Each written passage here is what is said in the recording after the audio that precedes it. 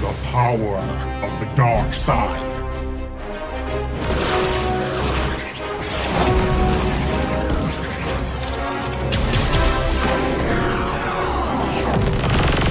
Target on the move. Prepare to engage.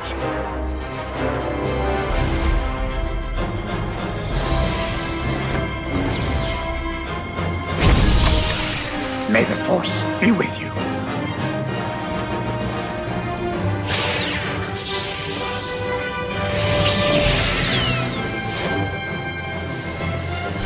I will do what I must.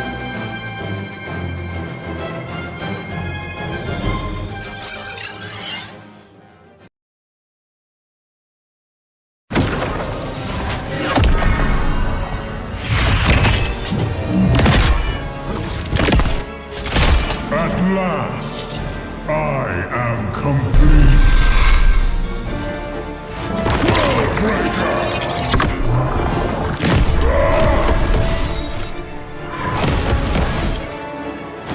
Come in fairness.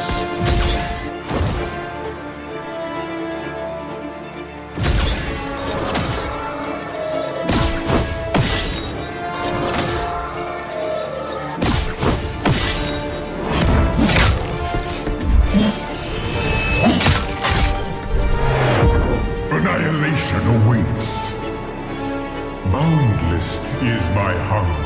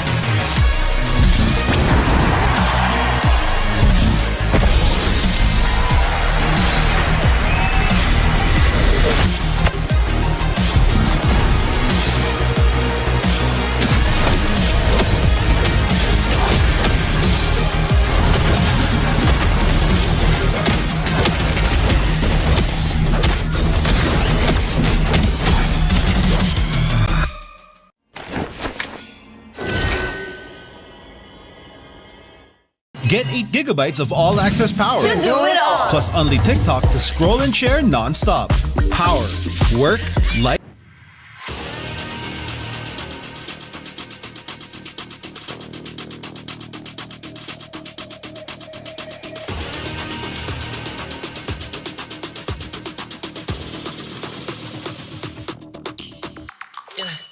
Hit me like I might get over, but you can give me in no corner. I know I can make a comeback, ace this round and finish this game now. Got the power on my shoulders, yeah, you know that I'm a soldier. You can keep me off my guard, but you can't keep me from my honor. I feel like the floor is lava, the energy's getting higher. You're saving my eyes. 'Cause I know just what I got.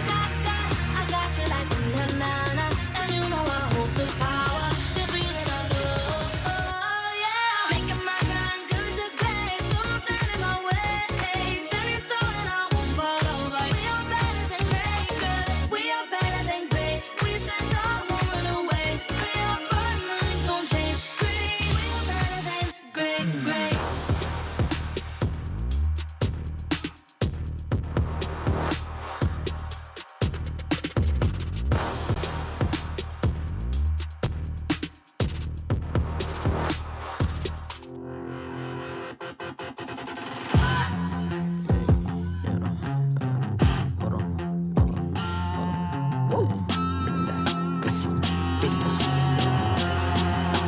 Malakas ng Pinas, malakas, Pilipinas, malakas, kahit anong lane, we become the monsters.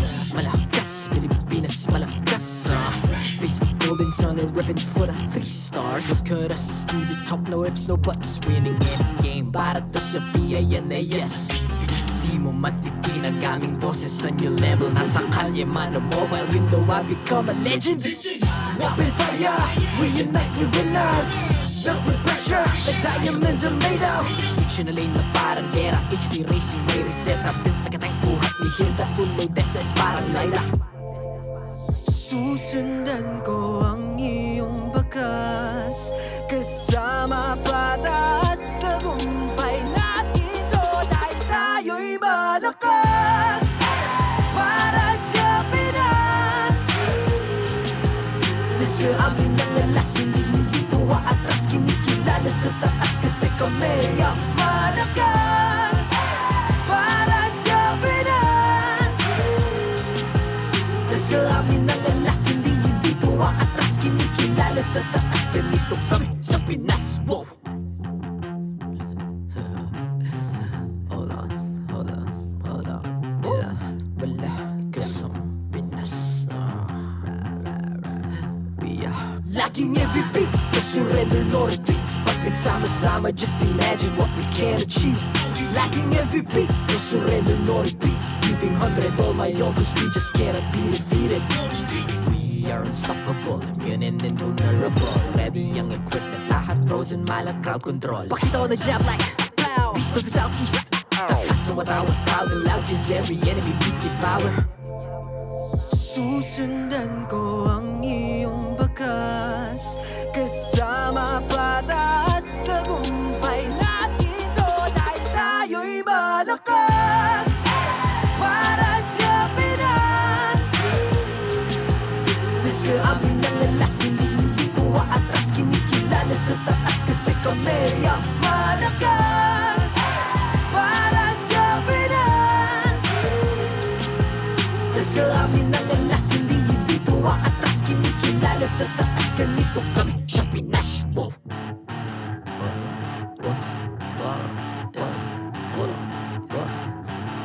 Malakas, Pilipinas, malakas, kahit anong lane, we become the monsters. Malakas, Pilipinas, malakas, face the golden sun and repping for the 3 stars.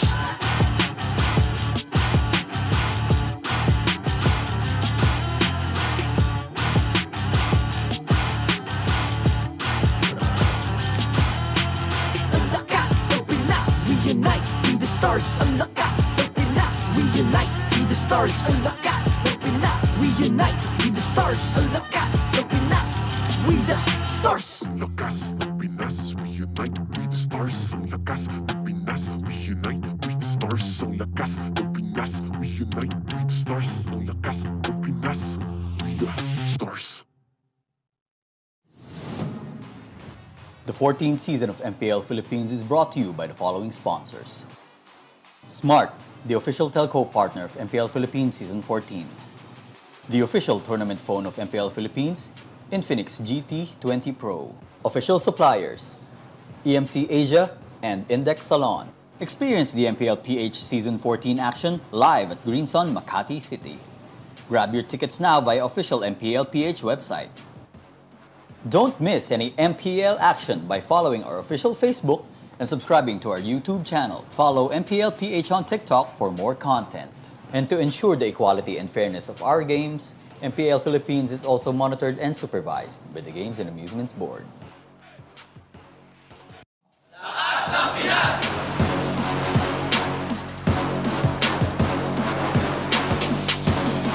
Lakas ng Pinas!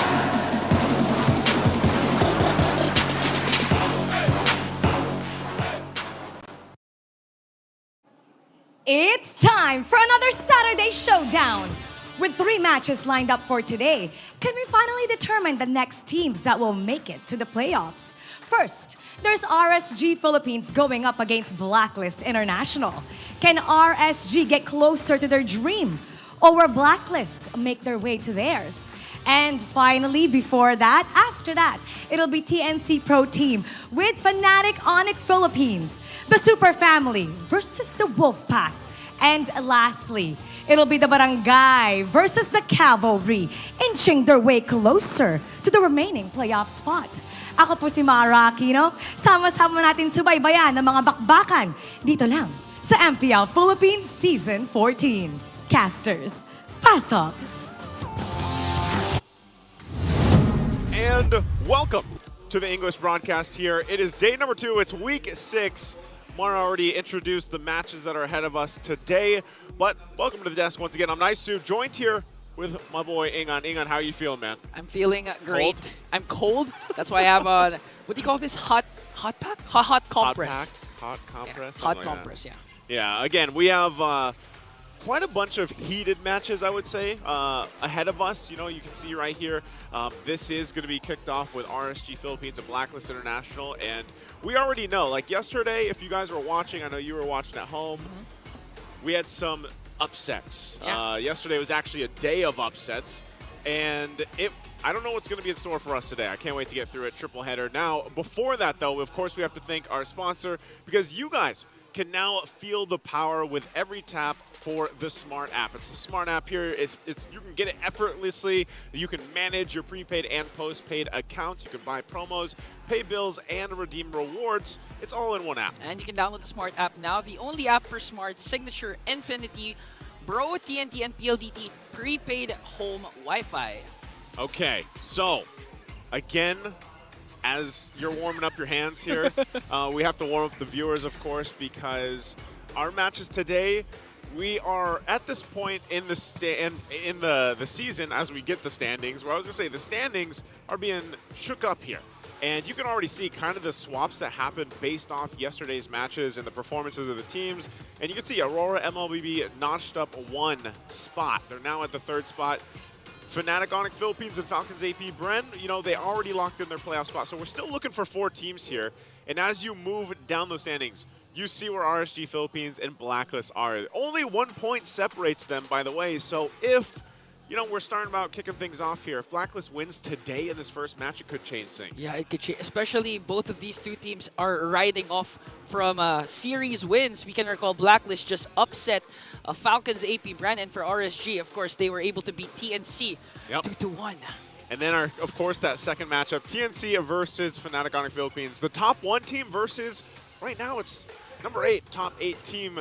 But, you know, we've seen gradual improvements of TNC over the course, but FNOP, honestly, is just unreal. And then, of course, our highlighted match later on today is going to be great, because TLPH versus Omega. And I'll say same thing, like TLPH, some people were surprised with the results yesterday. Yeah. So this leaves a lot of interesting scenarios as we go through the day. And depending where things fall into place, like we might even see some more teams lock in their, you know, playoff spot. So that's what's at stake here. But I know the gentlemen on the panel are going to break this down further for you guys. So let's go ahead and throw it to them. That is correct, fellow gentlemen. It is us. That threw me off a little bit. I'm Rockhart, and this is Leo. And of course, we are going to be bringing you stuff happening on site, on the venue, in the game, right here in Green Sun Hotel in Makati.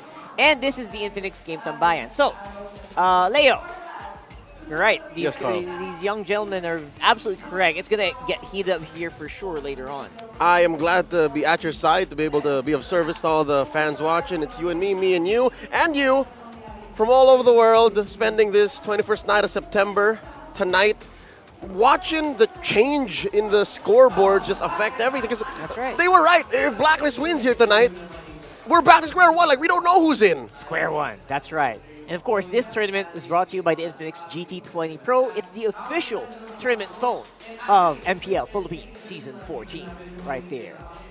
Man, so many stories that we have to get to. We have 3 matches today, and each and every match can potentially change the outcome of these coming playoffs. Of course, the slots.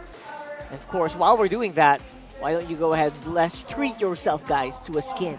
For the first ever FMVP skin, Fist of Glory Paquito. It's 30% off right now for the first week.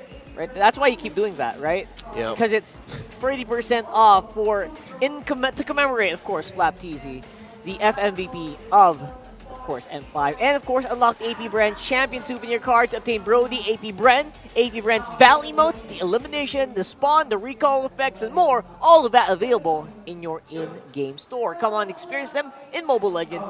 Bang, bang, super value sale. That's like $4.99. I got it for $4.99. Easy peasy, lemon squeezy, and you get some championship swag. Yep. You know, you know. I played my good amount of Brody and Pack over the past couple of days, but also we saw yesterday all of the recalls getting spammed by Falcons AP Bren. A shame though that they had to get taken down by Blacklist. So that's right. That makes this matchup against RSG all the more interesting to watch because I want to see how Blacklist rides that momentum. Yes, yesterday Titans were slain. It was a very bad day to be a Titan. With, of course, RSGPH going to be facing off Blacklist, who also defeated Team Liquid Philippines in a 2-0 fashion yesterday. Oh, yeah.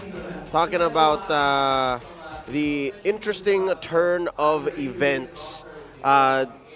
You're looking at these two stats from these two junglers. Irad from RSG and Blacklist, MP the King.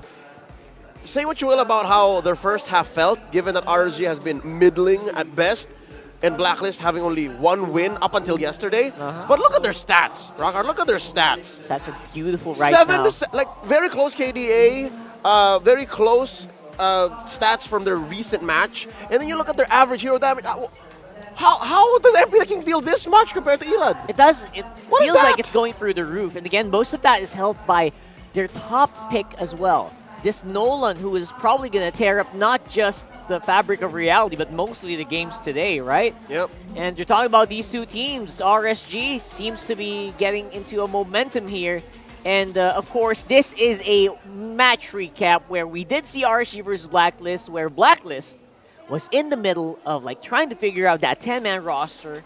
Now they look better than ever. This was almost a month ago. Week 3, day 2, the last time that they met, it was a sweeping victory for RSG. Back-to-back MVPs, Irad and then Light. You'll see here, this is where Irad brought out his Lancelot, a showcase of amazing assassin plays that at the time, until now, I'd argue, isn't a hero you should be picking. That's right. Nobody plays Lancelot, but that's why nobody is like Irad. Yes, you're literally unique in the league in that sense, right? And it's probably not gonna net everyone games, game wins, but as long as Irad plays it, you know what? It does kind of work, at least for that one time. Something to note as well, this is a very different Blacklist International. You have your Haji still in Rome. You have your Dilar and Exhort playing. So momentum here, when you're talking about that, it's not just about what recently happened or the peak of their speed or their velocity up to this point here, but also how much they've changed in direction and how much the backup has affected their route here. If anything, I'll tell you now, Nibor into Nats, that's big. But the way Blacklist ended up with their main 5 right now, I think that's bigger. Yeah, definitely for Blacklist, it's bigger than Nibor, like 2 laners. It's like a whole team, like Almost. gelling so well together. Almost. So absolutely something for us to look forward to. And what we personally look forward to for you guys is who you support. Do you think RSG is going to take this out? Do you think RSG is better than ever, or do you think Blacklist is going to do it again today like they did yesterday? We want to know your thoughts right there. And aside from voting on the online poll, we also want you to comment maybe why you think Blacklist is going to win, why RSG might be, you know, the guy who comes out on top here. My predictions are in shambles, so maybe you guys can score better than I, because I'm currently sitting at 0 and 2. I can get a maximum score of 5 now because of what happened yesterday. So That was here, insane. I don't even know. I've tried to erase in my memory what I said in the forecast. Yeah. Likely I said RSG, but that's because I didn't know Blacklist's game. Yeah. So agents, go ahead. Flood me now. I understand. I deserve it. I didn't know what they were capable of. I didn't expect for them to sweep FCAP like that. Come on. Yeah, it does feel like Blacklist has a really good chance. It's here. a new black, man. Right, it's a new Blacklist, man. It's black and black, and the blue is just getting bluer with, of course, with the arrival of Nabor. Again, Nabor just starting to warm up here.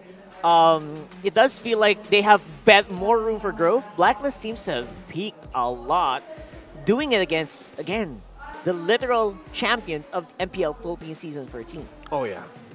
So. Also, the defending world champions. Like, how? How do you even do that? That's so hard, man. And we're going to find out if we can see any changes as we do see our teams walking into the MPL arena. We're going to see who's playing today, ladies and gentlemen. Let's watch this.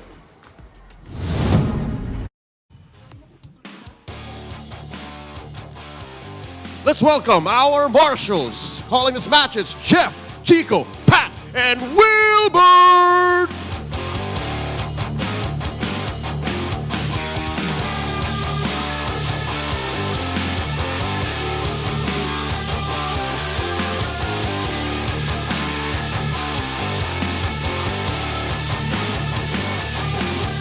First up, beginning the day with a determination to secure their playoffs dreams.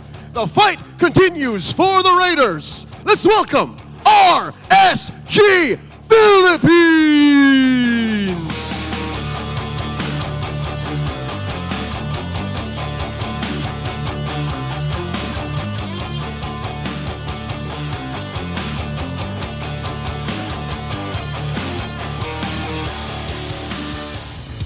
Here to break the code.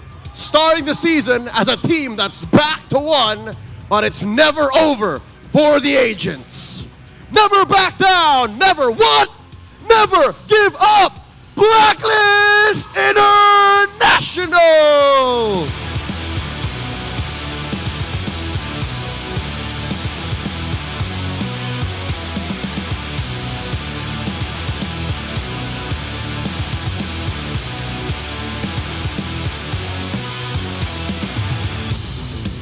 And their coaches, RSG Philippines Coach Panda and Blacklist International's Coach Bombi.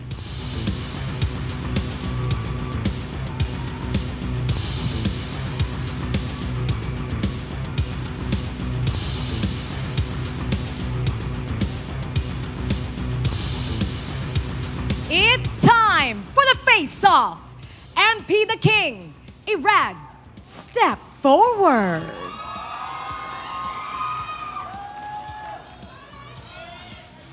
MP, paano mo mababawian si Irad at ang Raiders? Ano ang palag mo? Nasa momentum kami ngayon. Irad, paano mo masisiguro na hindi makakabawi ang katapat mo? Ano ang palag mo? Nasa momentum din kami ngayon. Palag kung palag, fist bump. This begins the series of heated matchup lined up for today. Buckle up, folks, and let's enter the Lana Dawn panel. Pasok. I like how, in your face these guys are, despite usually being very meek. Here we are with RSG Philippines looking very confident here. Irad, I think, can probably take it out. Nah, it's funny because MP the King also has history with Lancelot. I'm really excited to see if that's going to happen today. Unlikely, but fingers crossed. We'll see if it comes down to it, because a lot of our assassins now are very viable. Again, if you're playing against Irad, who likes to walk the walk more often than not, you'll have to ban out these 3. Julian, Fanny, Hayabusa. What does that leave you? Again, the Lancelot, the Ling, the Nolan. The Nolan. Oh, Nolan is so good, so important. MP the King got a couple of wins off of Nolan yesterday. That was literally 2 games of Nolan, and they finished those games in like 12 minutes, 11 minutes yesterday. That was impressive. Let's see if Blacklist International can actually do what they came here to do. Again, if they can do it against TLPH, who knows, maybe they can do it against RSG as well. They have momentum on their side. Sure, RSG got a win last week, but yesterday that was the win of wins. A team like Blacklist definitely needed a big dub over the defending world champions in Falcons, AP, Bren, and RSG. Here's the thing. You know why I think it's going to be a close match, Rockhard? You know why I think this is going to be as close to 50-50 as possible? Why? Sure, the numbers be damned. Blacklist lives inside RSG's geometrical scale, right? Look at that. That's right. The red inside. So they're basically following almost on every single stat. Not leading, following, but they got the heat. They're already rolling. They're already rolling. It's so hard to count on these stats, especially with the performance yesterday, but here are the Infinix keys to victory. And I guess for RSG, it's really fair to say they just have to capitalize on Light's mastery and pick off heroes. Cho might actually make an appearance today. He played a Cho, he played a Jawhead the last time that they met. Last week he also got a couple of wins with a Kaja, so that should be key. But here's the thing. Aqua plays a mean Faramis. Blacklist, Coach Bon, Coach Bombi have to watch out for that. So again, I called it on this yesterday. Tier S right now, Faramis. Watch out for that because the way that Blacklist team fights, it's so reliable on good positioning and good timing. Faramis ruins all that. That's right, and I wonder if that might be banned out as well today, because yesterday it was almost all Faramis all the time. And for both of these teams, increase your playoff chances by taking it one game at a time. The favorite saying of our players, of our teams, one game at a time, man. You just can't extend too much. It's how you face off against immeasurable odds. And these two teams, believe it or not, one would think it's TNC and Black. No, even RSG is not in such a great spot. That's right. They have to consider this as a one game, one match at a time situation. Yeah. And it starts here. It starts against a team that is on fire like Black.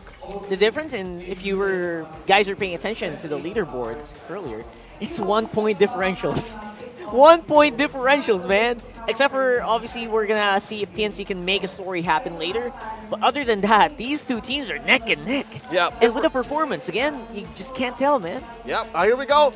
It's RSG who picks red side. They are home here, and this is quite the swing, Rockhard. Usually, one would want to be on blue, but given what happened in the past week and given the new patch, something tells me Coach Panda and, of course, with the support of Coach Link, they wanna be in red. They want to be reactive here. Yeah, try to react and bounce back and punch back. Some teams have actually been increasing their red side win condition, win rates here.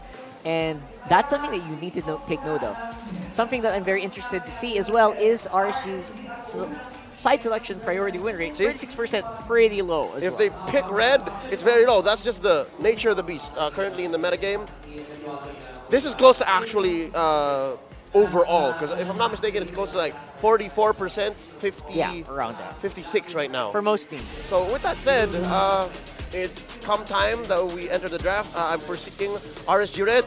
Ban the chip, power pick trades for the two. Like when you swing back, pick a jungler. One is a jungler for sure. Well, we'll have to find out what happens here as we go into the draft.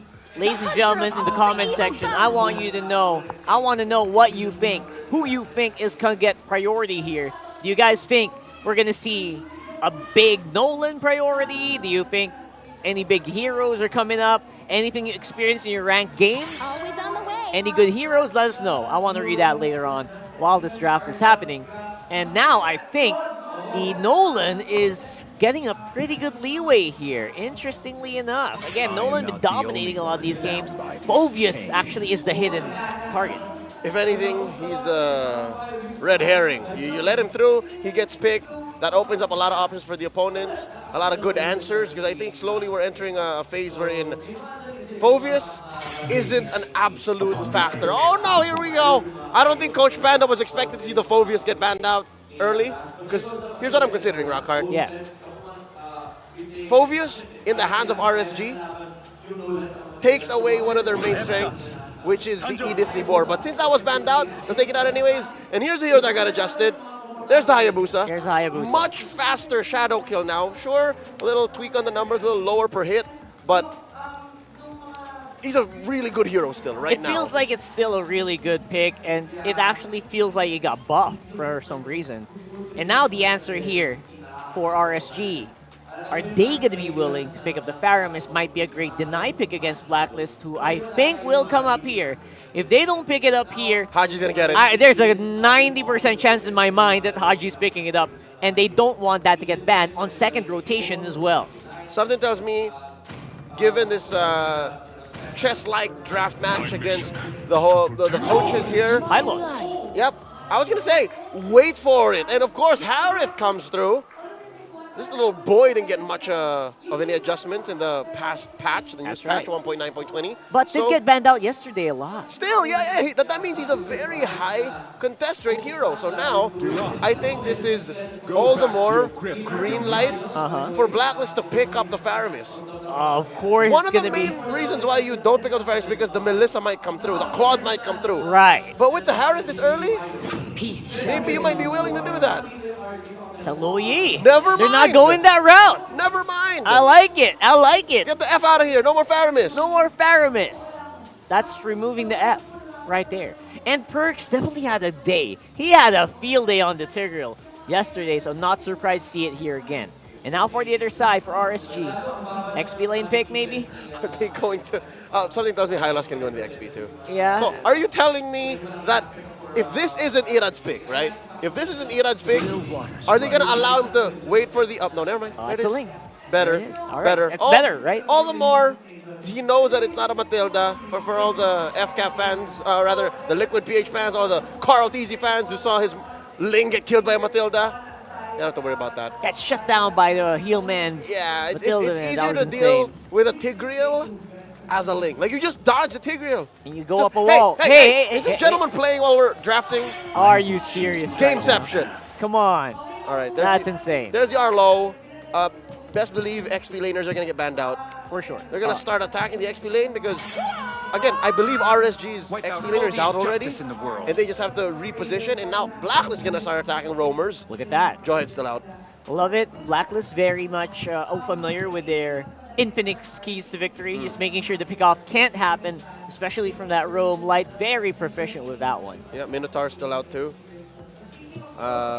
Yesterday we saw a Rafaela debut. Rafaela, my man. My woman. My woman. I wouldn't. I mean, Renegade played it. Yeah, not against, not with a high loss in a Ling. Nah, absolutely. Not a thing. There's an oldie but goodie. Yeah, it makes sense because you don't want to get whittled down by Chaos. What do you call that? Right. Chaos bolts. She lanes as a high decent. loss. She lanes decent against a Harith. That's true. Yeah, and Oheb has a history. The Filipino sniper. Best believe also plays mean mage gold lanes. Funnily enough, you might actually, you could probably consider going gold lane Ruby here still. Something that can kind of go toe-to-toe with the high loss and as well as this Harith. Yep.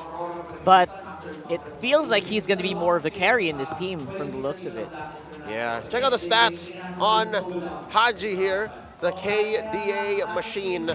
10 is his average KDA. Flat 10, I love it. On Louis, a perfect 10 average damage per second, per minute of 2.3 K. That's right. Oh, he's there for about 85% of the kills, of course. Of course. Feels like a Terizla still on this one.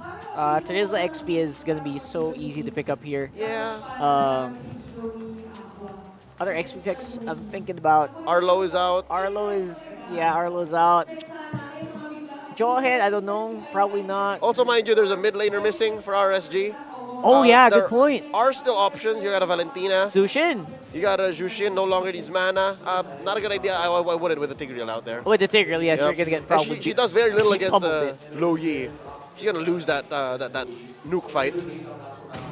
I guess the safer options are kind of like Lilia, right? If you're facing off against a light like this, at the same time, you could get easily sniped out. Aurora's great. Was that gotcha there on it the is. roll. So that's a switcheroo right there. That's right.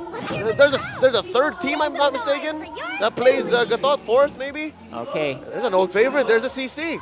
XP laners getting locked in for sure. Gatot might... we're not sure with the Gatot and Hylos yet. They could swap it out depending on who maybe makes an appearance here. Yeah, I think Gatot is played more often in the roam now. That's right, roam. I think it's 1 and 3. 1 XP and then 3 roams in MPL Philippines Season 14. All right. Blacklist still missing a gold laner. I'm with you on the Ruby though. I kind of like it. You think? As soon as the Gatot and the Ling land, It's awkward. We'll have to find out. They're gonna have to layer their skills so perfectly here. Yeah. Oh man, Oheb's making some pretty intense calls here. I wonder what killed. that is. That's a Moscow. All right, nothing too crazy. Was thinking maybe the Claude might have made an appearance, but they maybe, I guess, can duel better against Sahara.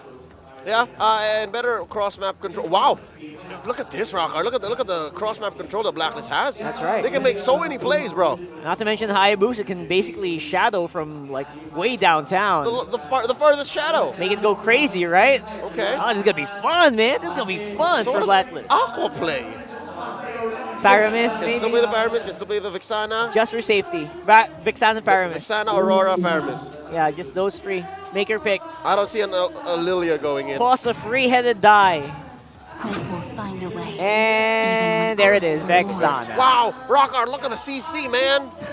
CC's insane, actually. No, I'm talking about the crowd control. That's right. It's layered. So many stuns, and you can get basically pulled back by a Gatot, knocked up, but oh my god, I love it. This is how you play against a team that is so good at skirmishes. Blacklist yesterday, team fighting, showcase, exquisite. That's right. But against RSG here now, they have to be very, very careful. It does feel like I would love the Pyramis better here for Blacklist now, just because of the amount of big boom booms that can appear on RSG's lineup. But they chose the relocation. They chose the easy nukes on Haji's Lo Yi, which has him been down. successful in the past. Oh man, so many questions got to be answered here. And again, we're throwing it over to our casters. We got Nice Winingan up there on the stage. Jose and Jose. Jose, bring it up. Thank you so much, Daniel and Carl. Yes, it's Jose and Jose. Jose and Joseph. Welcome to game one here. It's match number one in our triple header. It's RSG Philippines and Blacklist International. Again, I'm Nice and this is Ingon for the matchup. Now, interesting that, I agree, the panel mentioned this. I love both drafts that came out to play here, but that's the thing. I think Leo hit it on the head. You have this momentum from yesterday that Blacklist International brings to this game. They want to scrap, they want to fight. The synergy was great yesterday, but you're up against a team that loves that chaotic playstyle. They love to battle it out. Oh, Lord JM. Speaking of battle it out right now, they're going for the XP lane. Lord JM pops his vengeance over here, and a taunt coming in from Blacklist. RSG though, working on Light. Light's gonna escape. Aqua comes in. And that's what you were saying. Yeah. RSG loves to fight. That was a fast rotation onto the bottom lane right away. Yeah, a whole lot of fighting. And like to go to that point more, RSG, because of their playstyle, the way that they like to approach the game, they've also got 2 revitalizers, by the way. Oh. Okay. Oh. Yo-yo blitz. Here comes MP the King. First blood gonna take down Nibor. Gonna let Light live so far. That's a kill MP the King wants with Hayabusa. Yeah, that's tough. Going back to all of what I was just saying is they've got the tools to fight, but when you give a first blood kill to a Hayabusa, mind you, MP the King, and the way that he plays as a player, he could snowball this into pretty much out of control territory. And we saw, recently, I think this was last week even, or just even the performance that we saw yesterday, where Demon Kite, especially on the Hayabusa last week, snowball the game entirely out of control where it was hard to get back from that. So, part of this too, interesting, Haji is also running the Warcry emblem on the Lo Yi. This is going to be a lot of extra, I feel like, burst damage, which might pop up with the way that her kit works here. So that might be something that keeps RSG's fighting style and chaotic style in check a little bit. But as we get to this, again, nothing more happening. Some action on the bottom lane, but this turtle is up here. And Blacklist will go ahead and start things up. Perk's not level 4 just yet. And you can see already purple buff is going to be the focus from MP the King right now. And you can see the community prediction literally riding from Blacklist performance yesterday. 65.5% voted for Blacklist to win this series. I mean, they went up against FCAP, swept them, so I'm not blaming the community for voting Blacklist. I feel like they needed that. A lot of the agents, just in general, what happened yesterday got everyone excited to see what's going to happen here. So now finally MP the King's got his buffs. He's going to get ready to go and get in position. Everybody really for this first turtle, and honestly, they're taking their time for it. I mean, even so, Irad making his way, but I don't know, neither team wants to actually commit to it just yet. Yeah, I mean, even Lord JM just really zoning out Nibor. You can really feel the nerf onto the Hylos. And with this Lord JM CC pick, you won't expect any setups from him. You can actually expect a lot of damage coming in from CC as Blacklist works on this turtle. Well, here it is. Okay, it's going to go for a reset still. The threat of having the high-lows here, too. Irad shows up. They drop down the pathway. Here comes the glorious pathway. Plus the AOG is not going to connect onto anyone. MP the King working on Light. Stun coming in from Light. MP the King casts a Wiki Shadow kill as well as the Implosion gets the kill onto Light. Now Tempest of Blades wants to go right after Haji, KDA Machine. Perks working on the ring of punishment. And what a beautiful diversion play to escape Irad. Haji, the KDA Machine, alive, and Lord JM takes down Nibor. So much happened in that fight. Oh, hold on. Oh, look at that Eternal Guard onto MP the King. He has to use the Quad Shadow out, and still, the first turtle is alive. All right. First turtle, no one's going to get it just yet. Maybe now that Iran has the purple buff, but man, even earlier on, I don't know if we're going to get a replay of it, but good timing and the amount of just resources left that Haji was able to escape with his life was great to see. Ultimately, though, Blacklist is still going to find themselves with a nice little lead, 1.5K ahead. Some of the items will be falling in place, those first items being locked in here shortly. And for RSG, that's what they're going for. Those kind of extended team fights because of the fact that they have this high-lows and the Gatakacha. Yeah. Plus the 2 Revitalize, like I mentioned earlier. And then even so, Aqua with an Eternal Guard is all going to help part of that. So now, once again, we find ourselves at the first turtle take. Okay, Irad surveying the scene. It's going to be a retribution battle, but MP the King gets the turtles. The Glorious Pathway will be casted. They want to work on Perks here. 4 members of RSG surrounding Perks. Will he be able to escape? He has an Implosion. He's not going to cast it. Curse of Blast is there. Ring of Punishment coming in from Nibor. And Nibor's going to bring him down. A Spear of Destruction is not going to hit. And Lord JM still getting damage coming in from Light. He has to walk away, though, as they work on Nibor. A killing spree coming in from MP the King. So they go and trade it out. Objective goes to Blacklist International. You got the 1-for-1. It was a roamer for you have your XP lane. Now, going back to it, all of this is what I'm going to say, what I said earlier. MP the King sitting on 3 kills. You know, as he continues to snowball this Hayabusa, that's where that threat comes even further. We haven't even seen the effect that this combination of a Tigreal and a Louis Yi can cause. You know, Oheb missed the Spear of Destruction, but ultimately, he's fine. He's just going to keep farming up because of that matchup against the Harith for Kosei here. And look at this. He's actually working on getting this first turret. Okay, Kosei goes in, but a pushback coming in from Oheb. Now, I like that you mentioned the Louis and the Tigreal hasn't even been activated yet. And you have to consider also in RSG's kit, they have 2 Purifies for Aqua and for Kosei, so it's not going to be easy for Perks to have those setups. But again, we've seen Perks yesterday with the Tigreal. A beautiful last Implosions play up against 3. Now a diversion play coming in from Haji. Yeah, diversion. Just for some backup, you know, at that point. Again, a lot of pressure here. And that's one thing that, at least I would say, especially for Oheb, I don't know. For a while, we saw so many Moscows, right? And part of it is just go up, farm, do your thing, show up with a Spear of Destruction. But if you miss those Spear of Destruction, especially earlier on, you're almost just better off, you know, not obviously making your way down there, committing or anything. Just farm as much as you can and then show up later. Right now, you can see the focus because of the pressure up here. Oh! A solo kill for Irad as he takes down Oheb, and now RSG charging in. Perks with a beautiful Implosion play as MP the King will bring down Light. Look at the board just trying to soak up the damage coming in from Lord JM. MP the King wants to go back. Now the Raiders have to retreat. Will MP the King go in? He still has the Wiki Shadow kill. He goes in with a Quad Shadow plus a Wiki Shadow kill to bring down 2. And MP the King, you want to talk about snowball? 6-0-1, 7 minutes in. He's doing it. MP the King, when we saw the Hayabusa picked up, I swear I saw a smirk on his face, and this is exactly what MP needs here. He's going to get this turtle as well. So a whole lot, again, is going in value for Blacklist International. It's great. Irad got a kill. He got the push down on bot on that tier 1 turret. You see what's happening here. Blacklist is going to send multiple members now to push in that tier 1 on the bottom. So a lot right now is all value for Blacklist, but RSG is finding what they can. And that's the thing. With the lineup that they have, it's almost to the same sense. You know, you kind of you're trying to gouge or trying to slow down the bleeding a little bit here. And at this point, then you allow, you know, hopefully Kosei later on to shine on the Harith. You get great setups yourself, but that is the point there earlier on when you mentioned it. Perks got a great Implosion. And that kind of has to happen here for RSG, whether that's the Gatakacha going in with the Avatar of the Guardian or even the Glorious Pathway to cut things off. Yeah, and I just really want to commend Perks. I heard this yesterday from the Filipino panel. Brigida mentioned how Perks is a good Tigreal user because he just doesn't go for the implosion right away. He really waits for it. Even if his HP is low, as long as he knows that it's not the best time to cast the implosion, he's not going to cast it. He doesn't, and part of that too is just the way that the disciplined game, I guess, that you have to play. And part of this lineup too is, hold on, AOG onto the middle lane as a shutdown will ensue onto MP the King. Here comes the Raiders. Irad still has the Finch Boys, wants to go right after Lord JM and onto Haji. Tempest of Blades, Lord JM gets stunned there by Nibor. They have to walk away with a 7.3k gold lead as RSG finally finds the kill, finds the shutdown that they were looking for onto MP.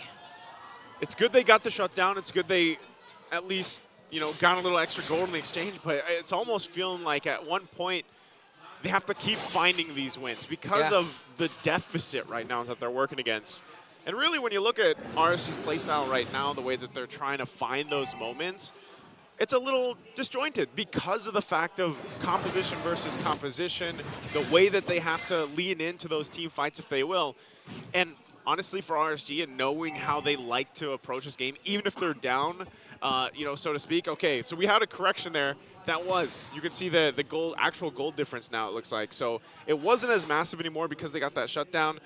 So they're in a position to actually go in for this Lord, and that's what we were building up. Snowball is great, but if it gets shut down, then you can go ahead and now fight for it. So it's at 1.5k for Blacklist. Yeah. So there you go. I think one of the major problems the Raiders are facing is that they had to commit 3 ultimates just to bring down MP the King. I saw it in the mini-map. It started off with Light with the AOG, then follow up by the Glorious Pathway. And as soon as they caught MP the King, Aqua with a beautiful internal guard to really shut down MP the King. For me, that's worth it, though. Yeah, like, it's worth it. Especially it's MP the King, so yeah, it's worth it. Yeah, go for it. Get that shutdown, get the gold, and set yourselves up now for being able to contest this Lord and get in position. And that's where, you know, this lineup, I think, is going to be difficult to play against. All they really have to do on the flip side is get Perks that setup if he can. And at the same time, we don't see CC often, you know, but the fact that Lord JM decided to go and play it this time around, I'm wondering if that'll be enough to have use in the fight. You can see Perks already popping the conceal. Okay, who wants to go for the implosion again? It's going to be a retribution battle, but MP the King is not there. Ira takes away the Lord, and here comes the clash.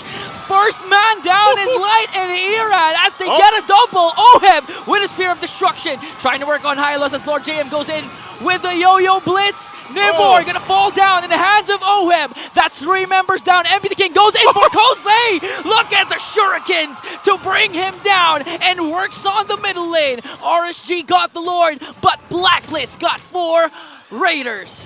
Oh, that's tough. They're gonna send the diversion to deal with the Lord. RSG might have got the objective, but man, did they just get handed in that team fight. And you can see how good they're going to feel about it too. Now Blacklist, when they went for that and they made that work. Again, a lot of this, it's so great to see, you know, fancy footwork from the assassin junglers, but I always got to give credit to the roamers, man. The roamers, especially with their set potential, and Tigreal, like one of the most OG heroes possibly in the game, right? Still having this concept of a multiple approach to getting those setups and changing the course of some of these team fights are amazing to see. Now, for RSG at this point, they're finding themselves in that similar position where their backs are against the wall. They have to utilize, at this point, Harith. Like, where is that damage going to be? You have so much magic damage, actually, as a whole over here, that once those defensive items, even from Blacklist, starts to pop up, it's going to be a little bit more difficult, you know, because even for Irad, it's not like he can really find the windows that he's looking for. You know, he's got to be a little more crucial, too, once he has that Tempest Blades and it's used up. And you already saw some of the defensive items being picked up, too. Oheb just got his Wind of Nature. I mean, honestly, it's a hard game for Irad because, again, the potential of Perks to have the implosion set up as well as what Lord JM's been doing. Look at the KDA of the CC, 109. He's been zoning out every single member. Even Nibor with the Hylos and Light with the Gatotkacha can't just, you know, frontline for RSG anymore because They really have to soak up the damage before they are able to set up. And with what Lord JM is doing, it's just too much for RSG to handle. Like, you have to look for Oheb, you have to look for Haji and MP the King, but the problem is, Lord JM just keeps showing himself. And by the time you notice that Lord JM is there, you're almost half health.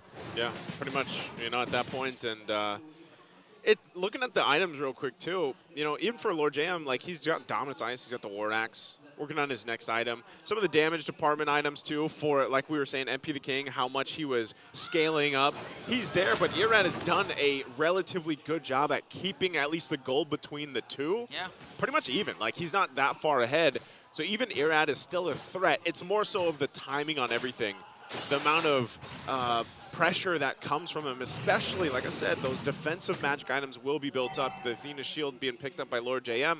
Part of Lord JM's job on the CC with the Vengeance is literally just to be an annoyance. Get in the faces here of RSG, cause some chaos, and make them think twice about actually engaging. And then all of a sudden, there's perks. That's part of it. So you can see now Blacklist playing with that concept in mind, that idea in mind. They can actually go ahead and take their time with the Lord. If they decide to just respond to RSG, then they can. Otherwise, they both play with those conceals. Right now, neither team kind of just standing off against each other. They know that the Purifies of RSG are still up. So Perks, wants to really force RSG to pop those Purifies before committing those implosion plays and just really work on this Lord. But okay, this is the thing. If Blacklist continuously works on split pushing, like they just sent MP the King onto the... It's such look at the quad shadow. Such a good use of... Yeah. Honestly, just to work on the slow push onto the bottom lane. Good push. We've seen teams do this plenty of times at this point, That's... imagine that. You're literally traveling halfway across the map at that point with that inversion. So there's the push, and that's all they had to do. And so right now, it's going to be working on the Lord here. They send Irad to go deal with it, and still the stalemate. So even when you pull that off, if Blacklist continues to do that, there's enough movement, I would say, from RSG to be able to handle it. So you might have to surprise. They actually send MP again. He's going to come on back. Good old travel right there. And they're going to commit onto this Lord. They want to burst it down. That's why Nibber has to use the Glorious Pathway to try and Zoat Oheb MP. MP just working on the brush. AOG is going to connect onto no one. As Nibber tries to walk away, the Lord damages too much. Ira, though, also waiting on the brush. MP goes in with a Wiki Shadow kill onto 4 members. Nimbor still survives, and Light has to go in there up against 4 members. He's the first man down as Ira pops his Tempest to place the implosion from Perks to set up the Raiders as MP the King picks up a double. Wow! I am going to say it time and time again. From Perks, every single time we've seen him play this Tigreal, he does a phenomenal job at finding those catches, and like that, now they go for the base. MP the King once again works on the backline as he brings down Kosei to complete the wipeout, and a clean Game 1 win as Blacklist rides on their momentum. The momentum from yesterday is definitely here today. The Blacklist showing patience, but also just the decisiveness to go for this game number 1.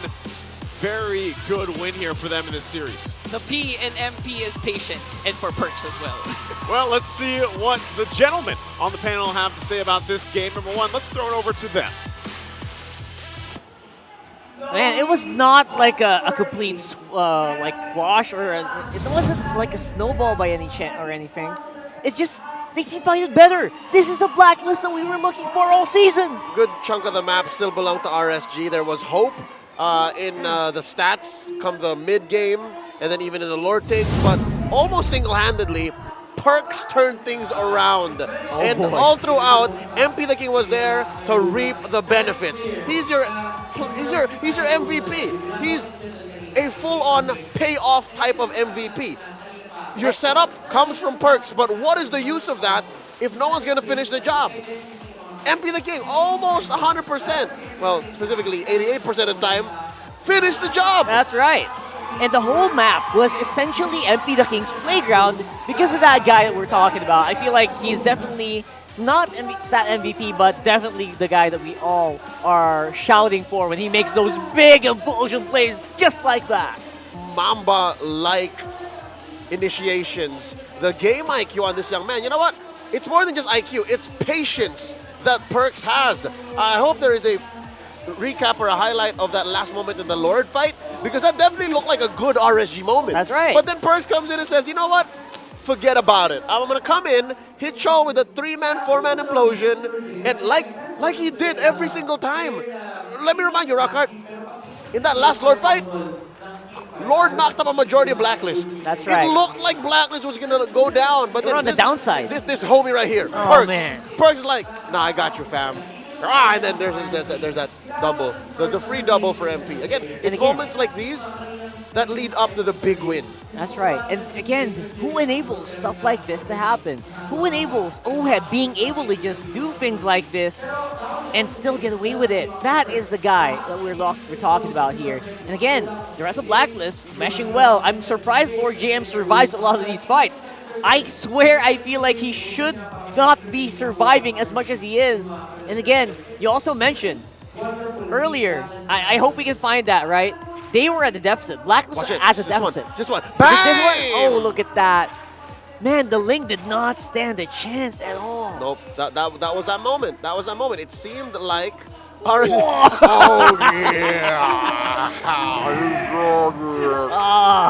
Yeah, so... Yeah, look at the numbers, 16-3. One of the three was a massive shutdown on MP the King mid-game. But that aside, the map looked like RSG could take it. But here's the problem, Rockhart, here's the problem. RSG's lineup, it's a little too honest. Sure, it is. You could say that there is CC overload.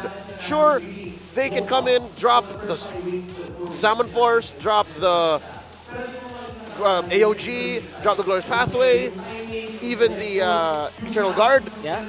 But even those have timings. Even those have to be layered. You mentioned it already.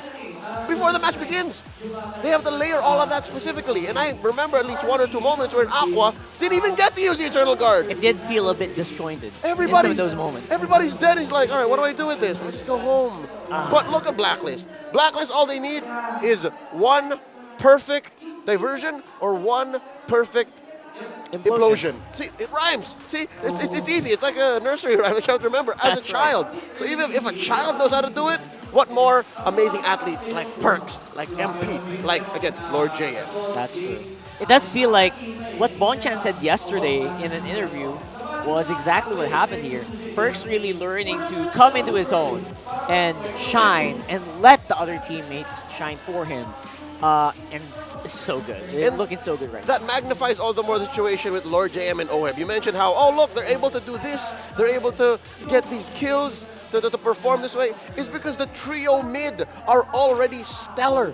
The trio mid are running the show. That means OHEB and Lord JM can just do good XP and gold laner things. That's right. And that's why the KP is through the roof as well, with MP the King literally riding each and every shadow into his opponents, just getting it for the win. And you know what? The setup from RSG is great, but you have to ask yourself, all right, we got so much crowd control. Who's hitting? Who's making the shots? Who's making the damage happen? Nobody, right? It feels like Irad's just so busy trying to survive, trying to navigate these fights. And Kusei didn't even get a chance to play. It was hard because, again, their main damage comes from 2.5 sources. I'll call it 2.5. Aqua is hybrid setup and damage. But you're looking at Harith and you're looking at the Link to really deal the damage. If everything else, if all the prior criteria don't fit in, the Ling and the Harith can't do anything. That's right. So that's why they only got 3 kills.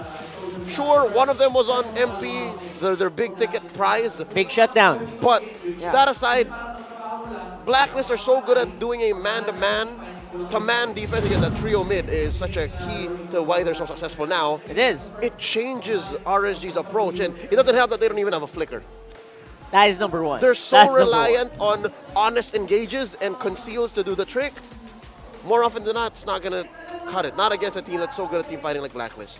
That's actually correct. Very accurate. Funnily enough, it does, when you look at it on paper, the RSG lineup is built for team fighting. It's built for that free skirmish on the mid. Yep. It just, I don't know, man.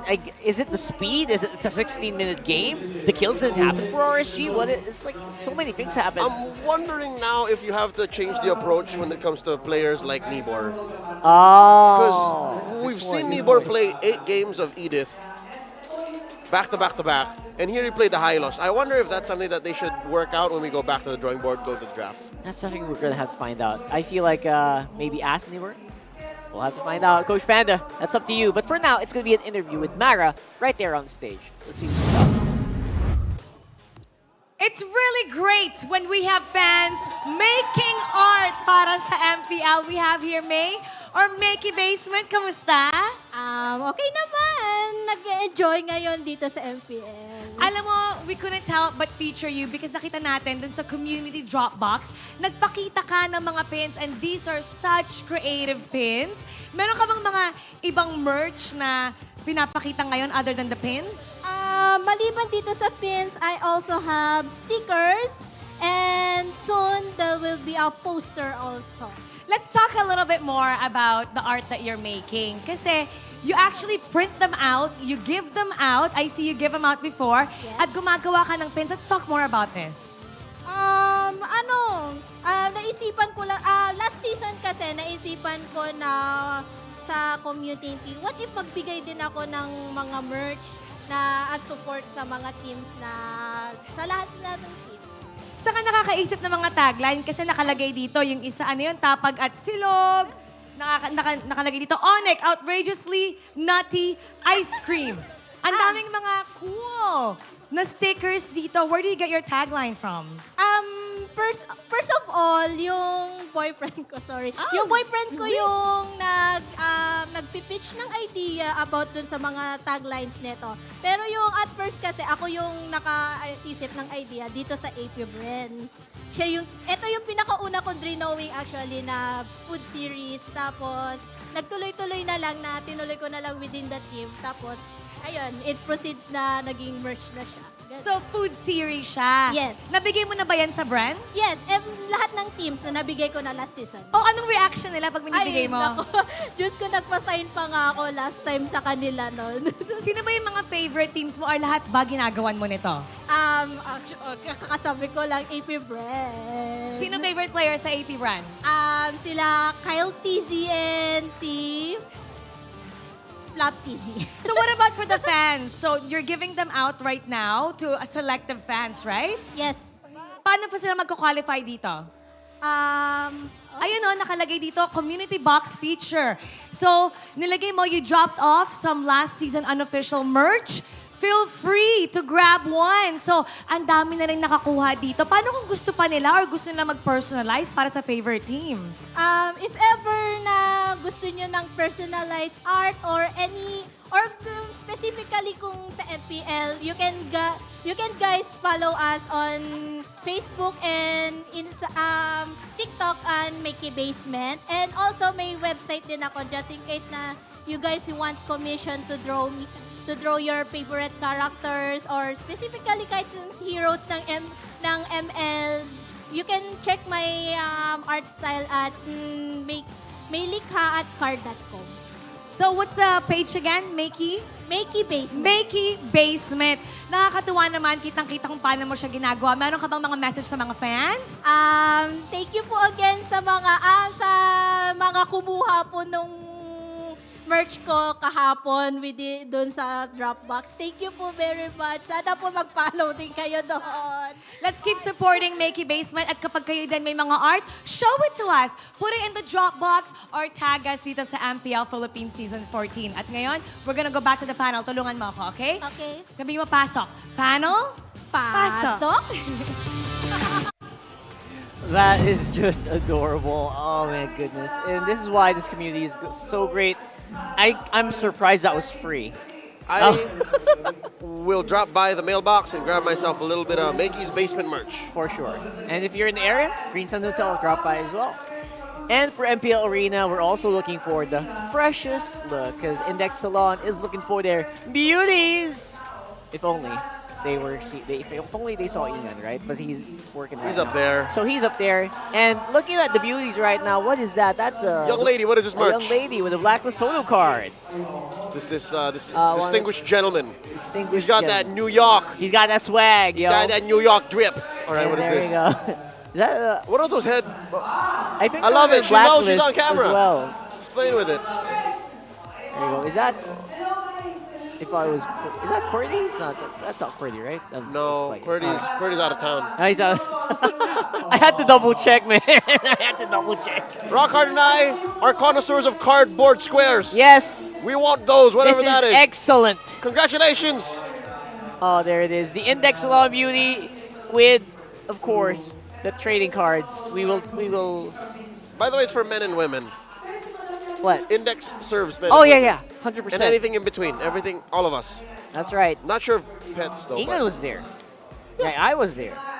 Yeah, so drop by and get yourself some services all the way from Index Salon. Believe it or not, they could help me with the little hair I have. They could help Really? me. Oh, I thought, all right. I thought we had a schedule there that I had to look at. All right, so going back into the match, MP the King and Haji's combo, that was insane, obviously. And again, Perks, he's the unsung hero of that last one. Oh, no, for sure. Yeah, and for sure. I don't know if it was mentioned already today, but last night, you and Renmar spoke to Bonchan, right? Yes. Coach Bon Rica Plaza. The plan. And he shared how, if I'm not mistaken, this is a story I picked up from watching the interview. He told Perks, or he showed Perks videos of great roamers, and then emulate this, do this, right? And that's why earlier it makes sense why I talked about it and said, this is very Mamba-like.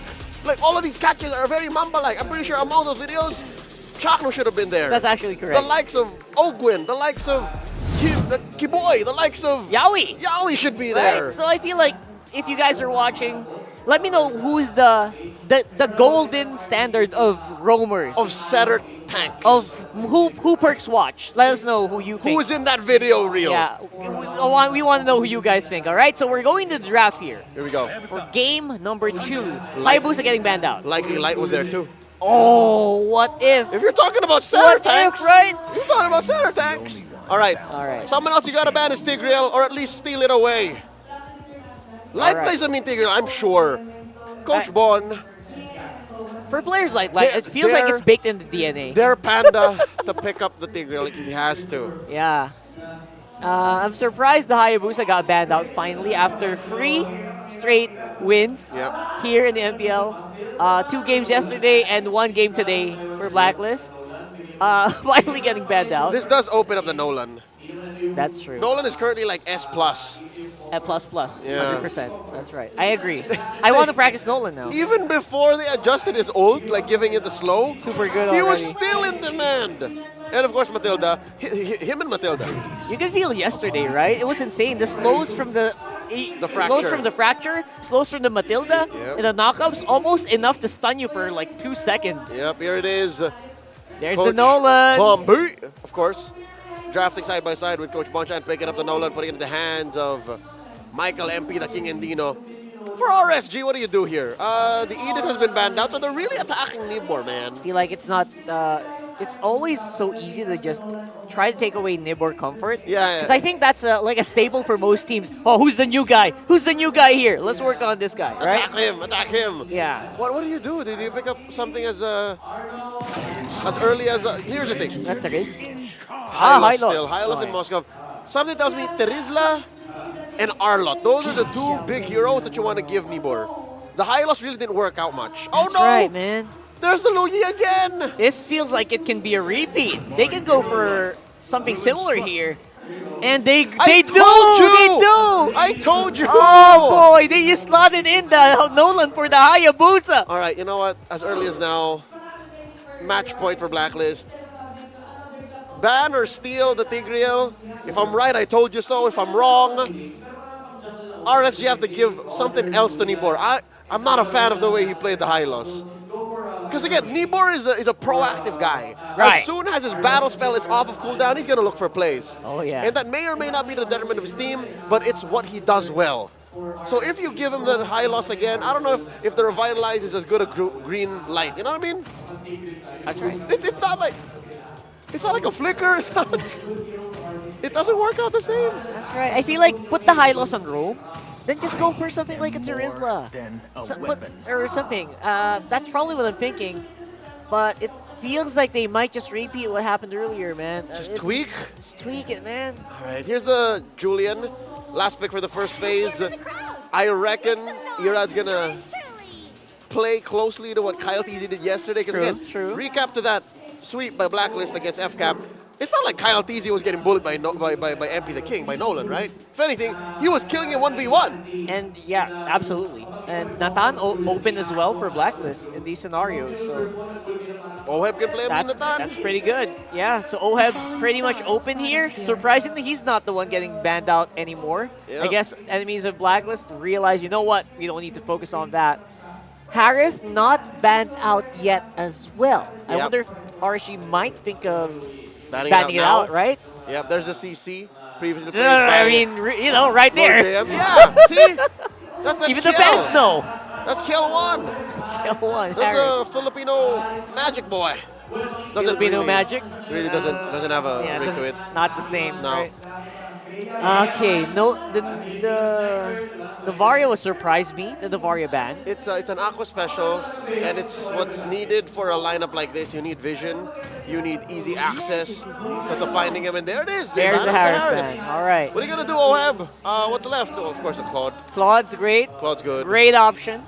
Renmar couldn't get enough of that Claude yesterday, and there's you know what else is missing, Rockard? What? Roger. The Roger? Oh my He's goodness! not, where is he? No ban, no pick. What's happening here? Nothing. Huh? Maybe people were watching yesterday. Cue the Toy Story meme. I don't want to play with you anymore. I don't want to play with you anymore. Andy just dropped you, son. That's right. That's a dream sequence. Don't worry, guys. Oh, was it? Was Woody's dream sequence? Wasn't that a dream sequence? Never mind. I haven't seen Toy Story in a I while. need to double check that. Yeah. Anyway, I remember the slow motion dropping. Mid lanes we're looking for here. Do you want to go Faramis maybe if you get Implosion? That's my thinking. It will allow for them to play more. No, That's the Eve. Spicy. You know what? I saw that yesterday. Enough teams have played Eve for it to actually be legit and not be just a meme. That's right. Oh, there's a Claude. Right, safer. I think twice, 3 times already. It didn't win yet. Eve. Yeah, it's This is third the third Eve. Eve. All right, there you go. Still winless. Still winless. There's a logic here, though, right? Yeah. What we're missing. Yeah. Or not happening in the Land of Dawn. FCAP has played it. Liquid has played TL, it. yeah. Titans of MLBB. RSG have played it. Again, they're so consistent. Name to me a season where RSG did not finish top 4 or better. Oh, that's true. So you can never say that this isn't a real pick, folks. Let's see. This is it's good though. It's good for what they're doing. But there's Terizla. Oh my goodness. What are you they gonna pick it play, up. Nibor? Oh my goodness, that's a great pick. It's a deny pick and a really good one for Lord JM as well. Oh no. The Arlo. Where's the Arlo? The Arlo banned out? Arlo's banned out. No, it's not. Okay, go. Pick the Arlo. That's it. That's the pick. I think it's good because you can final slash him into the real world. Yeah. You can final slash him into the glorious pathway. So, do it. Into maybe an enhanced, you know. Yeah, and it's a good answer to the diversion. Yeah. You know, I feel like that's the way to go. they come through a bush randomly, scoop them up. You're So all that's what- together, right? I You're would all assume together. You want to have fun? That's what Coach Panda is doing. Like he's doing the scooping motion. Oh, with the hands, right? Yeah. Like, oh, he did with the hands there. Yeah. All right, all right. Yeah, Arlot, okay. Sounds like a plan. Okay, do it. Pick the Arlot, go. That's not the Arlot! That's not an Arlot! What is this? That's pretty. He's not violent. He's that's a girl. Good buddy of ours, Ray Ash is happy. I mean, whatever Guinevere comes up, but is that Rome? This is a throwback to about 6 months ago, Rockhard. That's Remember? a Rome? Yeah, when they would put him in Rome. That means Nibor is back on the high lows. Yeah, that's right. The smile on Coach Panda's face says he's not too bothered by it. That's right. So maybe there's room for redemption here. They know something we don't. They know something we don't, man. Oh, that's right. That's why the athletes. That's why they're the pros. That's right. So let's go and look at the lineup. It does feel like Blacklist is more classic Blacklist here, but RSG's cooking. They're cooking. We can let them cook, all right? Who are we as just 20-year-old gentlemen on the couch talking about this game? Who are we to question this? That is correct. I can confirm We're all that. just fans. Let's see it. Throw it over to our fans here. You got Naisu and Ingan. All right. Well, we're the fans. No, thank you guys for breaking it down there on the panel. Similar ideas, I guess, approaching this game number 2 here. Once again, I'm Naisu, joined here on desk with Ingan. We got to talk about the compositions, man. I was wondering because Leo was going there too. He's like, Coach Pan was making a swooping motion. Yeah. For the R low, the R lot. But then I don't think there's a sweeping motion for Guinevere, man. Like, it's been a minute that we've seen Guinevere in the roam. I haven't seen. Was Guinevere used, or this is the first time again? For the season? For this season. For the season, she might have popped up maybe once earlier in the weeks here, but it's just, you don't see it that much. Yeah.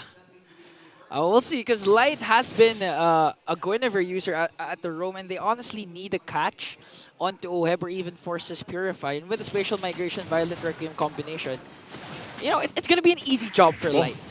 Hey, there was a jump right there, already burning the flicker from Perks. And that's, again, something we have to talk about, too, because if you guys missed game number 1, Perks was a big part of why a lot of the set potential was there and why it looked like a very clean game from Blacklist International in game 1. Yeah. We'll see if there's going to be an adjustment or an answer, I would say, from RSG. Maybe Guinevere fits into that puzzle. You also still have those 2 Purifies. Here comes the first jump onto Lord JM. Has to use the flicker to evade. Now Blacklist trying to fight back. Okay, if Light continues that aggression, it's gonna be a hard game for Lord GM because again, there is you need the position, you need to get the brushes right, you need those unexpected penalty zone plays, especially with a flicker and Light goes in once again. It's flashbacks from yesterday. What'd they do to Julian's damage? They said it was a nerf. well, you don't feel it when Iran or MP the King's using the Julian. I'm going to have to go through the code now at this point and look to see if it was actually a nerf. Julian just feels like he's doing too much, man. I don't know. Part of the damage. But that's already an objective being secured here, taken now, RSG. And part of this, you know, going back to what you were saying as well, some of the initiations that can happen and how things fall into place, I think part of this is, yeah. Here goes another jump. Now Oheb has to use the Purify. And this is what we were saying. With this Guinevere pick, it's easy for RSG to pop the Purifies of Blacklist, for Haji, for Oheb, with one jump. You don't even have to commit the Violet Requiem because there's a lot of follow-up coming in from RSG. One spatial migration and the burst from the Julian. We don't know what they did to his damage, but I think it's going to be enough to force Oheb and Haji to pop the Purify right away. This could work in a couple different ways here, Ingan. The way I see it is like, number one, Light's already doing a great job at finding, you know, the spatial migration, but let's say you play into the Glorious Pathway. It slows everyone down, plus the real world manipulation. Oh, it's a Light lot. could actually just wait and then find the right targets. Otherwise, it works vice versa, where he is the one finding that pick-off potential and everything else. So this time around, I feel like RSG has layered that kind of the safety lock, if you will, because our panelists mentioned it. Like, Nibor on the Hylos last game wasn't, you know, it's not what we're used to seeing. Like, he is that type of player that is able to be a little more aggressive, get the setups himself, and that's why Blacklist went out and banned all his heroes. You know, he doesn't get the Edith because Nibor's best performances so far has been on the Edith. Yeah, especially, I remember Umi mentioning this a while ago in the Talent Lounge that whenever Nibor has the Edith, has the flicker, automatically he makes plays right away. He goes. There's no patient game when it comes to Nibor's Edith.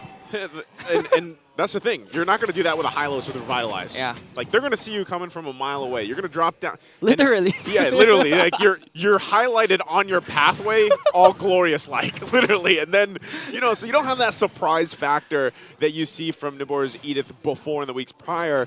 So I feel like, again, going back to this fact where they have the Guinevere and even the Eve, who also has somewhat of a struggling win rate, this is all layered well. And then, you know, the damage profile that you have between the Magic and Physical because of you have a Julian with Eve and then you have the Moskov. RSG has covered their boxes and the bases. This should be enough to get them hopefully to a Game 3 because that's what they need. Remember, both these teams are in pretty big stakes for getting to the playoffs here. Light commits the spatial migration combination. On to Perks. Look at the damage coming in from RSG. All of a sudden, Perks is gone. It's the glorious pathway signal for Nibor just to zone out Blacklist as RSG works on the turtle. That's a good play. That's a good pickoff coming in from Light. Yeah, great usage. Once again, that we were talking about there earlier on. Second turtle being secured already. So right now, RSG in control of the game. Much better than what they had to deal with the previous one. And MP the King's going to have a much harder time this time getting, to that snowball potential that he got in game 1 with the Hayabusa. So you can see the difference, the shift, and even the game plan here for Blacklist International. Okay. Okay, what goes in with Blazing Duet just to clear out, but look at the damage, though. Okay, so this time, Blacklist is actually on the passenger seat. Although things can change with one setup coming in from Perks or Lord JM, again, it's all about who sets up first. Because even if Perks manages to set up 3 onto the backline, if RSG manages to catch Oheb once again or Haji, it could be game over right away for every single clash. When you talk about it that way, and part of this is like the Claude. I know we heard this pretty extensively yesterday, and now that it was picked up today, the Claude gets online faster now. Yeah. I think it was Redmar originally that was just very adamant on saying, like, yeah, now you just need the 2 items. You don't actually need that trinity of the item set anymore, where Claude is actually a pretty big threat.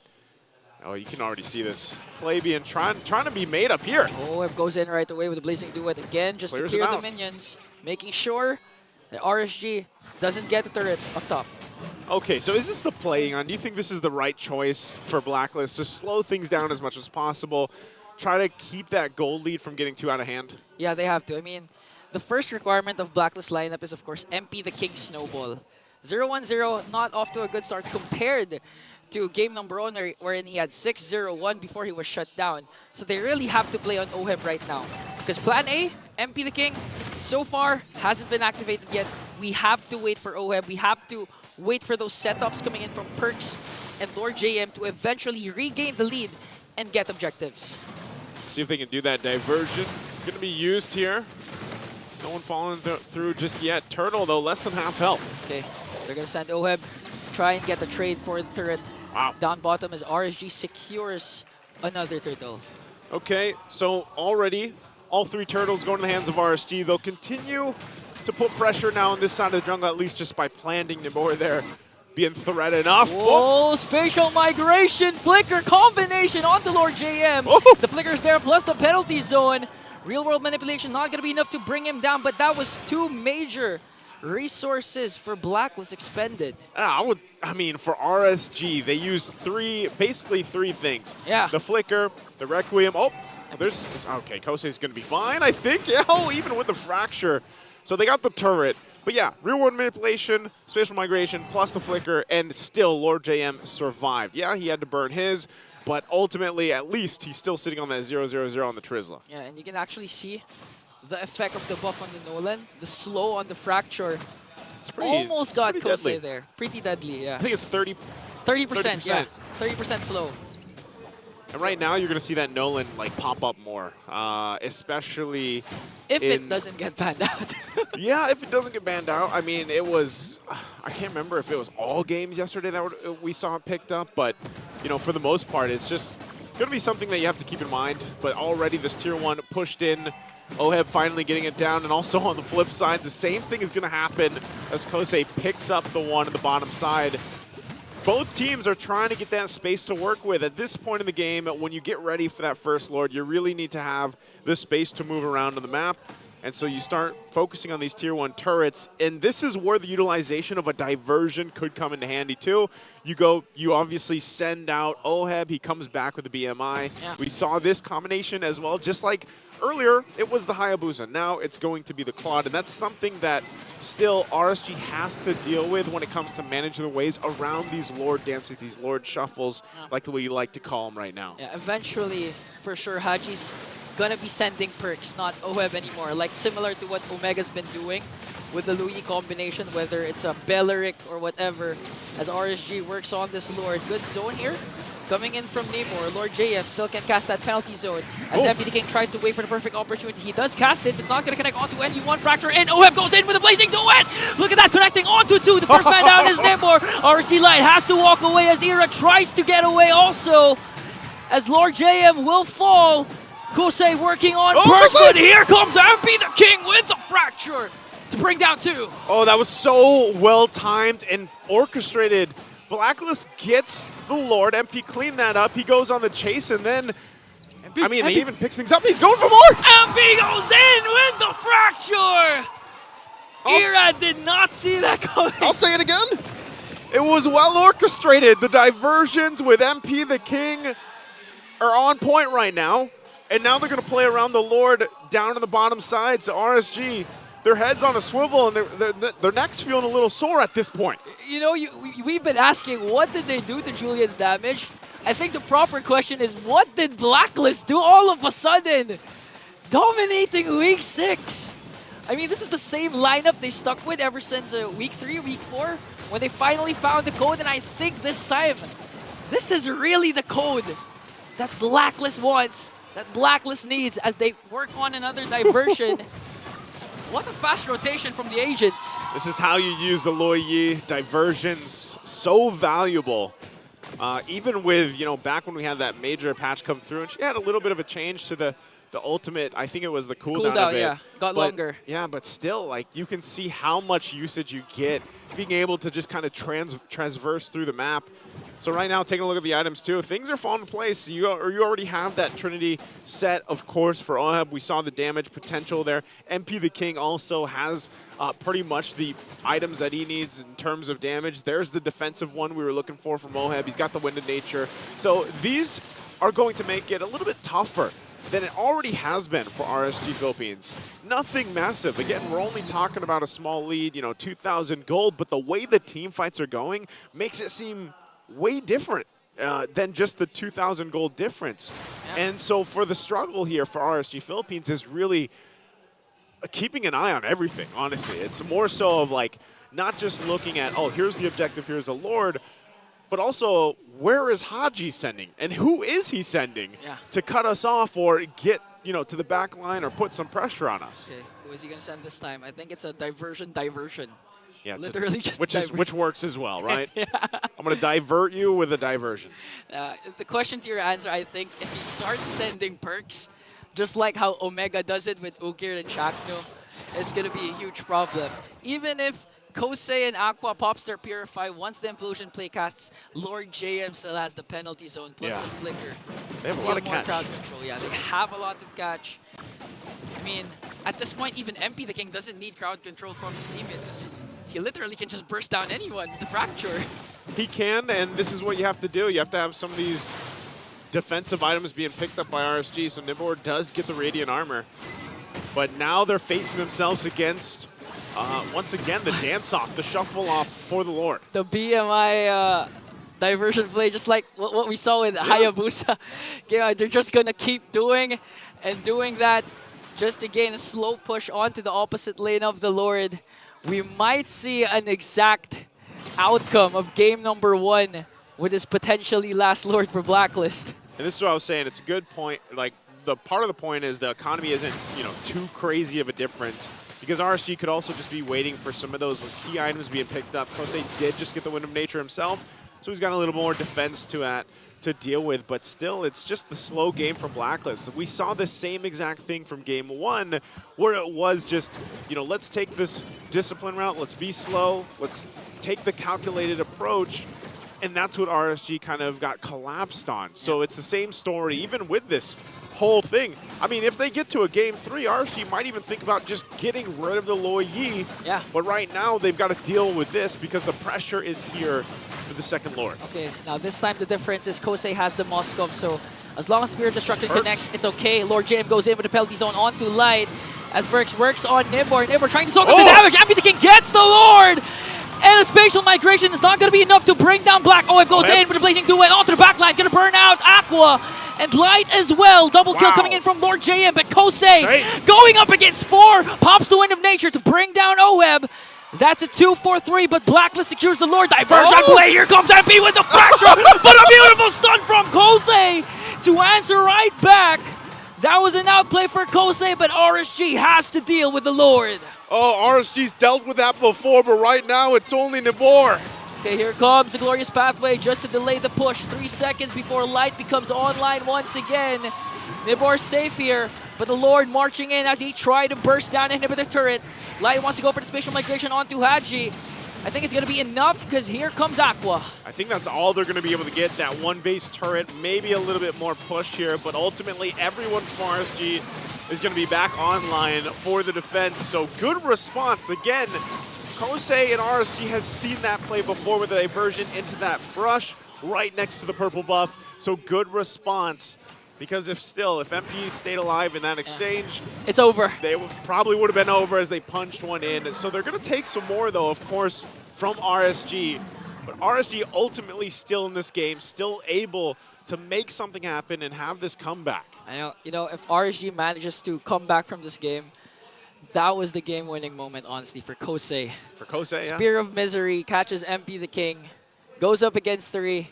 And even prior to that, he was able to take down Oheb because he knows that Oheb was casted already as Wind of Nature once he went in with the Blazing Duet. That's why he has more kits. He had the Wind of Nature to bring down Oheb, eventually outplay MP the King, but Haji finishes him off. Now RSG, if they manage to just get another beautiful pickup from Light, they could extend this game. They can definitely extend it. And now you see the Immortality starting to come into play too, just picked up here by Perks.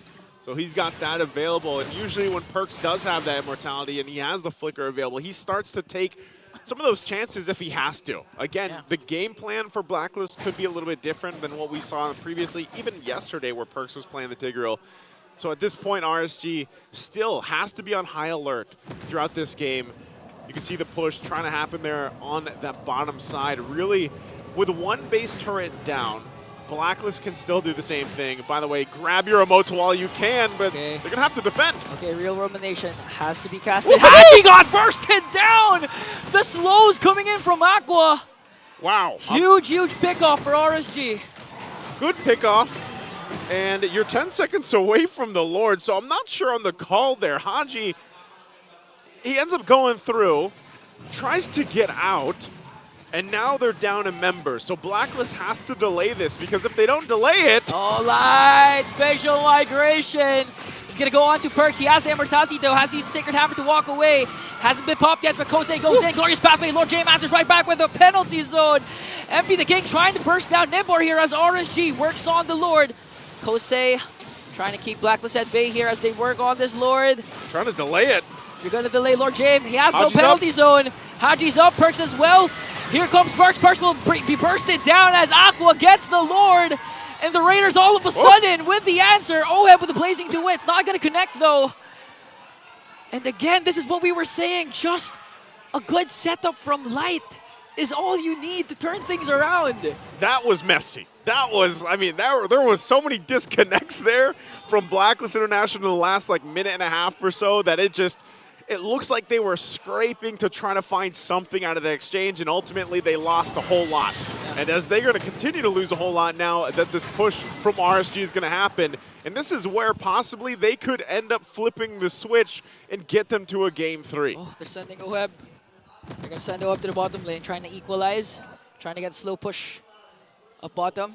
As RSG manages their waves perfectly, going to wait up for the perfect moment to strike. As their minions all are in sync. They can actually get all inhibitor turrets if they play their cards right. They can, and that's why they're going to push. Get this tier 2 in the mid down. Lord making its way. They all managing the waves to get lined up here. And that's the thing. Irad also pushed that in a little bit further. So now they're going to have to also deal with that bottom wave. But right now, the focus here on the top lane. There they go. Losing the turret already. Lord still has to be handled. How do they defend? Problem is Perks, Lord JM, they don't have their flickers ready yet. They can't go for those miracle setups as they work on the Lord. They bursted it down, but the problem is their inhibitor up top is now gone as RSG tries to work on the middle lane and the bottom lane simultaneously. I'm not sure if RSG actually wants to force this all the way unless they're able to. Flicker. Wow! Spatial migration onto 2, plus the real world manipulation. OF though with a blazing duet to bring down 3. Here comes the answer coming in from Blacklist. MP the King on the chase. There's the diversion. They're gonna sandwich Aqua and Irad. They now know where they're hiding. 3 members after 2. Will they be able to escape though? MP the King quite low here. Haji. It's so risky. Oh, Irad goes in. MP the King as well pops his immortality. Does he have the Winter Crown? No, he doesn't as Haji picks up the kill. And it's only Aqua right now to defend against this, so he's got to clear this out because here's the push. Okay. Aqua pops his Purify and the Winter Crown. MP the King just moments away from bursting him down. He has the immortality. It's going to be popped though. They have minions onto the middle lane. Penalty zone plus all the ultimates. Momentum for the Agents. As all their games this week will be a win. And Blacklist International will do it again. Just like they did yesterday off the momentum. They get a sweep against RSG Philippines. Quite messy towards the middle game. But you know, champions in their DNA, championship organization, these players have showed perseverance, confidence, and this time excellence as they beat not just RSG, but Falcons AP Brand also yesterday.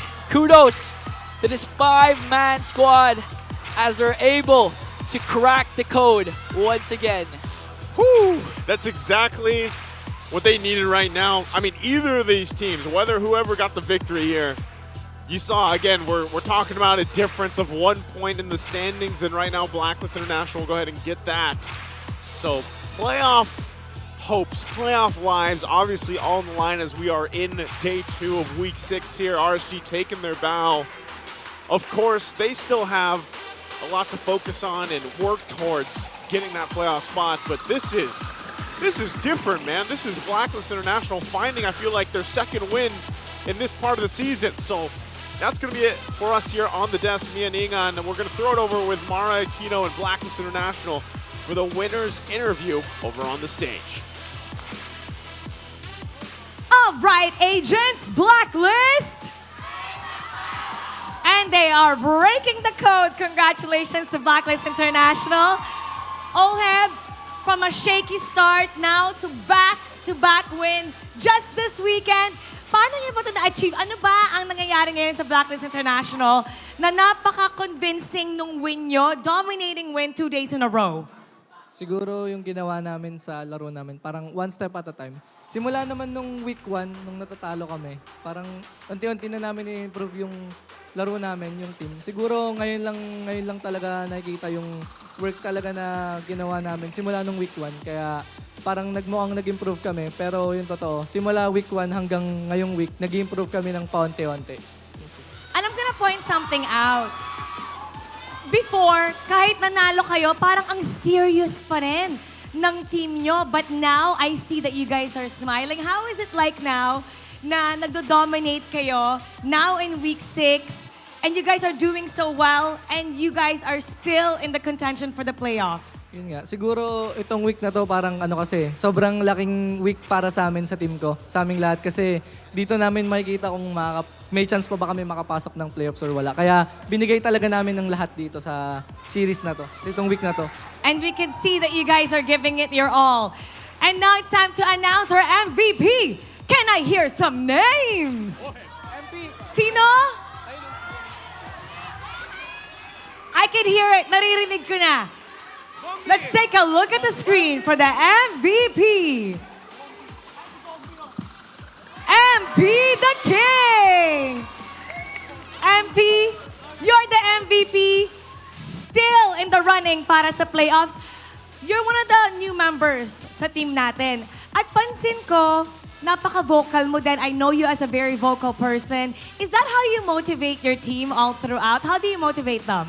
Hindi po ako yung nagmo-motivate sa akin. Hindi! Okay, so paano? Anong ginagawa mo? Sila yung nagmo-motivate sa akin. Kasi Paano? parang nung una, pagkadating ko, parang nangangapa pa ako sa kanila. Kaya nung mga first 4 weeks yata, kahit despite ang pangit ng laro ko, palagi pinapaalala sa akin yung kampi ko, lalo na si Coach Bon, na gusto niya makita yung laruan ko tulad ng MEC. Kaya kahit paano pa unti-unti, nailalabas ko na. You know what I like about you, MP? You're very vocal. Kung ano yung nasa mind mo, sinasabi mo. And I respect that. Pagkatapos ng larong ito, anong sasabihin mo sa team mo? Mahal ko kayo.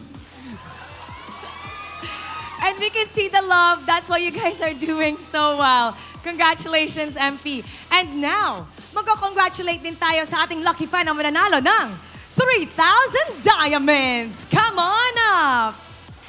Hi. Congratulations. Ito ang ating lucky fan. What's your name? Carla po. Carla. Carla, sino dito ang favorite player mo? Oheb po. Oheb! Okay. Tayo ka dito. Tayo ka dito. Okay. It's okay to go close to Oheb. Okay lang. Okay, bakit si Oheb? Ano po, magaling po siya mag-gold lane. Tsaka po, mahal po siya ng mga kaibigan ko. Oy! Ikaw ba, mahal mo na? Actually po, mid laner ako kaya idol ko rin po si Haji. Ay, naku, na-split into two! Si Haji! Si Haji at saka si Oheb. O, anong gusto mo sabihin kay Haji? Ano po, galingan niyo po, kumukuha po ako ng mga tips po sa inyo.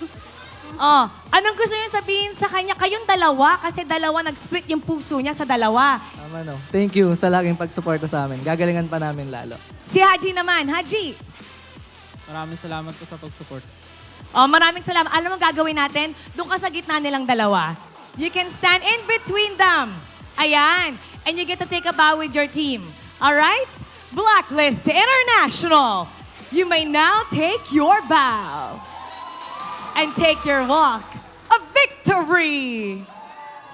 Go ahead, Carla. Don't be shy. Ang acting lucky fan will get to walk with their team. Blacklist International. Back-to-back win at may chance pa rin sila makapasok sa ating playoffs. We're gonna break that game down for you, so we're gonna go back to our panel. Pasok. That is correct, Maga Aquino. It's a back-to-back win. And not just a win, these are sweeps here for Blacklist. I guess you could call Blacklist International your black horses of MPL Philippines Season 14. Our MVP for this game, Game 2, is Haji. I'm going to say it now. He had one moment wherein, why? And you know what? Honestly, that's impressive. The fact that you can only name one instance of him not doing the right thing in this whole game means he was on point from the start to the end. The nukes, the reallocations. Dude, what he did with the Hayabusa in Game 1, sure, like to help him split was amazing. But him sending Oheb back and forth, and laying down the damage so that the rest of RSG don't come into this Lord Pit. Look at this. This is the moment I was talking about. Oh, again. It's the post-re-engage that made it so difficult. Oh, look at Oheb in the back too. Enabling Oheb to do stuff like this is just massive. And I think the casters also put it very well. They're playing with a low Yi that is, has cooldowns increased. Yep. So they have to be more mindful of how they use it. She didn't use the Purify this whole time. What? I mean, sure, MP would have died. That's not Haji's fault. Nothing Haji could have done. This is Lord JM on screen right now. And even when they were down, this is a moment wherein RSG, RSG kind of found their way in. He was still doing his job. And I think that's all you can ask for here for Aloy, right? Like, just make sure that you manage your cooldowns correctly, make sure you send the right people to the right places, and the rest should follow, especially with the lineup they created here, Leo. Yep, 20 minutes, all it took to finish this game. If I'm not mistaken, it wasn't on screen, the moment I'm talking about, wherein Haji just uncharacteristically, uncannily just got popped by RSG. I think that was at like the 16-minute mark, 15-minute mark. Like that. In the bottom lane. Yeah, in the bottom lane. So, with that said, RSG, we let him cook, all right? Like, I was so ready to just eat my words. That this lineup, what is this? What are you doing? You gave Nibor the Hylos, and then you picked the Eve, again. And the Guinevere. Yes. But there's a reason why the meta doesn't shift so fast. Like, sure, you see the Nolan coming into SSSS+. You see the Matilda being a must-ban again. But when you have the Eve brewing, reintroducing the Guinevere, was kind of over the top. It's too much. That was right? the camel that broke the lights back. Yeah, I mean, you put it perfectly, right? I feel like you're adding more, you're adding more ketchup to like what is already like a really good dish, right? Already an exotic dish as it is. Yeah, that's what we were talking about Putting earlier. the even mid, yeah. So I feel like maybe you would have layered it better with like a more manageable, conventional mid laner. I think this would have been great, right? Yeah.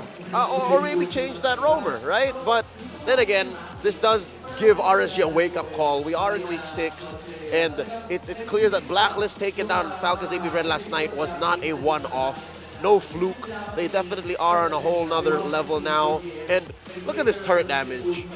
MP not doing any, that means they were just on a one-track mind. He's working. They were saying, you know what, OM, Hodge, y'all do the job, y'all do the trick. Yeah. Focus on team fighting everyone else. Send the clog bomb in the fight, right? Why won't you? And I think it worked so well. They took these towers relatively safely. Again, despite losing out on some of these towers as well of their own, with RSG pushing up on top and bottom inhibitor, that was pretty close, I would say. But if you look at the team fights, it did feel like Blacklist just had it all the way. And when you say team fights, you can't not mention Perks. Perks played the Tigreal back-to-back here. Haji played the Louis back-to-back here. And then you have the Haya, Nolan, whatever. They're the same sides of the different coin. Did I say that right? They're the same SSS plus tier hero now in the jungle. And their own DNA. This is the Blacklist DNA that we're seeing here. Relying a lot on sets and making sure that your laners, your gold laners, your junglers are surviving. So, if not with the Pyramus, with a low Yi. And it's the same formula they used to win here. Team fighting extraordinaires. They just let the side laners do their thing. So, amazing work by Blacklist. Again, who's next on the hit list? That's something we'll have to find out. There's very little room for error now, right? We are closing in onto our playoffs, and we got to read this fan comment. He says, get used to Blacklist. Being there because Haji and Oeb are still, that's MV2. That's right. And they're going to be warming up later they heat up later on the season. Yeah, they heat up in the end. Happy for MP the King. Okay, that's right, Podell. That's right. I'm so proud of Blacklist. This is what we were waiting for. Stay calm. Tranquilo. Bethany Pavale. All right, you know what? That's what we were talking about. Rocket, I said, I wish we saw this MP. I wish we saw this Blacklist week 2 or week 3. Exactly. This is what we were expecting anyways. This is the Blacklist that everyone was waiting for, even way before the start of the season, right? This is the performance level that you expect from the caliber players that they have in this roster. And I think finally they did find the mix in terms of like who's playing. They found the mix. This is it. In terms of the heroes that they want to play. They have the DNA. They're sticking with it, and it works. Who knew that for them to go back to 1, they had to find the perfect 5? This is the perfect 5 for Black. Perfect 5, 100%. And if there's any variation, I hope it works better, because right now the Blacks we have can go toe-to-toe against Titans. Variations coming might be in the meta. But you're right, they are now Titan Slayers. FCAP has knelt before them. That's right. Again, my question is, who's next? Who's next? We'll have to find out later. But you know what? Who's next on the matchup? The guys you saw walking right behind us, those are Fnatic Onic Philippines. Super fam! And TNC Pro Team. You don't want to miss that. This is MPL Philippines, and we'll see you in a few minutes. Don't go anywhere. Wow. Ooh.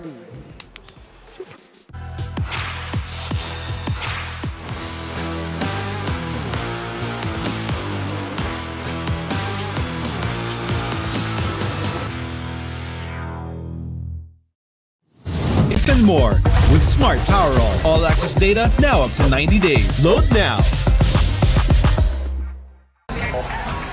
No signal, no fun. If only you could switch in an instant.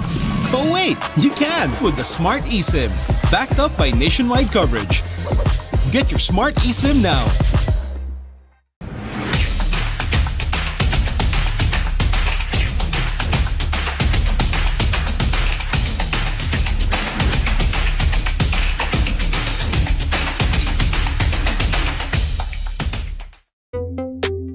Tuloy-tuloy live selling, tuloy-tuloy content, tuloy-tuloy gaming. With new Smart All Access 99. May 9 gig ka. Now for 15 days. Load now. Live more today and tomorrow and after and the day after.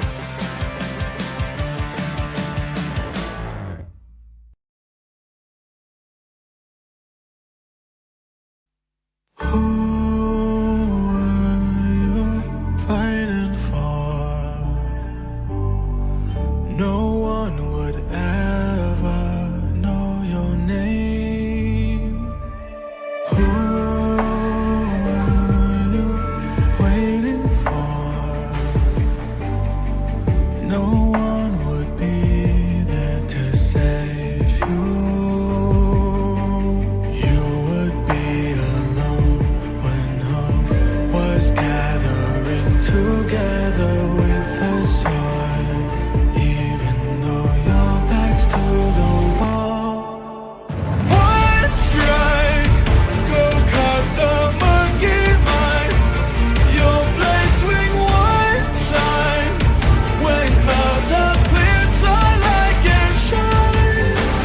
One strike, the fight is yours. Now fill with your sword. There's endless power once you start. Never lose your heart.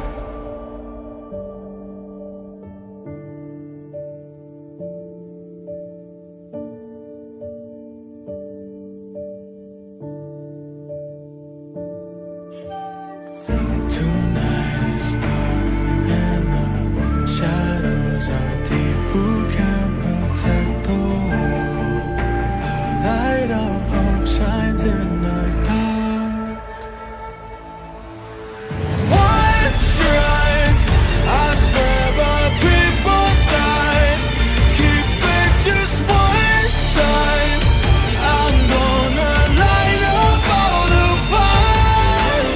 One strike for my desire, a light up so bright. Each of the power in my heart, I'll defend the world.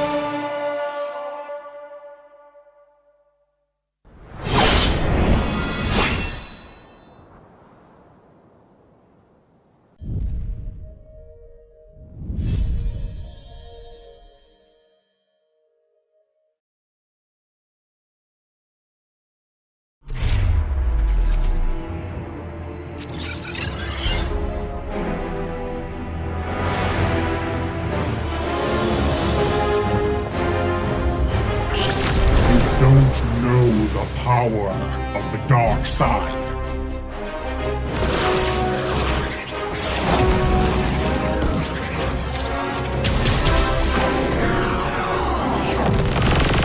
Target on the move. Prepare to engage.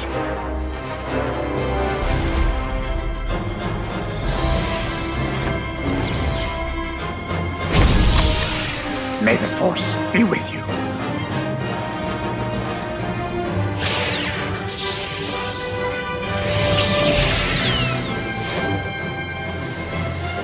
I will do what I must.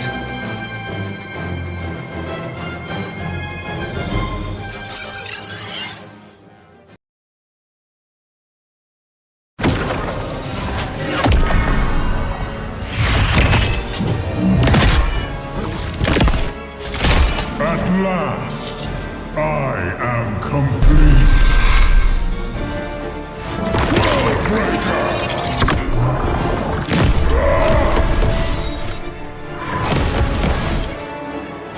Come in fairness.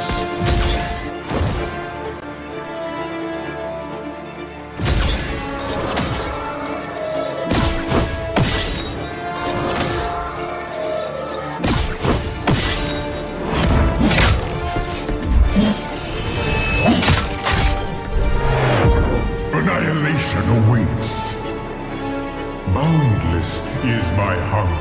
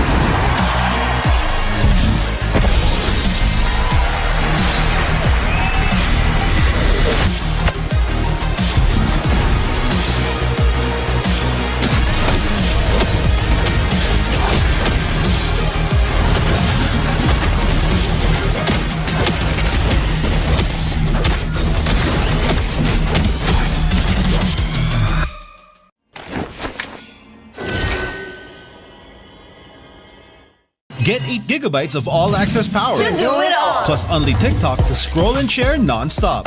Power, work, life, and more. With Smart Power all-access data now up to 90 days. Load now. No signal, no fun. If only you could switch in an instant. But wait, you can with the Smart eSIM. Backed up by nationwide coverage. Get your Smart eSIM now.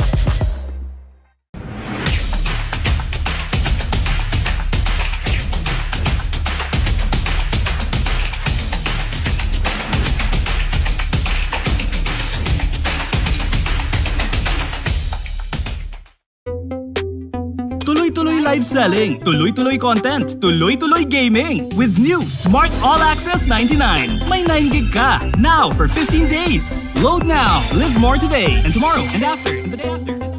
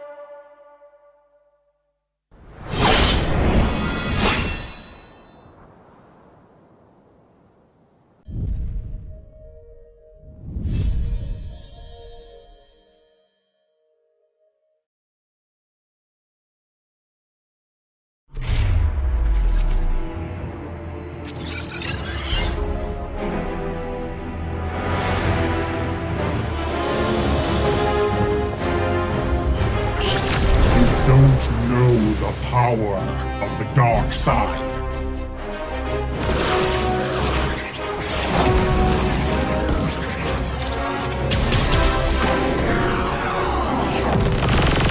Target on the move. Prepare to engage.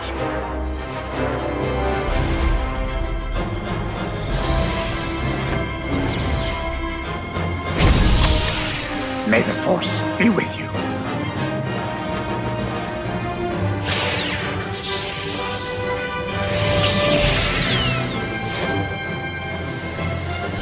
I will do what I must.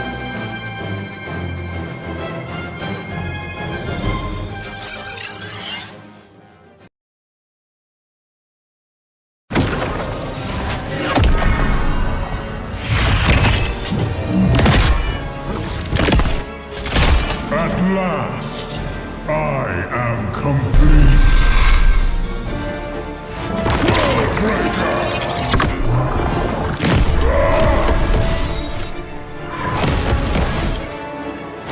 Come in fairness.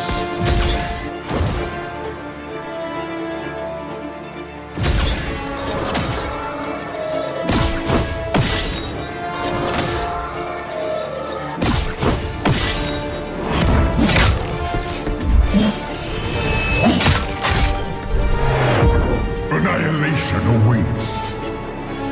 Boundless is my hunger.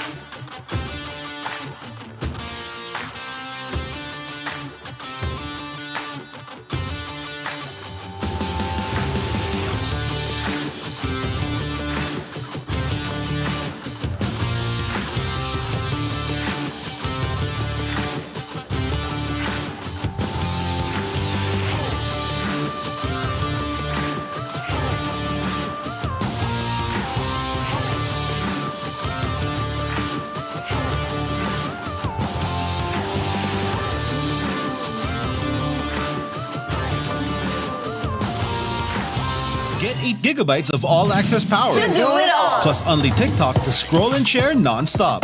Power, work, life, and more. With Smart Power all-access data now up to 90 days. Load now. No signal, no fun. If only you could switch in an instant. But wait, you can with the Smart eSIM. Backed up by nationwide coverage. Get your Smart eSIM now.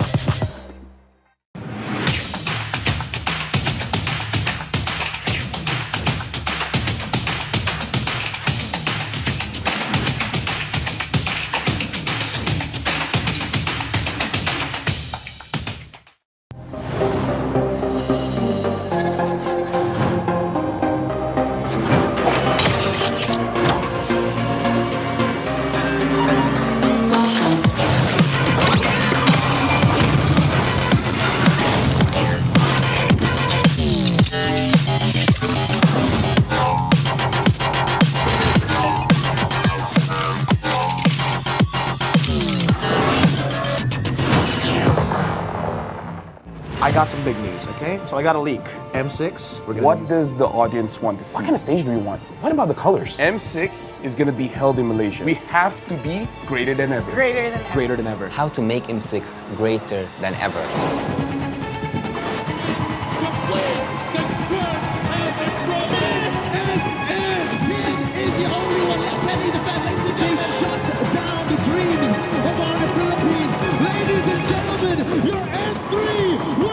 Winning the game, getting the checkmate, setting everything up. The curse breakers, the two-time world champions. Before we begin, I just want to say thank you very much, gentlemen, ladies, for coming today. We have something very important to discuss here, right? Because right now, imagine yourselves as Moonton. We're the publishers. M6 is going to be held in Malaysia. So I need ideas to make sure that M6 gets good. This time, it's got to be better. Like, it's in Malaysia, okay? We have to be greater than ever. Greater than ever. You know what? That's going to be the tagline. You like it? You like the tagline? That's a good tagline. That's a good tagline? We went from Join the fight. Join the fight. Join the fight to the top. To the top. Dare to be great. Dare to be great. Be Better. better than great. And now greater than ever. You know what? You're a genius. I'm a genius. You're a genius.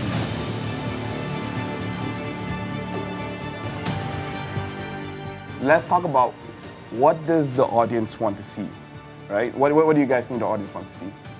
More teams. More teams? How many are we talking? I don't know, but more regions, more teams. How does 16 sound like to you? I mean, it's what we had last year, right? That's true, though. I'm too dumb. Do we want more teams in the wild card or the main stage? Because there's a wild card. We had it, yeah. I'm okay with the 2 slots for the wild card. 2 slots? And then 8 in the Yeah, wild card. 2 slots for wild so card, total for sure. 24. Because I'm a believer that the wild card is a legit part of the tournament. I agree. Do they actually want smart stuff? Non-PH versus PH finals, I guess. Non-PH, yeah. Non-PH, Oh, non-PH. We got that in M5 though. What specific region do you want in the finals? North America. Wow. That one is a bit. Yeah, I don't know about that one.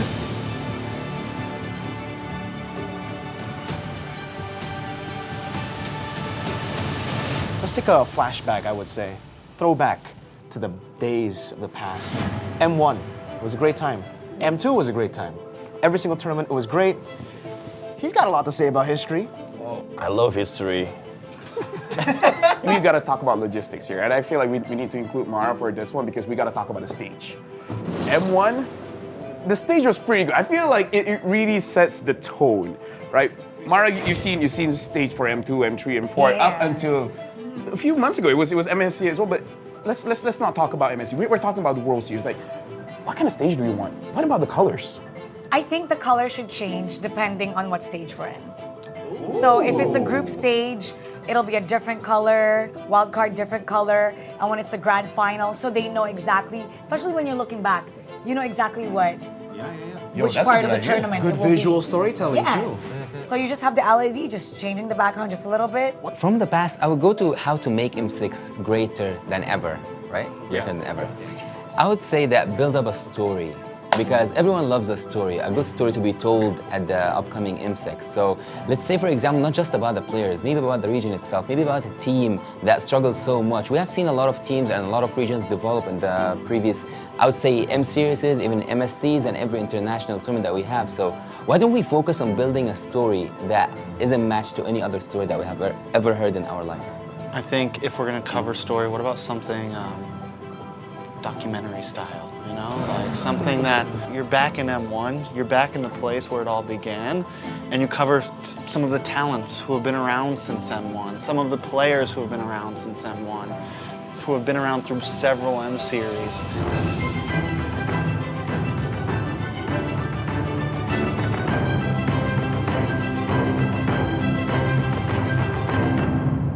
I want to talk about music video.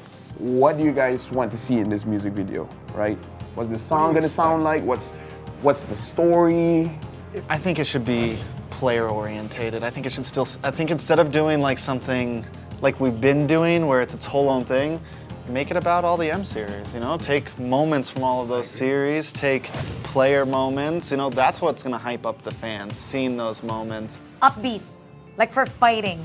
Very upbeat, a catchy line. So when they hear that line, they know it's M6, and it has to be downloadable for people to use as a ringtone. I want the music video to be playing with the BMI. I want to see like scene changes with Claude moving through. Yeah, flashbacks, future That's forwards. kinda cool. Yeah, and then The I want- BMI, because he can go back and Yeah, I want Dexter to sing.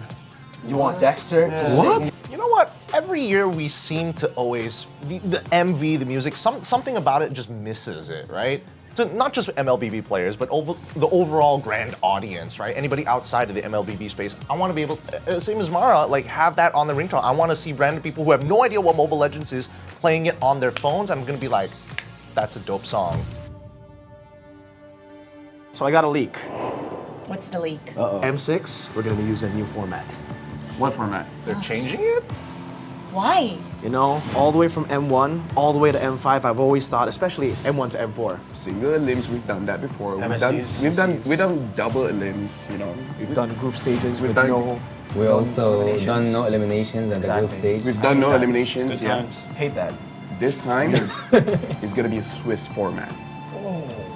Like the cheese? What's Swiss format? What is that?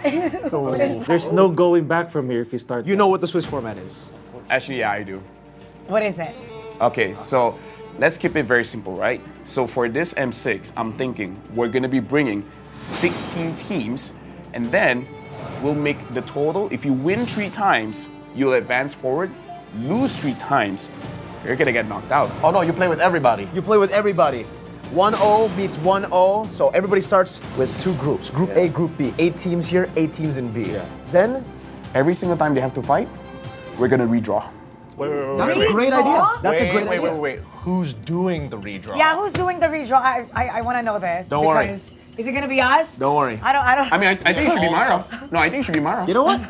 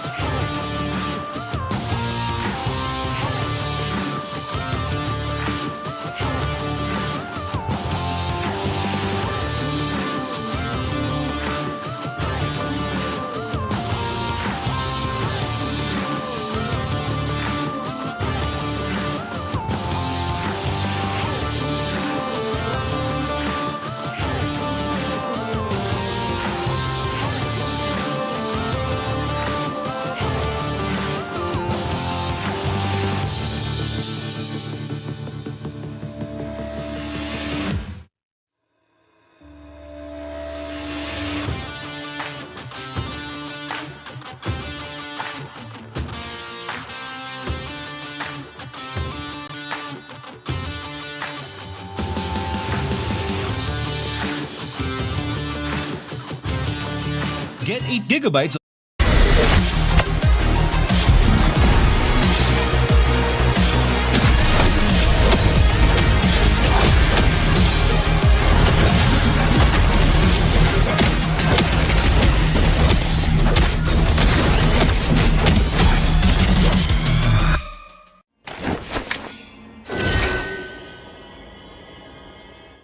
Get 8 gigabytes of all-access power. To do it all. Plus only TikTok to scroll and share non-stop. Power, work, life, and more. With Smart Power all-access data now up to 90 days. Load now. No signal, no fun. If only you could switch in an instant. But wait, you can with the Smart eSIM. Backed up by nationwide coverage. Get your Smart eSIM now.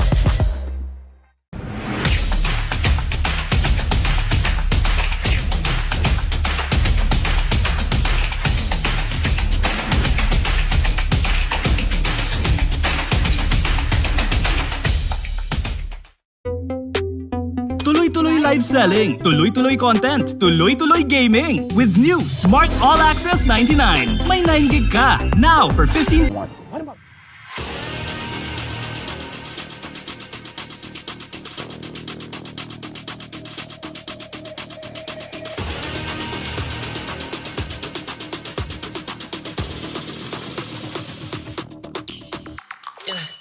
Hit me like I might get over, but you can give me in no corner. I know I can make a comeback. Ace this round and finish this game now. Got the power on my shoulders. Yeah, you know that I'm a soldier. You can keep me off my guard, but you can't keep me from my honor. I feel like the floor is lava. The energy's getting higher. You're saving my arms, 'cause I know just what I got. I got you like na-na-na, and you know I hold the power. This feeling I love. Oh yeah, making my grind good to great, so don't stand in my way.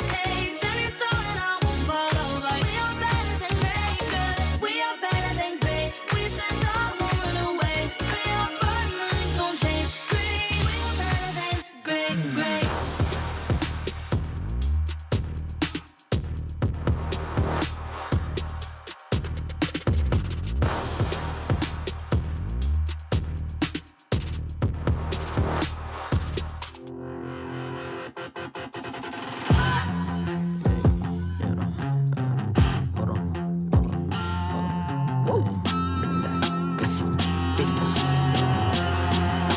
Malakas ng Pinas, malakas, Pilipinas, malakas, kahit anong lane, we become the monsters. Malakas, Pilipinas, malakas, face the golden sun and repping for the 3 stars. Look at us to the top, no ifs, no buts, winning any game. Para to sa PIN na yes.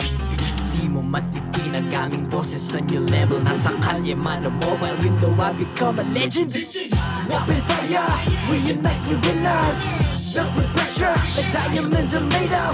Switch in a lane na parang gera. HP racing, may reset up. Built like a tank, buhat ni Hill. That full load SS parang Lyra.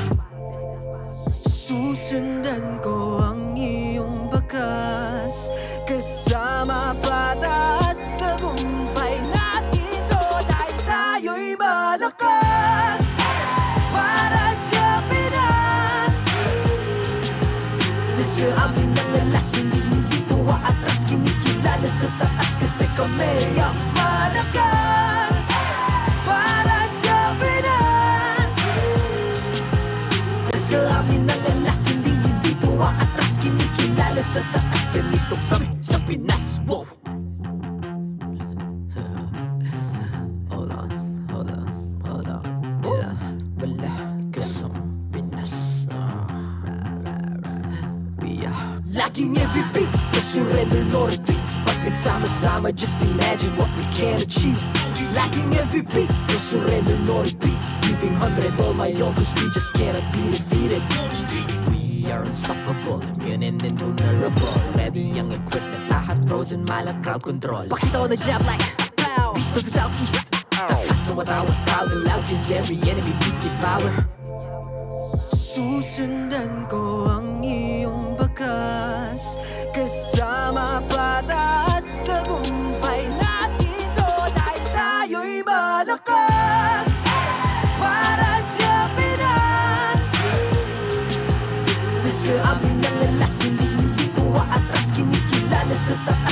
pamilyang malakas para sa Pinas.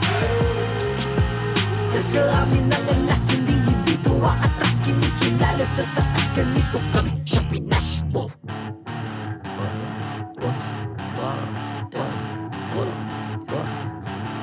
Malakas, Pilipinas, malakas.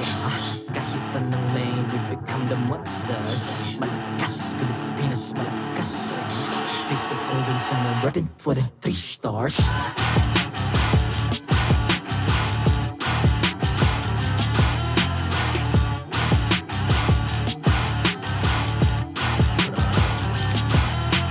Ang lakas ng Pinas, we unite, be the stars. Ang lakas ng Pinas, we unite, be the stars. Ang lakas ng Pinas, we unite, be the stars. Ang lakas ng Pinas, we the stars. Ang lakas ng Pinas, we unite, we the stars. Ang lakas ng Pinas, we unite, we the stars. Ang lakas ng Pinas, we unite, we the stars. Ang lakas ng Pinas, we the stars.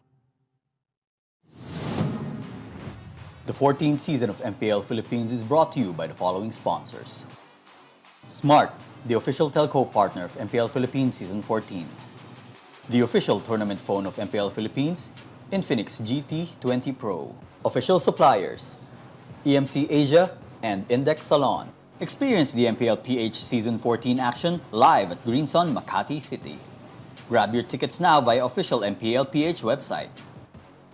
Don't miss any MPL action by following our official Facebook and subscribing to our YouTube channel. Follow MPLPH on TikTok for more content. And to ensure the equality and fairness of our games, MPL Philippines is also monitored and supervised by the Games and Amusements Board.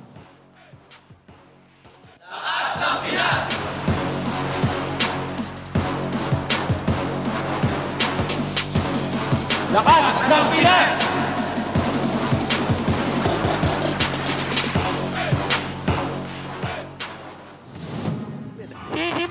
Nice, nice, nice. Tipi nga, pre, tipi. Rapal. Kita niya? Okay. Diabolin mo. Pwede mid. Kaya ba patayin? Ingat niya, habang matlig. Midan mo, Hakel. Sige, may midan ko. Ingat lang. Sige nga, midan mo. Sa akin nga, pre, nagpapasirad. Papatayin niyo lang. Paramid. Ladies and gentlemen, welcome back to the English desk here. I'm Naisu, this is Ingon, and you just heard, well, I know it was in Filipino. The mic check from our match number 1 where Blacklist International rode onto the momentum that they had yesterday and they swept RSG Philippines. A crucial win for them, by the way, as that gets them at that +1 point in the standings and brings them up a notch. Now, they were breaking down. I know, I'll translate a little bit for you there. Basically, the whole gist of that. No, not word from word. Just the gist of it was how well coordinated it was to be able to get that kill because they had to juggle. They had to juggle things around a lot of times in the lineup that they had. So showing great coordination from Blacklist International. Now, looking at the standings, this is what I was mentioning. So they now are tied at 3 points between them and RSG Philippines. And of course, up there is Team Liquid at 4 points. So there's still a lot that can happen here for the rest of the week. But our matchup next to us, being on TNC Pro Team, it's looking a lot dire here. Yeah, top of the standings versus the bottom. And again, we've been saying this even previously, anything can happen. And you know, maybe TNC Pro Team might get inspired with how Blacklist International is utilizing their momentum, their run. You never know. This whole, actually so far, yeah, it's been a whole day of just surprises yesterday and then now today. And you are the proponent that usually says here on the English desk, on, you know, anything can happen. Yeah. This is a tall task, though. Like, I'm all for being optimistic and everything else, but I think, like, TNC, they've had a rough season, to say the least, and to go against the #1 team right now, if they pull an upset here, that'll be amazing. I'll love it. I'll eat my words on that, but let's see if they can do that. But of course, before we all move on to focusing on the match, we do have to give a shout out to our sponsor, MPLPH tickets. They're now 20% off thanks to our official sponsor, Smart. Become a Smart subscriber. Go to the official Philippine website and enter the promo code SMART MPL S14 before you purchase the match you want to see to get the 20% discount. So buy your tickets now before we run out. Buy your tickets now. We are well, we're halfway point through week 6. So we've only got a couple weeks left, and then we move on to the playoffs. But we have to talk about the matchup here. Of course, it's not going to be us. We're going to have to throw it over to the panel to talk about the match. Let's throw it over to them. Tick-tock, tick-tock. Clock is ticking for one of these teams, and definitely that is something that we are going to be watching here in the Infinix Game Tambayan. I'm Brockhart. This is Leo. And we are on site, as you can see, right here in the MPL Arena, where we are about to witness TNC Pro Team versus Fnatic Onic Philippines. One of these teams are reaching heights they've never done so before. Fnatic Onic Philippines, aka the Super Fam, facing off against the Phoenix Army, who have yet to win a single series all season long. If there was ever a weekend for them to break through, Rockart, it's this one. And you know what? Teams like Blacklist International have shown it's not impossible, right? You just gotta find the right mix. And I love the enthusiasm of Jose and, of course, our idols, Joseph. Mr. Joseph here. I feel like if there's ever a time to do that, it's right now. So right now, let's talk win conditions. Obviously, this is TNC versus FNOP. This is unfinished business. We got to talk about how TNC are going to be able to get their way into the playoffs. Number one, RSG wins against Blacklist. Which they didn't. TNC must win. And I guess it's kind of an easier route for them. And right now, you also have to talk about FNOP versus Omega. We're talking about the people who are, racing through the leaderboards. Basically, no one is safe here. Everyone's the enemy here for TNC. But can confirm for sure, TNC is in peril. The Phoenix, again, very characteristically, has to rise from the ashes more now than ever, because for sure, that lower half, literally the bottom of our standings, are getting tighter than ever. Neck and neck. 0-3-3, if I'm not mistaken, Rafa. Yes, you're correct. 0-3-3, and it's gloomy, all right? It's raining over the camp of the Phoenix. And what is it, week 6, day 2, right? That's right. I've lost track of the time of day, what part of the season it is, but I just know for sure they have to win, man. They gotta win against 100%. Fnatic Onic tonight and against Omega up next. Because they will be maxing out at, I think, 4 points. 3 points right now. 4 points right now. Just barely. And 3 points if they still lose this match. So, again, it's kind of a neck and neck here between the Magician and the Bag of Tricks here for the mid lane here. Sorry, for the Roam. That's right. Well, he was once a mid laner. Talking about Escalera leading the Phoenix Army into battle against Brusco or Spider Miles. Question We saw mark? Spider Miles in action last week, and boy, he did well. He kicked all sorts of butt on a Minotaur, and the meta changed, but Spider Miles always so reliable. So now that Escalera is with TNC, formerly Fnatic Onic Philippines. That's right. No longer is he working with the likes of Super Friends or King Kong. He's now calling Lancy and Kaizen, his jungle and mid, respectively. What do, right? Because last time they met, they got swept. That's right. The last time they met, I think it was Super Princess Su Shin, who was the star of the show here. 2 games in a row against the mid lane of Aurora for Hatred. That was a really different time, obviously, right? Su Shin, bit of a change here this Euro. But also, it was a change for TNC. It's a very different lineup for them. They're rocking here Hatred instead of Lancy, and you still have Kozen and Kaizen. So there's something that changed, but if there's anything that has to change, let me tell you now, it's not in the draft, not in the metagame. The patch is here. That's already a given, 1.9.20. But right. I'll tell you now, Rockart, TNC's mindset, TNC's communications and synergy, they're intangibles. I think that's what makes a difference, because you watch them in game, they know what they're doing. They can win. It's just some way, somehow, it just slips. And that's something that we can definitely say for some teams previously, like for Blacklist, but now they've cemented, they've fixed that. And TNC, it's your turn, man. I don't know if you guys think so as well. Let us know in the online comments, online poll rather, and as well as the comments, whether or not you think TNC can win against the Super Fam here, FNOP or TNC on the comments. And I also want to know if you have any reasons that you want to let us know. I think it's fair. Let's simplify it. Number 1, who wins? And then number 2, likely, this is a question to ask, what does TNC need to fix? Big question. Right? Big question. All of the analysts in the comment section, in the chat, everywhere, this is your chance. I asked for it. I'm going to look for it. Tag me. We're going to read those comments, all right? So, at RockHardGG, tag me. Not me. At Leo. At Leo Gaming. Right now, all right, so we're going to go here, and our predictions are most likely going to be FNOP for this one. I said FNOP. Yeah, I said FNOP, man. It's so breaks hard. my heart. It breaks my heart, but I said FNOP. It's, the stats don't lie, numbers can't really lie here. Wait. We can say that we predicted FNOP, but Rockhard, you know, this is the weekend of upsets. This is the weekend of unpredictability. That's true. I'm already 3 down on my predictions. The forecast is in ruins. Like, hey, you got Blacklist. If I got this, no, I didn't.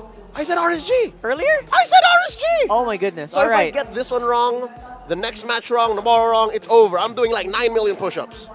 So, what do you think, so? What do you think? Today here I'm saying FNOP. You got FNOP for this one. But again, it's I don't know. I feel like I'm rolling in a stretcher next week. My upper body doesn't work anymore. You know what? It will not be. I would not be surprised if I see some TNC fans right now. Oh yeah, no. Honestly. The Phoenix Army side, which is in this case, I think the blue side, they've come in droves. They know that this is a very important match for their team. And who knows, right? In those darkest of times, in the times where everything just doesn't seem to make sense, maybe that's the time where someone's going to step up here for TNC Pro Team. You never really know, right?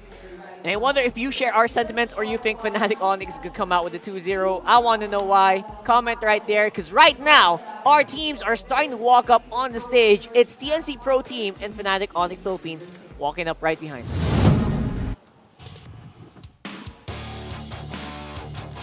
First up, our marshals. Let's welcome Jeff, Pat, Wilbert, and Chico!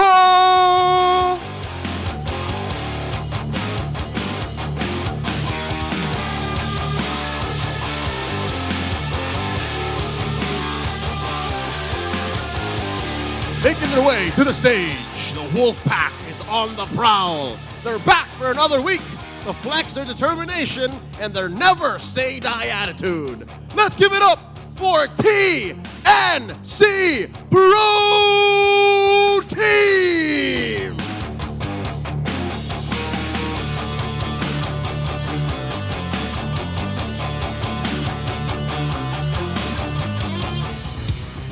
And their opponents, the undefeated Super Fam, has entered the MPL arena to keep their streak alive. Sonics, let me hear you for Fnatic Onic Philippines!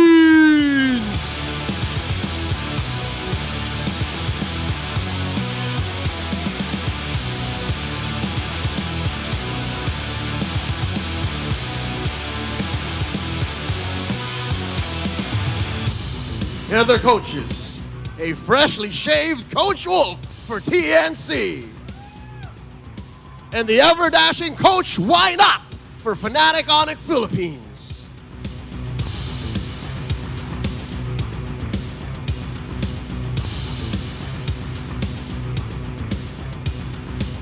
It's time for the face-off.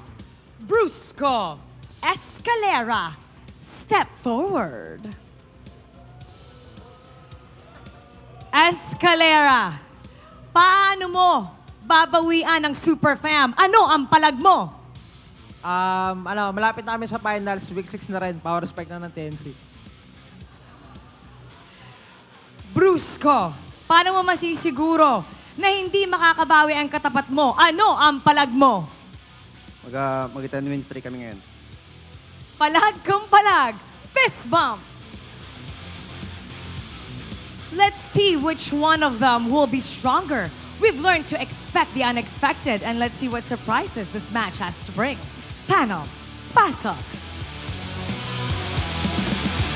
I love the fact that there can be expectations that will be, kind of surprised here, but flipped upside down. Knowing Why Not, it's very hard to get this guy by surprise, man. Yeah. We have TNC Pro Team. They're gonna sure as hell try. Escalera facing down his former squad. He knows what it's like, Rockhard, to wear those colors, to wear those jerseys, to work with these athletes, and he's gonna need every bag, every trick in the bag. There you go, up his sleeves. That's right. To go up against a super fam to maybe end their streak. But you know what surprises me? What? All right, for some weird reason, I felt like maybe this would have been a Miles match.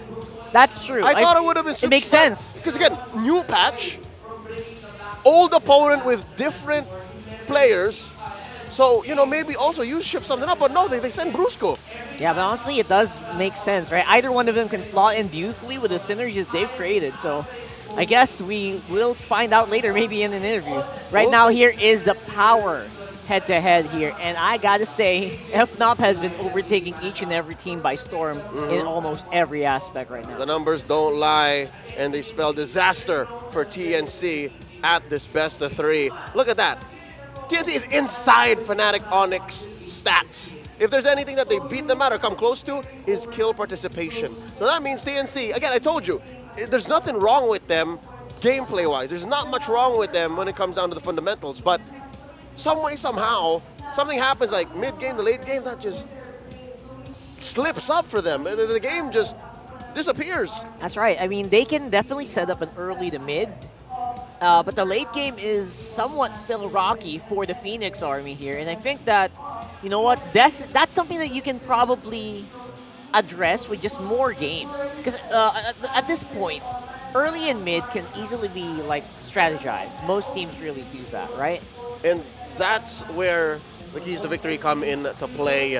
TNC have to use their early game advantage, their mid duo, their mid trio to pull off the greatest magic trick of all time, end the streak, defeat the super fam. All this while, all these things I'm telling you about Escalera and Fnatic Onic, dude, it works the same way. That's right. Coach Tony knows what it's like to work with the Magic Man. And that's in their identity. Now, TNC, they've worked with Escalera way longer, though. That's right. Escalera's been with TNC like, what, 1 or 2 seasons?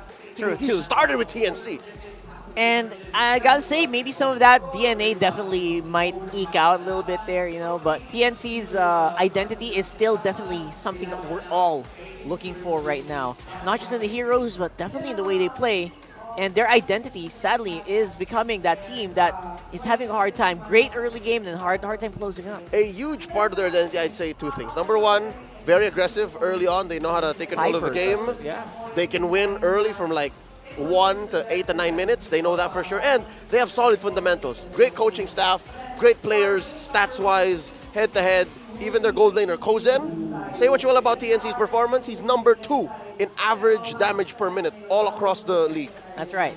And last week, I think he was number 1 last week. See? So stats really don't lie here. Kozen is good. And look, they pick blue side. Blue side. They're home, so they pick blue. You're just much better off in blue. Still, even with the new patch, you gotta have that first pick advantage. And with this new patch, I really wonder, do they have something else hidden in the bag for TNC? And for FNOP, how's your sustainability? How is your, what do you call this? How is your stability in terms of just handling the draft here? So we'll see that as we load up into the drafting phase here for this game. Talking about stability, Rockhart, you're looking at an all-star coaching staff, not just for TNC, but already aforementioned Coach Tony, man. Coach Tony, he goes all the way back. Coach Hayes. Coach Hayes. Coach Hayes goes all the way back. Oh my TNC goodness. opening up the Hayabusa. Why not, right? Banning out the, why not? Not the coach. Yes. Why not pick the Hayabusa? Hay is so good right now. This does open up the Nolan. Hand it over the King Kong. But they did ban the Ling Kong. The Ling Kong. There it is. See, I told y'all. So what does this leave out to? For instance, Louis Specialist too. And maybe they could pick that up here. I don't know if... I don't doubt that TNC is capable of it, but I feel like they might just leave it out for later. Justice in the world. That's a very early Cho, man. This has got to be one of the earliest Chos all season. And like, it's making me think maybe that's the reason, maybe that's one of the keys that these teams have come up with of dealing with a Hayabusa, right? Hylos is open and they go for the Cho. That's how heavy that is, right? So I feel like it's great. And most teams are starting to deal with, you know what, if they pick up Hayabusa, let's try to lock it down on Kajo. That's what I was thinking about here. But the Cho is not a slouch at all for this one. And Brusco out here trying to reintroduce himself as a Cho god. Well, I don't doubt him, man. homie's looking at a 10-0 win streak after this match if they win. And there's the low yi, denied for sure, and the Arlo. All right. All right, I love the flex, by the way. We've seen this a blue, lot. It's a pretty good flex. Oh, no, Stills. Oh, wait. This can also be a flex for FNOP. Silent Show. Silent Show, that's a thing. There's the Eve. All right. Here we go. Fourth Eve of the whole season. Fourth Eve of the whole season, out of 3 teams. Prior seen by RSG, FCAP, TLPH, now FNOP. For sure it's real. God. For sure it's real. There's something here. There's really something here with this Eve, man. What do you guys think? Why do you think the Eve is so good here? Please let us know in the comments as well. Reminds me, we've got to start reading some of that. Go check in. While this is happening. Check in on our friends in MPL, MLBB Sports. True story. You have to let Why Not cook. Wolf would be a testament to this.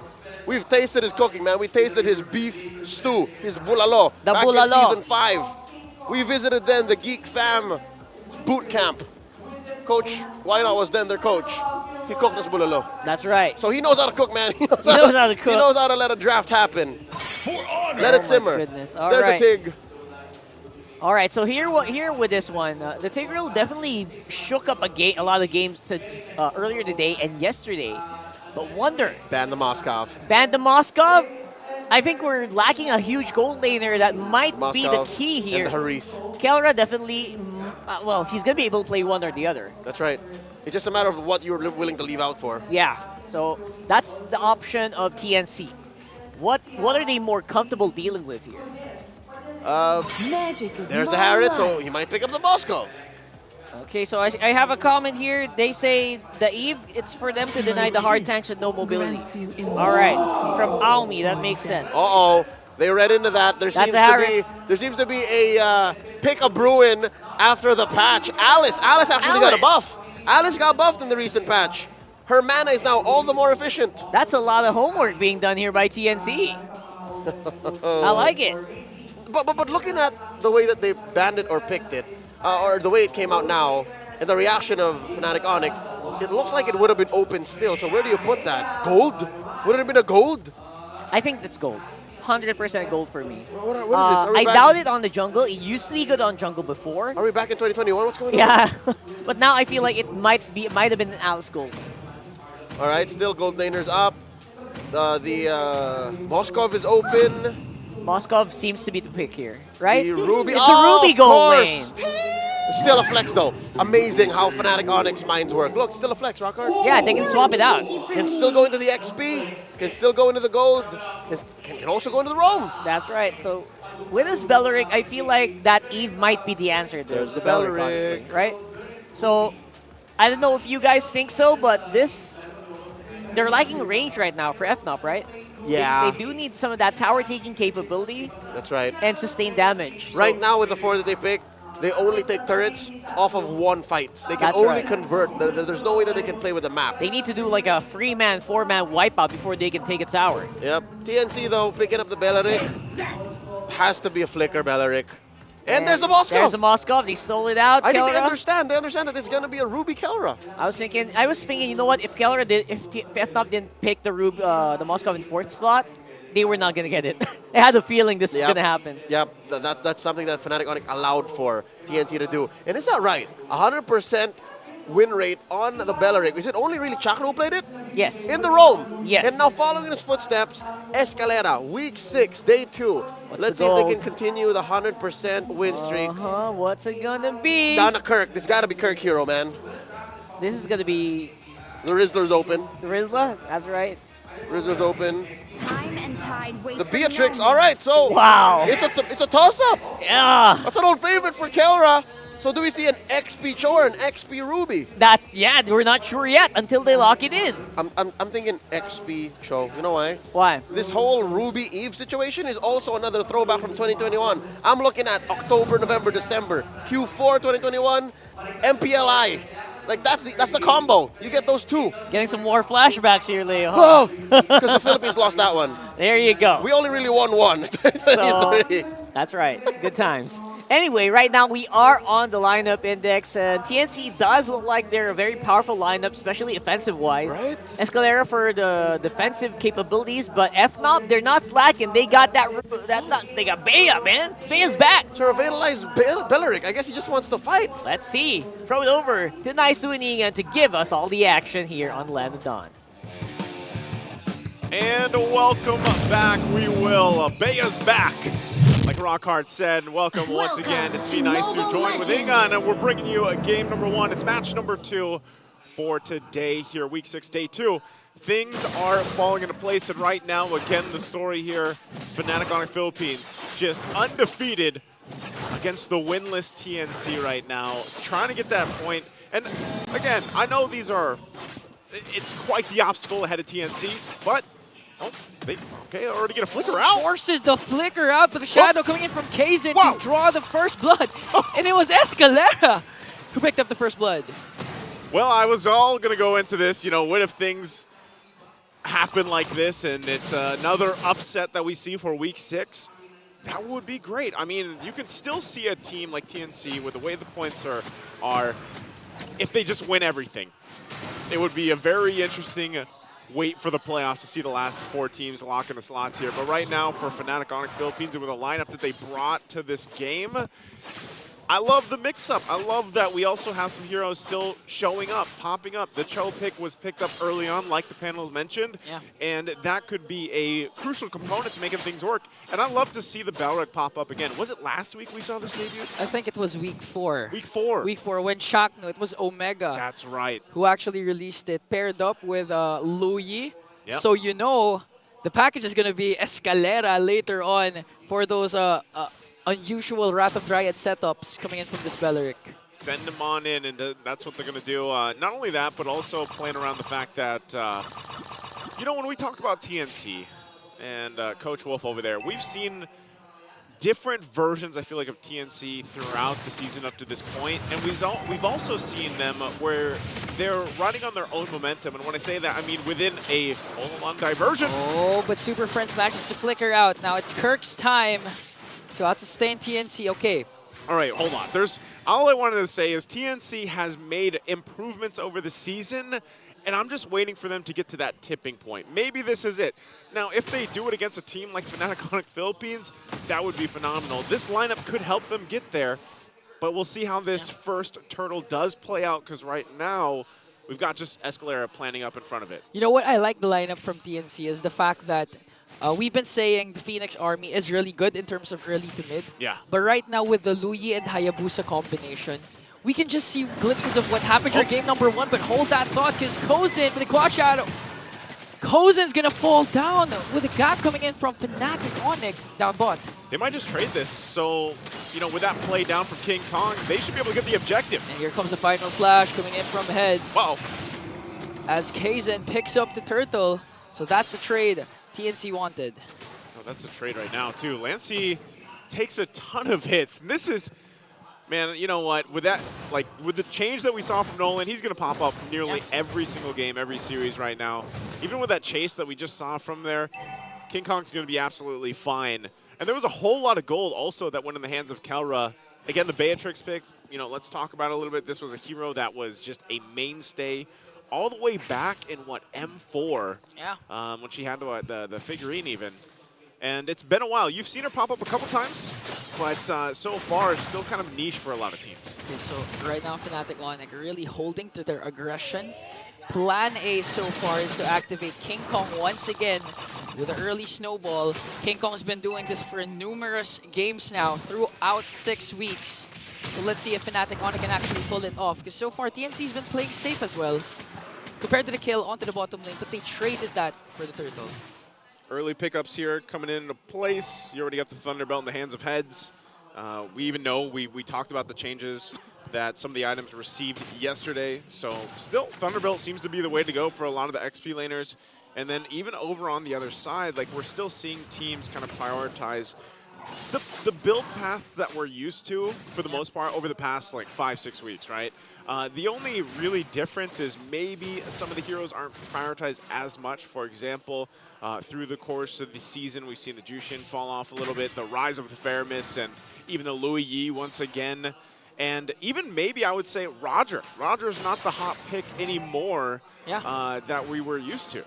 We were so used to Roger being picked first pick onto the blue side or a trade to the red side. This time, things are different. We are seeing the rise of Hayabusa. So far in 3 games, there has been 3 Hayabusa games for today. And why not when you're Plus trying to ride up Louis. momentum? Exactly, Louis Yi as well. Oh, look at this turtle. It's already going to be fought for. Okay, with the zone from Brusco, he's going to kick Kaizen over there.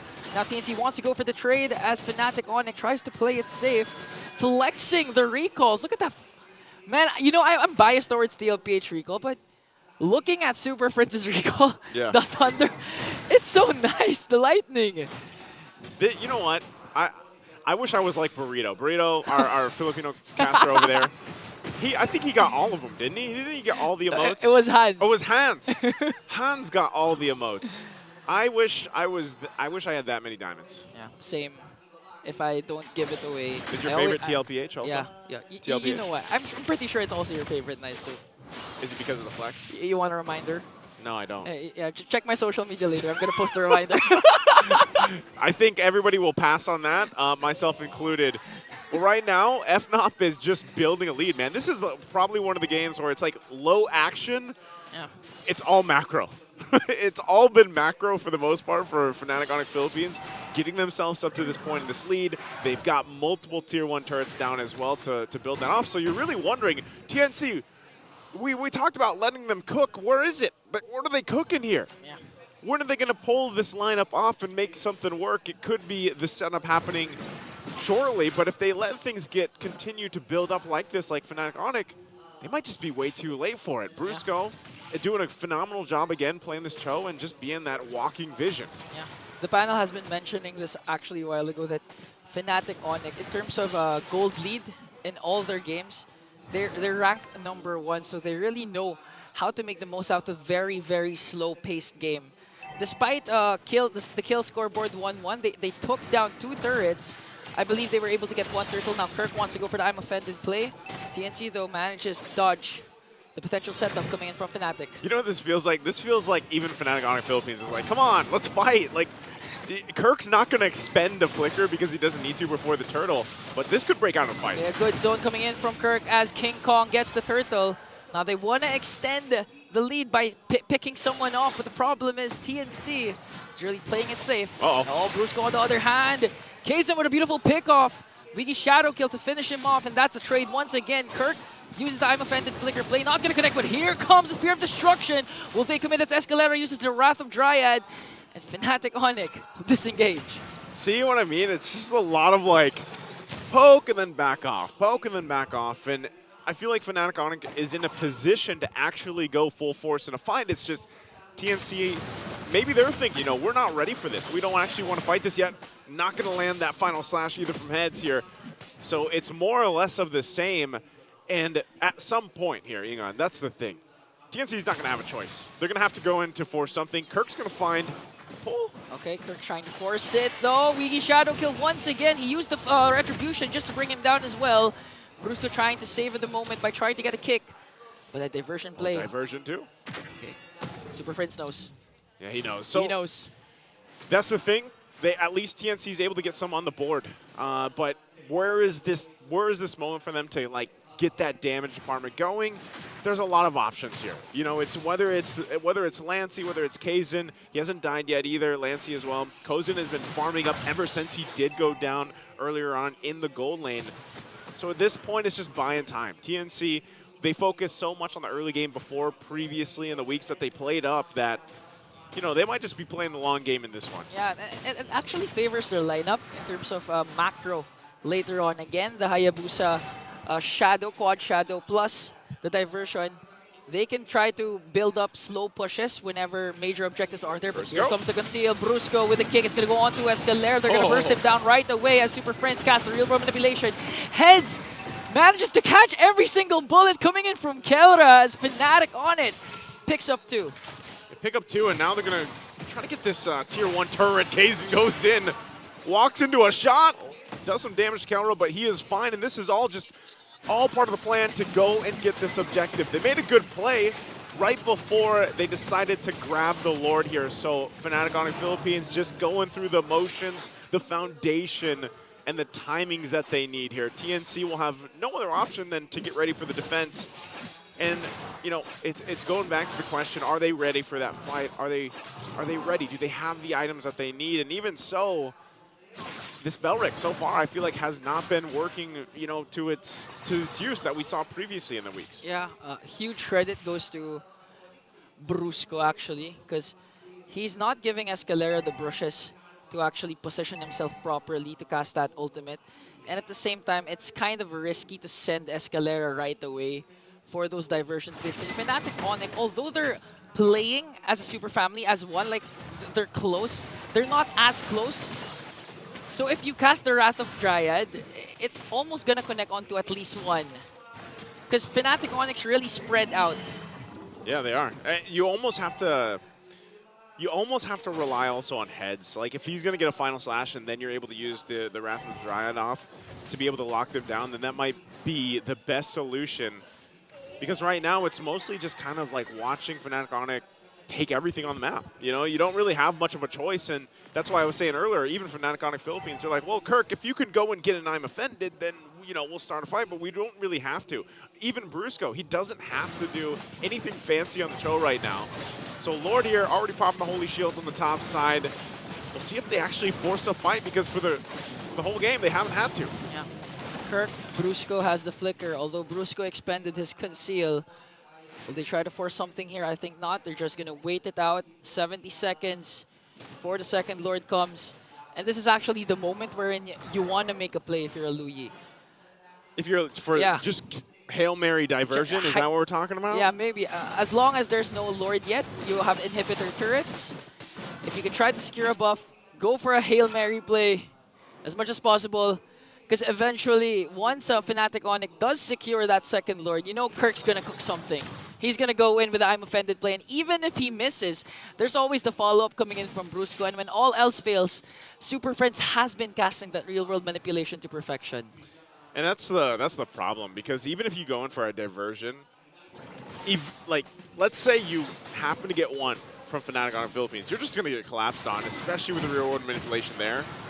And you can see just how confident they'll play around the lead they have. You know, this is massive at this point. Earlier on, it was between the gold lane and the jungles alone, they had a gap in those respective roles, like 2,000 plus gold. Yeah. Diversion's going to be used to go ahead and send Kozin up top because, again, just trying to push them in. They don't have any turrets, mind you, for up to this point, almost 13 minutes. TNC really at this moment, they have to kind of just play on the super defense, like as defensive as you can, finally getting the objective here on the top lane. Yeah, as much as possible, try to get those turrets from the opposite lane as they try to get one. And Fnatic Onic once again secures an uncontested Lord. And this time, you know Fnatic Onic, with the lead that they established and looking at Kelra's items, oh, it's going to be enough to burst down even Escalera. One I'm offended play from Kirk, or even a pick-off, a good Wave the Dragon from Brusco might end this. And that's a scary thing, again. Like I said, TNC can wait to hopefully punish a forced entry from Fnatic Onic Philippines, which is going to happen off this Lord, mind you.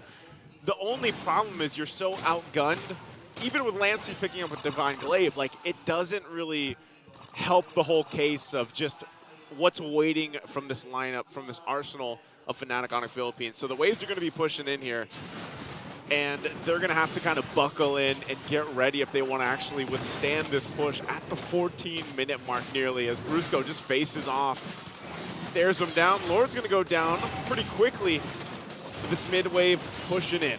Patience game from TNC. They cast a diversion. They're going to send Escalera, but Kirk manages to catch him off guard. Wrath of Dryad will be casted, and the damage from Fnatic Onic is just too much as Escalera will fall down. Now they still have a setup coming in from Brusco plus the flicker. TNC manages to clear out the minions, but that was an effort though from the Phoenix Army. It was just that the damage from Kelra was too much, and the follow-up from TNC is not there yet. Okay, they don't have Escalera for another 10 seconds. And this wave pushing in mid, if Fnatic Onic wanted to, they could actually force this and just try to get the base turret. Escalera will be up. That might be all they get. Oh, here comes the kick and flicker from Brusco. They're going to catch heads off guard as the killing spree will be picked up by King Kong. Kaizen tries to go for Super Prince, but a weak Shadow Kill. Here comes the Spear of Destruction onto Kelra. Kelra uses the... Oh! Outplayed by 3 members of Fnatic Onic. That was an effort, though, from Kozen. Almost, but it's not going to be enough to bring down 1 member of the Sonics. It's not going to be enough, and now the mid turret worked on, taken down. 3 members left alive. And here comes the push from Fnatic. Kirk flickers in. A knock-up once again from Brusco onto Escalera. It's just Lancy and Kaizen left. They're going to manage to clear out the minions and try to salvage the last inhibitor turret that they have. They're still going to respect, even with the lead they have, they're still going to respect the damage. Oh, Kirk! Kirk manages to escape the weaky Shadow Kill, but he's going to fall down in the hands of Lancy, and that's a pickup you want if you're TNC. Even with a massive lead, Fnatic Onic Philippines will not be able to end the game off of that one. The threat potential of the Loyi obviously still there. You would be surprised at how much damage you're able to pump out. And Kaizen was up too, so they only get the 2 base turrets down. Lord is up though. So they're going to do the same thing. Whoa, they're going to send Diversion! Diversion onto Brusco. This time it's going to connect. But look at the damage coming in from Kelra. Might be able to take down Escalera. Here comes the real-world manipulation from Super Prince. Despite the Revitalize, it's not going to be enough to out-sustain the damage of the Sonics. That was the Hail Mary we were talking about earlier. Yeah. You might as well, you don't have anything to lose at this point. Might as well just throw yourself in there with the diversion. And what it does is ultimately it slows things down a little bit. TNC might still be playing around the fact that, hey, let's just go for it. Okay, Kirk. Cast time prevented. Heads as well. But look at the damage. It's just really too much. Kaizen manages to get the Lord, though. Will he be able to escape? Here comes the quad Shadow. Kozen with a Wind of Nature play. Gonna take down 1. Wants to go right after King Kong. But here comes Kirk and Super Prince. Kaizen is still here, though.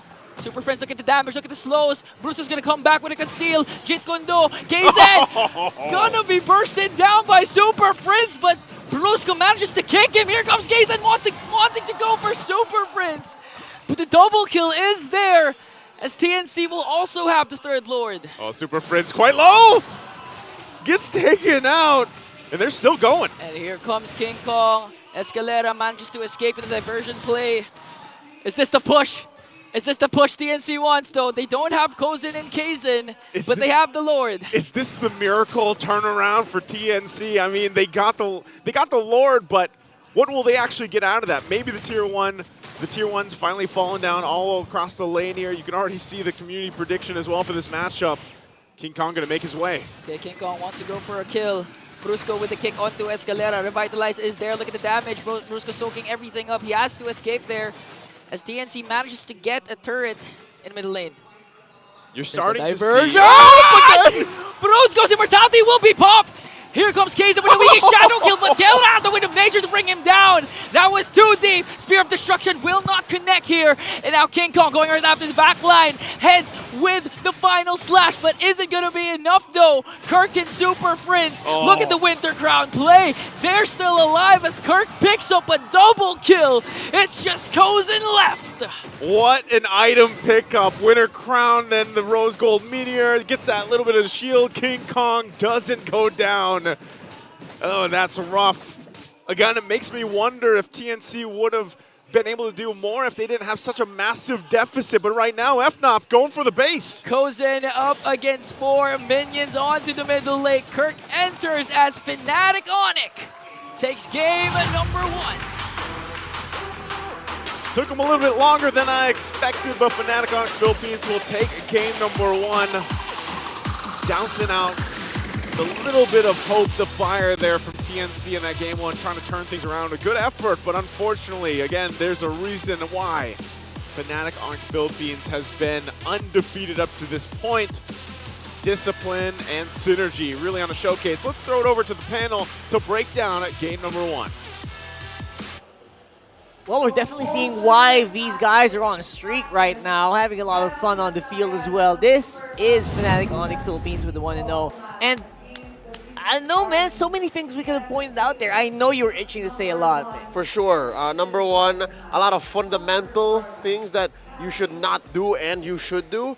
And then secondly, the reason why Eve is so picked right now, not just in the country, but everywhere, piloted by Super Friends. Of course. Look at that. Wow. KDA of 5, 1, and 7. Let's check out his highlight reel. Let's check out his build. Again, 80% KP. Take note of the Impure Rage, the Wilderness Blessing, the Rupture, and then your Flicker, and then the rest is you know, and the Lantern, the G-Dubs. A very early Lantern, by the way. The Ice Queen, yeah. Folks, just in case you don't know, Eve has been picked up very, very strongly in MPL Indonesia. Yes. And teams that are on top, like Team Liquid ID, RRQ Hoshi right now, 1 and 2 respectively in the league, play a lot of Eve. They are playing and it. The reason why is because of this right here, specifically. Eve is so good at zoning, and you'll see maybe in a clip elsewhere, Eve is so good at protecting herself.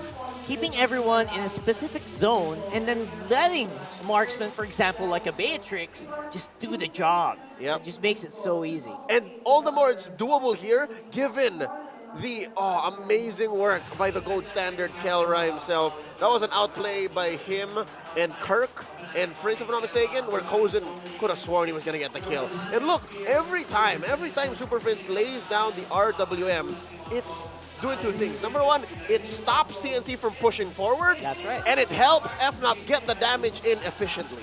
And efficiency was exactly the reason why I think we reached 11,000, 12,000, 13,000 gold deficit here against TNC for FNOP, man. It hit a fever pitch wherein TNC could not make any legal plays. Like, of course, as pointed out by Jose Ing, and he said, oh no, this is where you go for the Hail Mary play. Yeah, you keep throwing those Hail Marys. Pre-Lord fight, when you can afford it. No. That's right. The way FNOP is built, the way they have the Cho and the Ruby and the Eve as a nice little sprinkle on top, makes it impossible for you to just suddenly pop up behind your enemy and say, we're going to take you down. No. The zoning in FNOP allows for them to answer the Luis diversion by, again, the battle spell on Super Friends. And in the scenarios where they do pop up behind them, they get punished so hard, man. Right. The punishment feels like they should not have made some of these plays. Yeah. That's what you were referring to earlier. Those are the don'ts, right? Yes. Those are the don'ts. So TNC tried to go for plays they shouldn't have, but just the same, we have to call a spade a spade.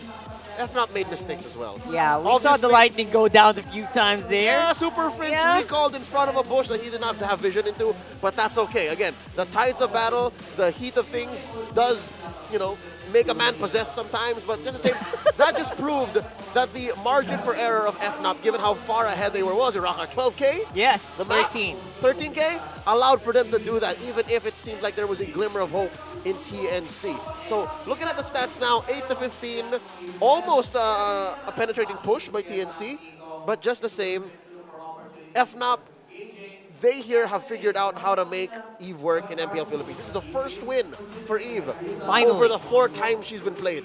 Now you have 25% win rate, Eve. Good job. And again, it's behind the Super Friends, the guy who just seems to find these uncanny timings to actually use the real-world manipulation. And I guess the practice with is just make sure that the Beatrix is alive. Yep. Make sure that their front line is slowed down. With that real world, with that Ice Queen wand, man. Which makes it all the more a beautiful setup. Given that their only true damage, I don't want to say true damage, their only real reliable source of damage are two things. The Beatrix and the Nolan. That's right. So, damn if you do, damn if you don't. It's double jeopardy for your opponents. It's a catch-22. If they hit you with the RWM, they put you in where the Bea gets free hits, or the Nolan will halt you down. It's more easy for King Kong to say, I'll put myself here, pop you because I know which corner you're in. That's right. Or which corner you're exiting from. And on the flip side, if they're chasing the Nolan, oh my goodness, Kelra loves that. Kelra asks you go ahead, chase that Nolan, and we're going to give you a fun time. And yeah, a fun time was had here by FNOP for sure. Again, inside and outside the battlefield. I saw that, man, they were impeccable. And for TNC, man, I think we could. They tried. I hope we could say the same. I hope we could say, oh, TNC also had fun, but there were moments wherein, oh, so close, and what were you doing? Obviously, we're not saying there's dissent among the ranks on TNC, but in dire situations like this, wherein your opponents are giving you nothing. Again, what was that, Rockhard? It's demoralizing. 13K? 13K, man. And you can't make a play given that your lineup is very good at that. Your draft is also very good at that. Cross-map draft, right? Oh my goodness. I don't know. It's hard to, maybe you guys can let us know how you think TNC should do this, but for now, let's throw it over to the audience area. I think we have an interview here with Mara Aquino right now. Here for Smart Community, we're featuring the Phoenix Army represents... Hi, I'm Carlo and I'm the community leader of TNC. TNC! Always nice! O para sa ating mga Phoenix Army, ano ba dapat abangan sa booth nyo? At kapag nanood dito sa MPL Arena, what's up? Sa booth po namin, meron po kaming mga merch na jacket. Yes! Meron din po kami ng hoodie. May bagong May swero, ang lanyards. ganda nito. Nice and white. Ano pa? May lanyards. Tapos pag nanood po kayo dito sa MPL Arena, pwede po kayo sumali sa 5v5 ng Infinix booth, Fancy Laban, where you can win skins or diamonds. Meron din kayong towel dito na-touch ko na to. Napaka-soft. Ang lamig dito, sabi nga nila parang hotdog tayo sa freezer. O pwede tong gawing blanket. Pwede siyang pamunas. Ang daming pwedeng gawin dito sa towel na to. O di ba may bagong recall kayo? Yes. Okay, ibenta natin sa lahat ng ating mga manonood yung recall natin. Sa mga wala pa pong recall nung TNC, kunin nyo na kasi may recall na kayo, may emote pa habang nagtitipi. May emote. Anong itsura ng emote? Paano? Ay, nagawin mo sa face mo. Ayun, ganyan. O, paano naman sa mga groups, sa mga nanonood online, how can they join your group? Sa Facebook po, we have an official Facebook group of the TNC Pro Team ML. So, TNC Phoenix Army. You can also join our messenger group chat. Sabi lang po kayo dun sa group. O, nagre-reply ba to? Nagre-reply ba si Wolf sa group? Opo, nagchat-chat po sila doon. Nagchat-chat sila lahat? Opo. Pwedeng mag-chika doon. Okay, sige. Invite mo sila na supportahan ng ating Phoenix Army. Manood dito ng live. Let's invite them here sa MPL Arena. Hi guys. Please continue on supporting the Phoenix Army. Nood na kayo dito. Maraming prizes. Mag-enjoy kayo. Ma-meet nyo yung mga players. That's all. At saka may Fancy Laban, di ba? Yes, may Fancy Laban. Fancy Laban, pwede kayong sumali doon. May tanong ako. Bakit nag-shave si Wolf? Alam mo ba? Hindi po pero gumapo. Gumwapo. Feeling mo, kayo din ba? Feeling niyo ba gumwapo si Wolf na wala na ang kanyang facial hair? Tignan natin kung ano nga ba ang sasabihin ng ating panel mamaya. So, sa pansiklaban natin ngayon, di ba? Sino ba pwedeng sumali sa ating pansiklaban? Sa Fancy Laban, any of the fans, pwede kayo sumali. Any? As long as fan kayo nung team, tapos, ayan, buo lang kayo ng 5-man, palista kayo sa Infinix booth, maglaro na kayo. Ang saya, anong makukuha doon? They can win skins or diamonds. Skins! So, we love diamonds and skins. Win or lose, may prize sila na skins or diamonds. Paano ba makukuha to? Kasi nakikita ko yung iba meron. Parang may gusto kong iwagayway to buong game. Paano? Punta lang po sila dito sa venue and pwede po silang umiram nito sa amin. Alright, ngayon ready na ang ating panel. So tulungan mo ako sabihin natin pasok. Alright, 3, 2, 1. Panel, pasok. And we're going in. That feels like a very different Wolf. Almost feels like he's from a different era. Wait, that was Wolf? That was Wolf. No, I'm just kidding. Yeah, it is Wolf. That's a much younger looking Wolf, but just the same, if you've seen him that way, you know that things have changed. A lot has changed, and you know what? Times are changing as well. And I wonder if that is going to be the case here with Eve coming into her first victory of the season. Again, aforementioned, she is effective elsewhere, and I just think it just came time that the draft was perfect and the execution was perfect. So it's these three things that come together here that awarded her first win in the hands of Fnatic Onic Philippines, in the hands of Super Prince. An MVP performance at that. And I would say, you know what? There's more. I feel like there's more here. Maybe draft a more solid front line, and this could have been this could be a lot more dominant. I know it's already dominant, right, with the Cho and the roam, but someone else can maybe roam it up. And I feel like I'm already coming up with wombo combos in my head. Yeah. Eve with the Wrath of Dryad sounds like an impossible pit to escape. But for the meantime, let's go over to the pit where everyone is doing the smart gameplay pose. It's Super Friends, our MVP for match number 1. All right. And this guy kind of looks like him too. Oh yeah, what? No, there you go. Right hand temple, left hand come at me. Other way around, folks. There it is. This young man's doing it right. I like that one. All right. And that guy looks like Super Friends with a beard. I think this guy with a stash. With a stash. Yeah. You put a stash on anything, That's it's just the guy. better. Oh, That's the guy on the stadium. do it. Bang! Oh my goodness. He looks like he play Mean Eve too. And I mean Lu Yi. And Faramis. And Lilia.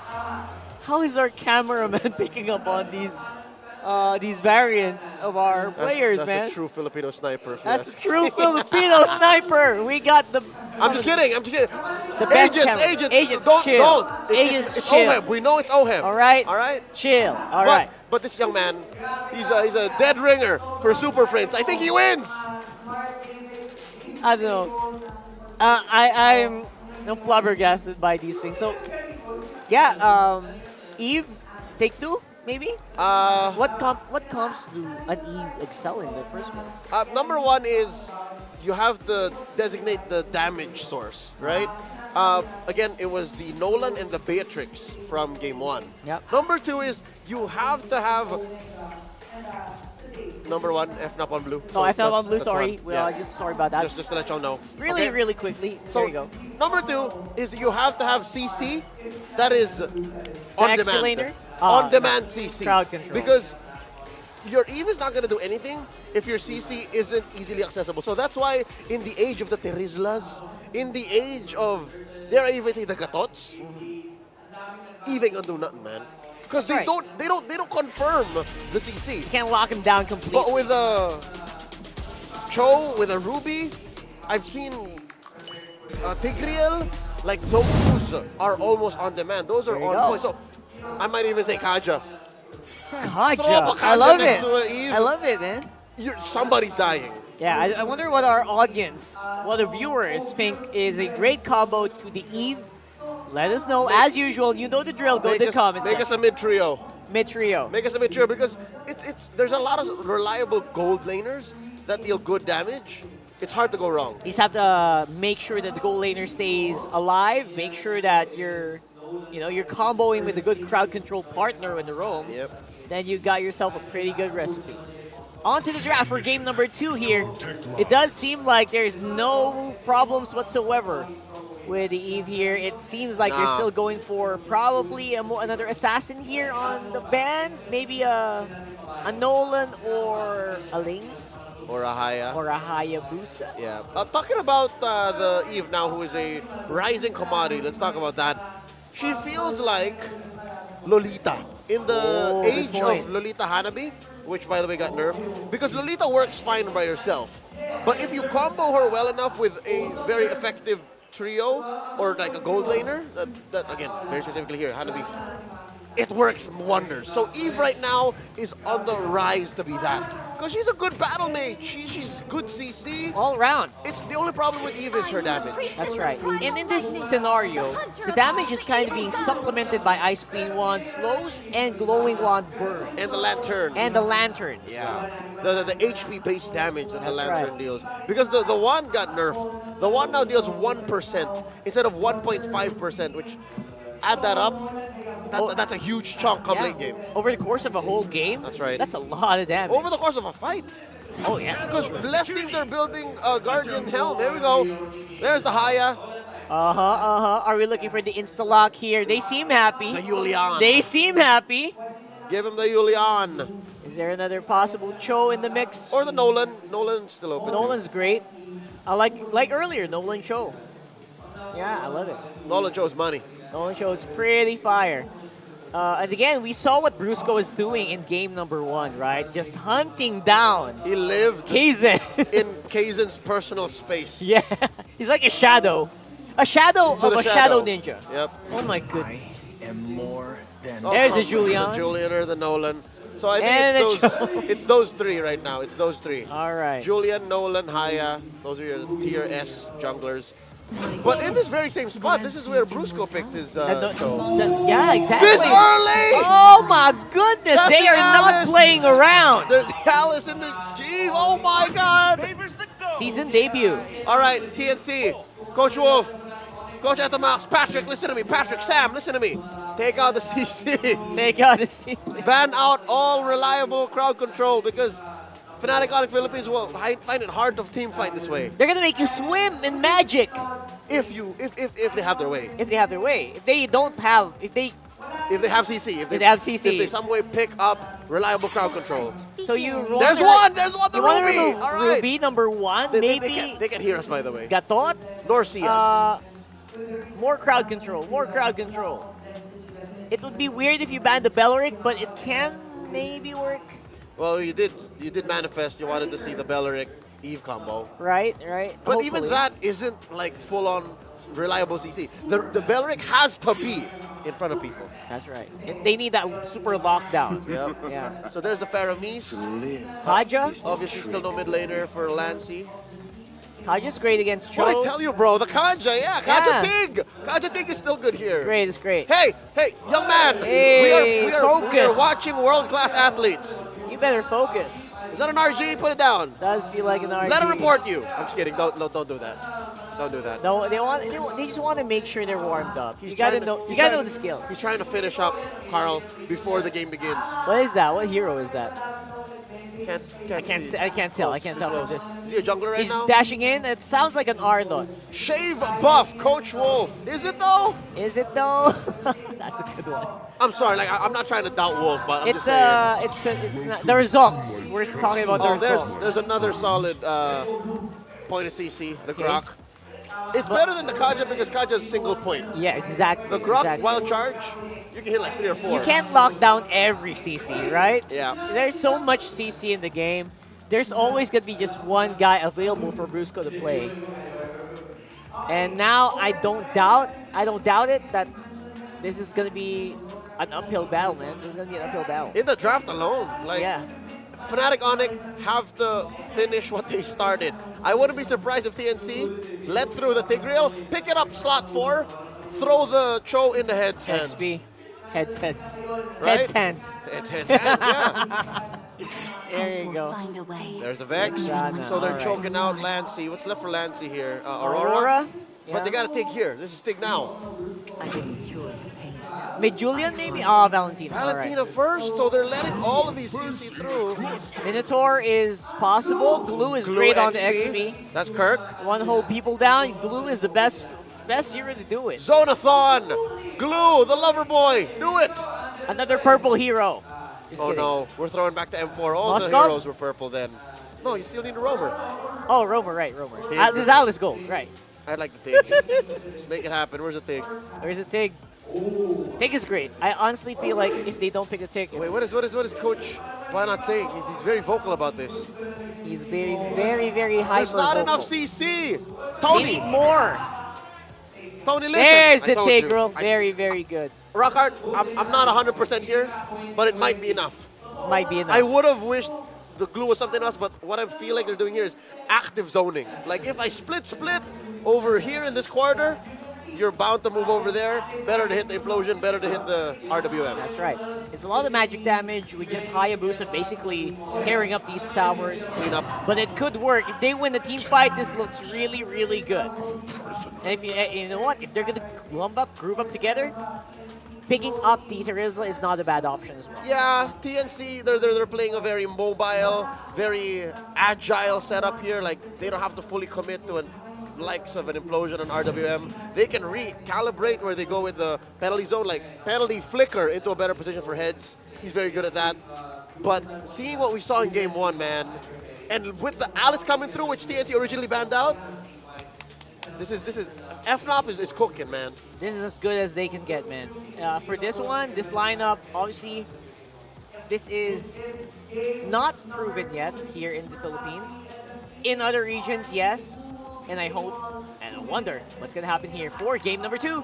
Let's throw it over to our casters. Nice doing it. Jose. It's It's Jose, and Jose once again, thank you for the breakdown. And yes, let's see if TNC truly is cooking, or maybe it's FNOP this time. Yeah. Again, two interesting lineups that we're going to see this time around. And also, I love that, yeah, Kelra, you just saw a little glimpse of it, is bringing the Alice back to the gold lane here. Ingan, how are we feeling about both lineups? I mean, the gold lane Alice, we've seen it numerous times before, but this time with the recent adjustments to Alice, max mana, much larger now, plus the mana regen. So you know Keller can just spam the skills, especially early to mid game, and dominate early game compared to Kozen with the Claude. Although Claude, though, there's an adjustment, no more mana needed as well. Yeah, no more mana needed, you know, and yeah, I was curious too, because I know you and I were hearing this, and I know the panel mentioned it, like, Coach Why Not was intense, you know, through the draft. So I wonder if we could, it would be great if we got a mic check during the draft. Obviously, we can't get that, but, and I'm wondering if that is what led to this lineup that we're going to see. Maybe it ends up working some wonders here. Kirk, too, as well, on the glue, another pick that you don't really see too often in the XP lane, but this could all end up being a great synergy lineup. The way things might fall into place, especially with the Alice once again coming through the gold lane. Yeah. But TNC, I mean, even for TNC, they've got a lot of great picks here. Oh, mid lane. Here comes King Kong. Brusco flickers in with a Sacred Hammer to bring down Kaizen. There's the first blood. Action-packed right away as Escalera tries to work on Brusco. One more hit and he successfully makes a trade. Yep, that's a trade there, but Kaizen, the jungler, goes down for Brusco over on the other side of the roam. So, interesting trade, but all this, the glaring point of it is the fact that we have seen for this week alone in Week 6 what happens when that first blood does go in the hands of a Hayabusa even. We'll see if it's stopped here. TNC's taking this turtle. Okay, Brusco wants to go for the Sacred Hammer stun onto Kaizen as Lansdy has his own implosion play, but still TNC manages to get the turtle. Here comes the trade from Fnatic, but Brusco will fall down. Kaizen as well. And look at the penalty zone coming in from Heads. Trying to bring down King Kong. Was able to cast a Wiki Shadow Kill onto Escalera, but the kick coming in from Escalera and a shutdown onto King Kong. And that's what you want if you're TNC. That was a whole lot, man. Yeah. That, actually, the way that all played out, great for TNC. They get the objective. They got the kills, too. King Kong did go down. I love that lightning bolt. I love to see it. Grab the emotes while you can, ladies and gentlemen. Or ask from, Leo or Rockhart. Wait, they have a lot of diamonds. Just message their pages. You can't gift them, right? I think that's why you asked them. Well, trying to ask, but let's look at this vintage Kelra. Alice is the 4th most played hero of Kelra. He has played the hero 19 games with 57, almost 58% win rate throughout his MPLPH career. Kelra just showing his versatility, his unique picks, along with the Ruby pick that we all know Kelra loves to use as well. And this time TNC off to a better start compared to game number 1. They're more proactive instead of being very defensive. You know, most of the time, game number 1, it was just really a waiting game, waiting for the perfect Hail Mary setup. But this time, they're even the aggressors. I think that's what you have to do. I don't know, man. When I look back and try to recall... Oh, hold on. What an implosion play, and Escalera tries to stop it with a stun. Kozen goes in with a blazing duet onto Brusco. He's going to fall down in exchange for Escalera and Kaizen, and Kelra picks up a kill as Kirk manages to walk away with split. Yeah, he's on out of there. Super Friends here holding off Lancy, but again, a trade at 1 for 2, and still the action up on the top side, forcing Kozen to be a little bit defensive here, trying to build up on this Claude too. The interesting matchups, the Claude versus Alice, but Calro for the most part, and mind you, he also has the Festival of Blood emblem, the tier 2 there, so he's just going to be able to kind of scale up really well. He already picked up the Clock of Destiny too.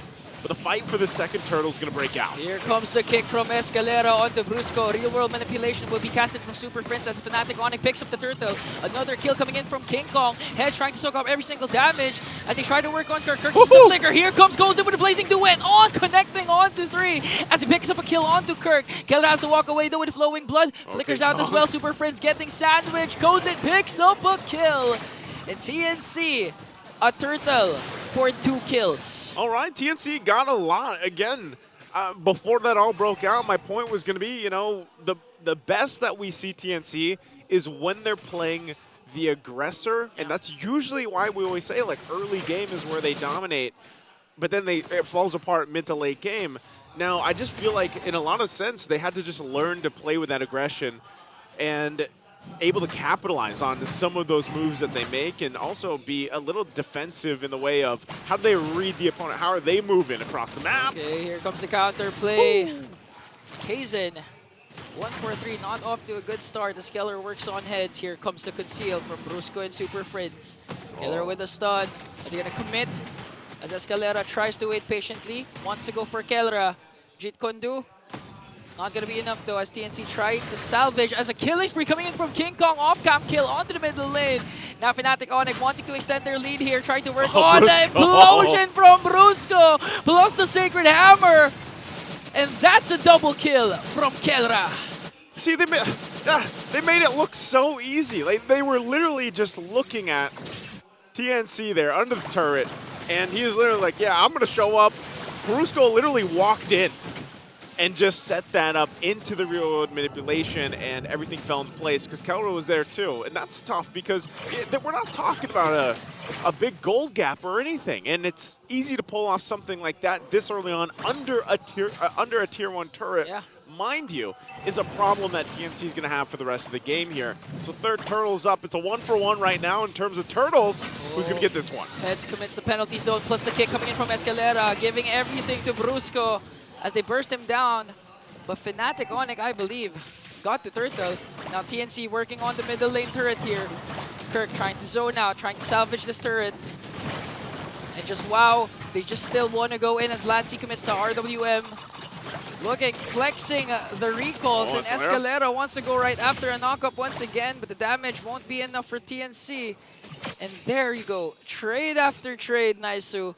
We've seen this. Fnatic Onic will secure the third.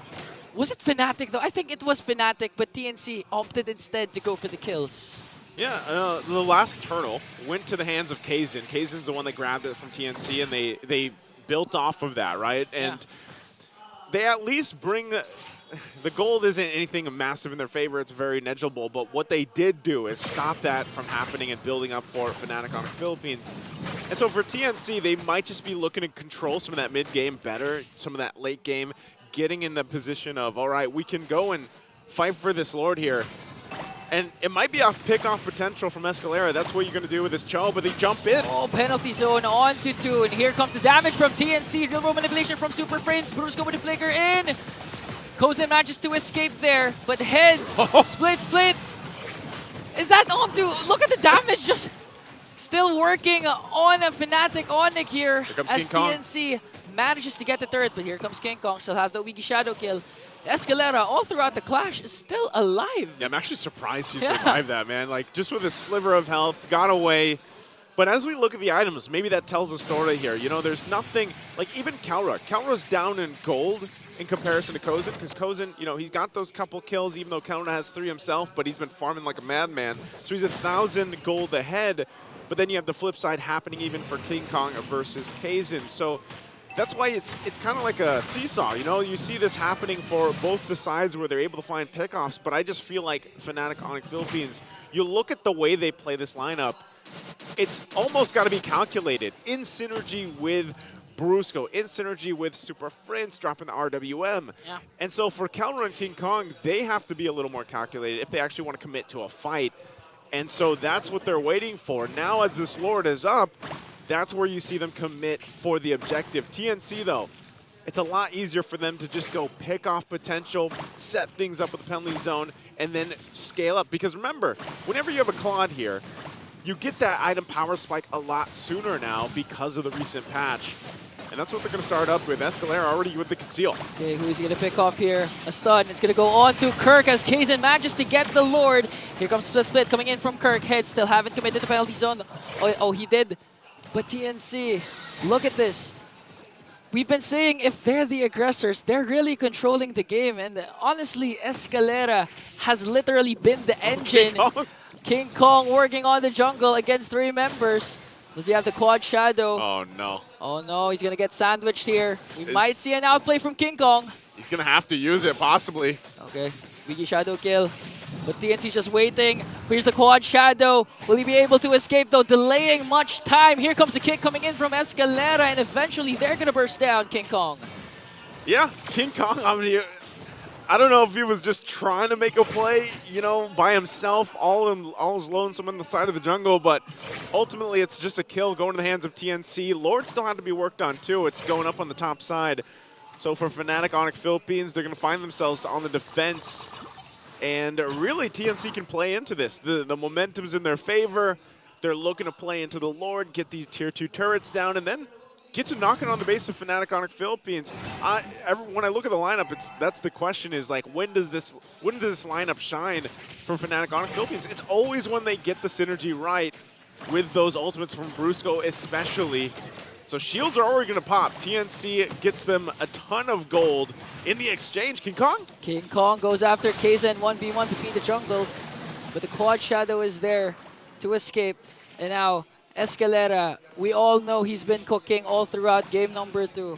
One crucial pickoff from Escalera with the Way of the Dragon can actually end this game early on, because so far Kaizen has been activated 3-0-3. Looking at the gold lead compared to Kelra, that's 2K up against an Alice. 2K, so I'm wondering, you know, like, was this Alice? It's great to see, but was it the best choice in terms of this match in this game number 2? Kelra, obviously, he hasn't died, you know, so you can't discredit that. He's close to building next item, too. He's already got the 3 locked in, or he's got the 2 locked in. BOD also picked up by King Kong. Waiting for that Holy Crystal, and I don't know, maybe that's the moment, but Escalera. Here comes the kick to burst down Brusco, plus the real world manipulations, all ultimate casted. Blazing Duet coming in from Kaizen with the Winter Crown play, but here comes Kirk with a split, and the shutdown onto Kaizen in exchange for Kirk. And if you're Fnatic Onic, that's favorable to your team. Wow. So very close, but also, like I was just saying, if Kelra had the Holy Crystal, I know he survived, but barely. King Kong's still here. Mid-side, I mean, they lacked a little bit of the damage to cap things off. And that's because when you look at the lineup that Fnatic Onic Philippines has, if Kelra is able to get into that zone where they're all bunched up, you know, and TNC's clumped up in a choke point, then that works for them. But still, he needs time to build up on the items, needs that extra magic damage and the penetration eventually. Right now, they're just kind of having a tough time at capping out kills. Right now, though, the fight for this Lord. Here comes the penalty zone for the split from Kirk. Escalera onto the back line, but the implosion play as Kaizen gets the Lord. A pick off onto Escalera. Here comes the conceal coming in from Fnatic Onic as they try to work on heads. Heads will fall down. The mega kill coming in from Kelra. And now another trade. A 2 for none, but TNC manages to get the Lord. They got the Lord. TNC again. They'll continue. I mean, even with that one, they're going to lose some turrets because of this little swing that Fnatic Onic does after the, you know, team fight. The skirmish broke out, but TNC's doing the right things. They're getting the objectives. They're trying to play into it. They already got the shields earlier on from the base in the first push, and now they're also starting to pick up some of these defensive items. You got 3 Winter Crowns over here, so even if Fnatic Onic gets that setup that I was just talking about, then at least there's some defensive options for TNC, and that's the thing. They might actually be able to win this game here and get to a game number 3. But Fnatic going to go ahead and try to work and clear out the Lord in the mid. Okay, Brusco, Escalera charging his Jin Kundu. Here comes Kirk. And look at that, Blazing Duet coming in from Kaizen. Oh. He has to walk away though, as they manage to bring down Kaizen as well. Look at Lancy, heads all of a sudden, TNC is falling apart, and Fnatic Onic manages to catch Escalera also as King Kong picks up a triple. What just happened? I mean, Fnatic Onic Philippines, they'll just take their time and wait for Kaizen. He's gonna have to defend himself, but he doesn't even have the Blazing Duet. So right now, Fnatic just gonna run it down mid. They've only got this last minion left, but Kaizen waiting for the team to come up. 4 against 1. Kaizen still hasn't have the Blazing Duet as he tries to enter in with a Winter Crown. But look at this. Kirk is gonna get the pick. Here comes the reinforcements coming in for the Phoenix Army. And just enough time bought for TNC to defend the charge from Fnatic. He bought enough time. Kaizen did his job.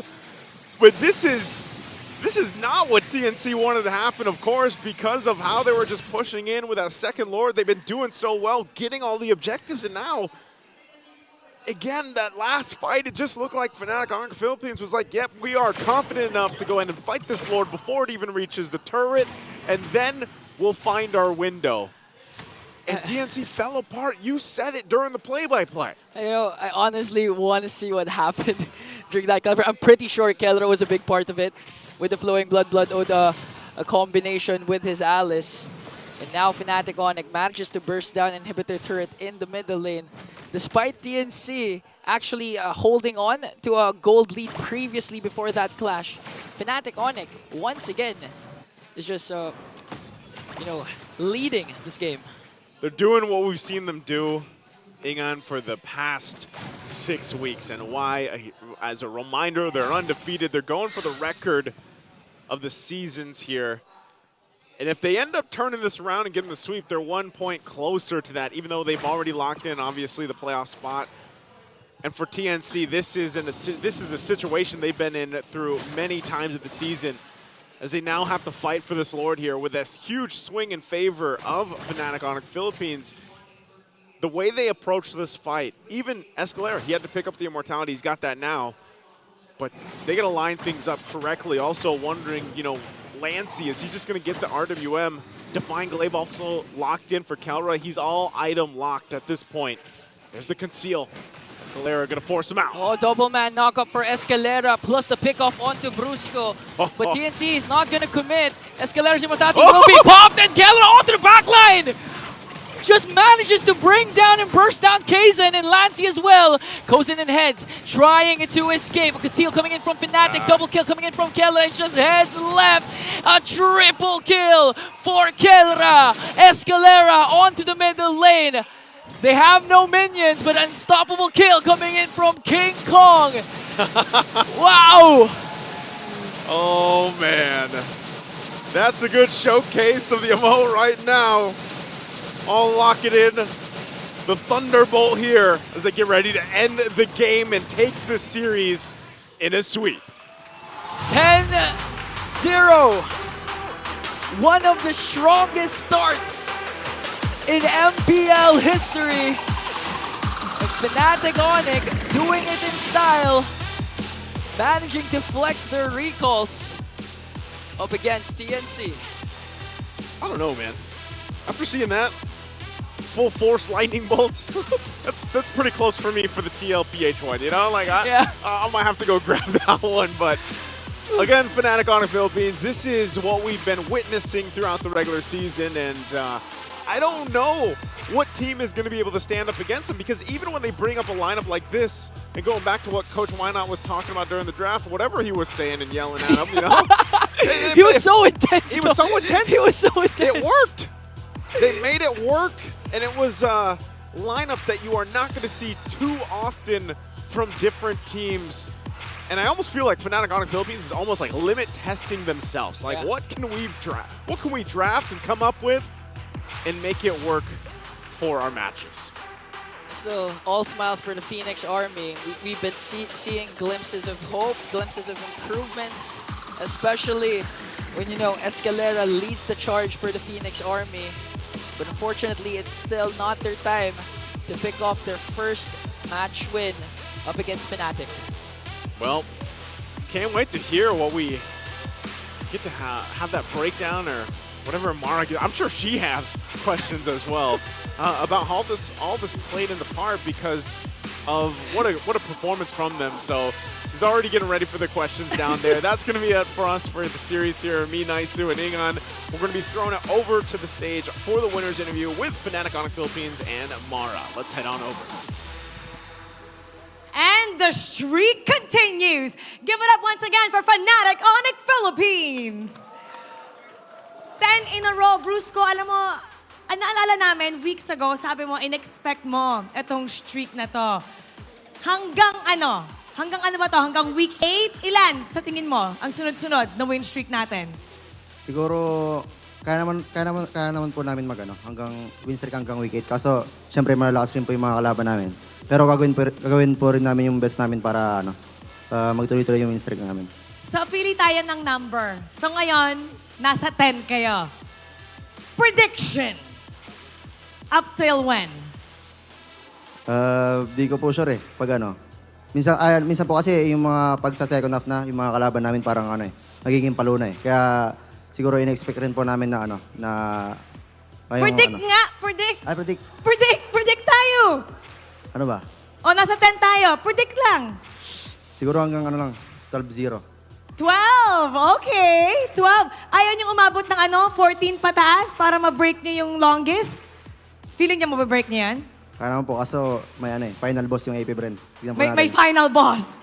Final boss sa AP brand. King Kong, ikaw naman. So ngayon, playoff secured na kayo. Hindi pa rin kayo natatalo. You have games like this one where nasisweep nyo yung inyong kalaban. So paano nyo ba ina-approach each game? Ito ba yung time na gusto nyong nag-experiment kayo? Feeling nyo ba relax kayo ngayon? Or is it still same as week 1? How do you approach it knowing na wala pang nakakatalo sa inyo? Sa opinion po namin, itong week po na to yung pinaka nag-struggle din po kami kasi ang dami na pong team na naka-adapt siguro ng mga ginagawa namin maganda. Kaya sa scrim medyo madaming nakadikit sa amin na team. So ito yung pinaka-challenging week so far. At saan kayo ba feeling nyo na mas mahihirapan ngayon moving forward? Prediction. Yung lahat po ng last na mga kalaban namin, feel ko po makadikit din po lahat. Parang mahirapan din po kami. Tignan natin how they're gonna perform. So far, it's 10-0. At ngayon, ang ating MVP, we're gonna be announcing it. Who do you think it is? May narinig ako na tama. Tama yung narinig ko. Who? Let's take a look at the screen. Calra! Calra, what do you want to say to the Sonics, your super family? Thank you sa, ayun, ulit. Yung sa pagpunta dito sa venue and shout sa inyo lahat. At saka sa mga sumusuporta sa amin and Mabango! tsaka, like nyo na yung page namin, yung pabango namin, DNY Fragrance sa Facebook page. Palaging mabango si Calra, naaamoy ko. At ngayon, meron tayong fan na mananalo ng 3,000 diamonds. Come on up! Hello! Look at this cute girl coming up here. Ay, sinong pinoint mo? What's your name? Isa po. Isa. Isa, sino yung pinoint mo kanina? Who's your idol? Ang crush ko po talaga kasi sa Onic si King Kong. Pero nung nakita ko po kasi sa personal si Kirk, siya na po. Crush mo nung una si King Kong. Pero nung nakita mo sa personal si Kirk, siya na. Okay, yan, katapat mo na si Kirk. Meron ka bang gustong sabihin? Actually, napapanood ko siya talaga siya sa live. And then, pag nagko-comment po kasi ako doon, hindi niya ako pinapansin. So, sana mapansin niya na ako. Since kaharap ko naman na siya. Nanonood daw siya ng live mo. Pero hindi mo daw siya pinapansin. Sana daw mapansin mo siya. Oo, to, pansinin mo na. Anong gusto mong sabihin sa fan mo? Sana daw mapansin mo. Huwag ka tumingin sa kanila. Sa kanya ka tumingin. Uy! Wala sila. Ikaw na. It's okay. It's okay. It's okay. You can say anything you want. Ano po yung... Sana daw pansinin mo anong gusto mong sabihin. Pansinin. Yun daw ang request niya. Pansinin mo siya. King, dalian mo na, King! Kaya po, hindi ko siya napansin nun busy lang po sa mga practice. Oh, busy. Busy sa mga fans na nababaliw sa'yo? Alam mo, sorry, I made a mistake. Ang tawag ko sa kanya before Loverboy. Pero kasi, sobrang shy niya. I think you are the heartthrob. Kasi marami kang pinapatibok na puso ng mga MPL fans. So, ang heartthrob, siya ang heartthrob ngayon ng MPL. Meron ka pa bang gustong sabihin sa kanya? May i-request lang po sana. Uy, may request! Ano ang ating request? Kung pwede ko din ba siya maka-holding hands. Ay, pwede! Holding hands! Okay, holding hands. Kirk, okay lang ba? Okay lang. Okay. I'm gonna take this. Ewan ko kung ano. Patingin nga nung kamay mo. Ano bang meron dito sa kamay na to? Okay, Isa? Okay, please, Kirk, don't let this go until all the way at the end, okay? Ang tagal mo na daw siyang hindi pinansin. Ito na. Isa, Kirk, you may now hold each other's hands. And don't let go. All right, Fnatic Onic Philippines, you may now take your bow and take your walk of victory. Fnatic Onic Philippines, 10 straight wins. At si Kirk, 3-0 din. Lahat ng ating mga girlies here. And I have to say, he seems to be the ultimate heartthrob here in MPL Philippines Season 14. Let's see what the panel has to say about that. Panel, analyze this. Pasok. Some people just win. They just win, man. What a team, what a show, what a fan. I love MPL Philippines. Kirk is amazing. He could have said, no, let's just walk. But no, he said, you know what? Yes, you may hold my hand. You are... If Kirk makes a lot of hearts throb, like that's what Mara said, let's not call him the lover boy, maybe he's the heart throb. The reason why these athletes do so well is because of the fans. That's right. So he said yes to this young lady's request, and we're proud of him. Proud of you GG will guys. play the TNC though, but our MVP here, Kelra. Oh, Rockhart! There's a reason why the Alice was banned in game 1. That's right. It was insane. In this game specifically, where everyone was just being pushed back by the Tigreal, this is the perfect explanation, right? Why the Alice is banned out. There's just very little counterplay to this one. And the fact that they played with the Eve, they picked it up with the Tig. I hate when I'm right sometimes. My predictions suck this week, mind you, but I have pretty solid game sense. The fact that they were able to hold it down up until the point where Kelra was inevitable, and that they were playing up against a lineup that also needed time. They were playing up against a Claude. They were playing up against a Valentina. Like, that's not burst. That is damage that needs to be dealt over time. If you have an Alice and you have the Glue, the Eve, and the Tig, it just spells disaster for TNC, Senor Joe. It's and what was it? At what point did Fnatic Onic gain control? The 12-minute mark? Yeah, basically. Besides that, they were down 6K. They made it look really easy because obviously it took time for this engine to keep rolling. Yep, get chugging. Sorry, to get going. But when it kept rolling, it was very difficult to stop. It was like trying to stop a boulder going down a hill, man. It was inevitable, like you said. It was inevitable. And I love the key pickup here for the Glue. The Glue was... Look at this. Thunderbelt, Dominance Ice, Athena Shield. It's what you needed against a lineup that you know would be very agile in combat. And by picking this instead of the likes of a Terizla or anything else that has like on-point CC, you might have overloaded because the Tigreal was there. The Tigreal was also the perfect pickup. And I bet you guys are wondering, oh, now the Eve won 2 in a row, like in a single match, or we've been trying to make the Eve work for 2 weeks straight. It's picked up often in Indonesia, and we already mentioned this prior to the Game 1 breakdown. You needed the perfect combination of things to fall into place. That's right. And somehow, somewhere, they found it, right? They picked it up. They knew what they were doing. You know, they knew that this needed time, and they made it work. And again, with a very purple lineup. I love how purple this can be. I wish Tigreal had a purple skin. He's chocolate. Ube is chocolate. That's perfect. Yeah. And Hayabusa's licorice. yeah, now what I'm thinking is what's the counterplay to a lineup like this, right? Like, I feel like it has great synergy altogether. The Glue can be kind of replaced either way with a few other heroes The Glue, as well. the Glue was a finesse pick. The Glue was what made it work for Fnatic Onyx playstyle specifically. But, all right, I was going to say, step by step, Rockhart, take it easy. Eve just started winning. But how do you defeat it? How do you counter it? Number one, you burst them out of their minds. Boom. It's a lineup that wants to pick the fights and set it up where they're comfortable.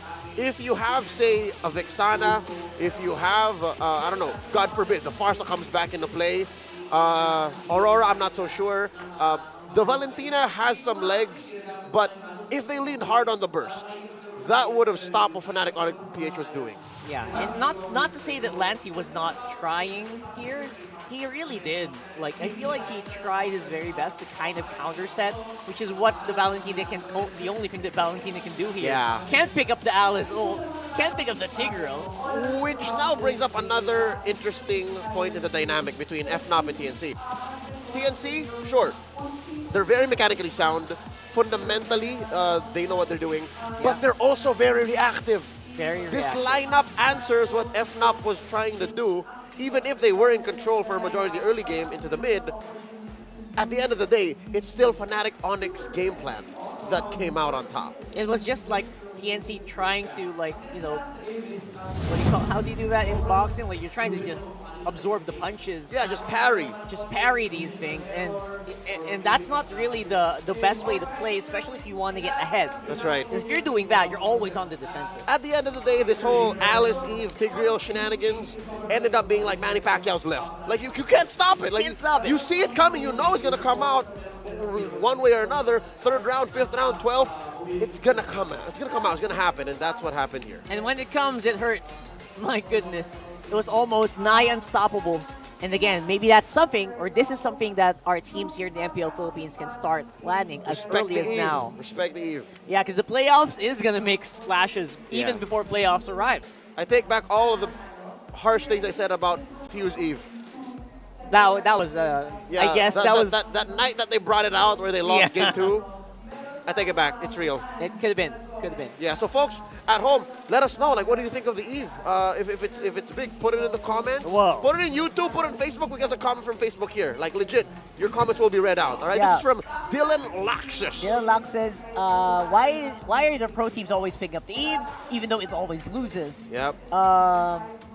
You haven't seen any effective Eves yet since M5. No! Even in M5 it was bad. Even in M5, man. In MSC it Come was on. bad. And 0% win rate Eve this season. Right, well, here, right? But Was. not internationally. No, prior to today it was. It was. And then FNOP just said, you know what, we'll win twice.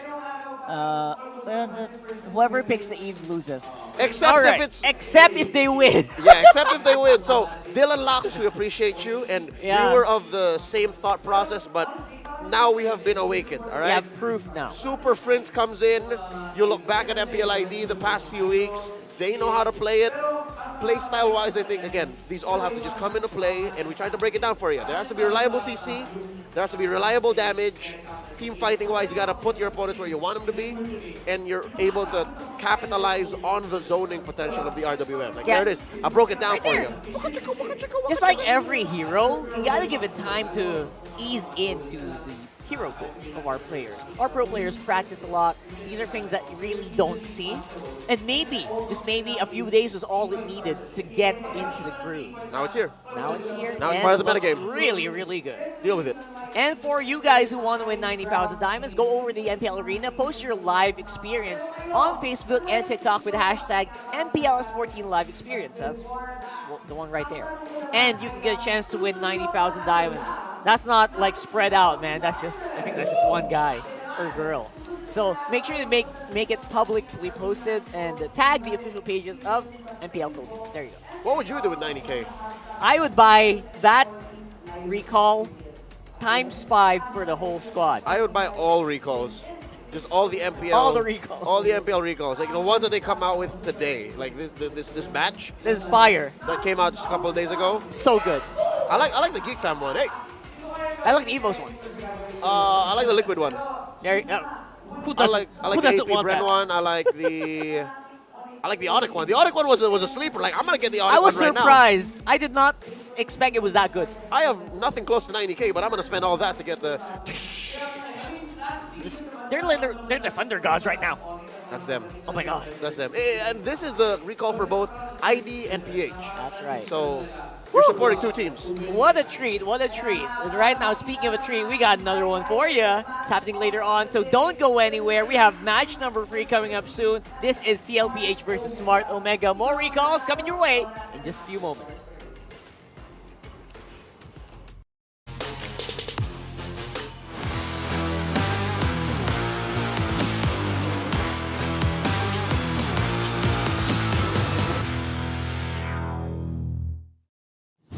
days. Load now, live more today, and tomorrow, and after, and the day after.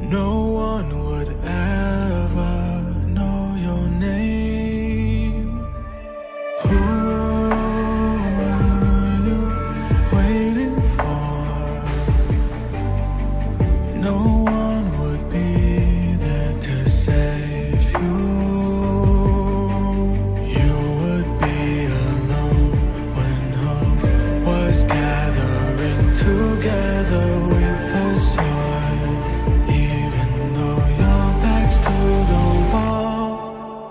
One strike, go cut the monkey mind. Your blade swing one time. When clouds have cleared, sunlight can shine. One strike, the fight is yours. Now feel with your sword. There's endless power once you start. Never lose your heart.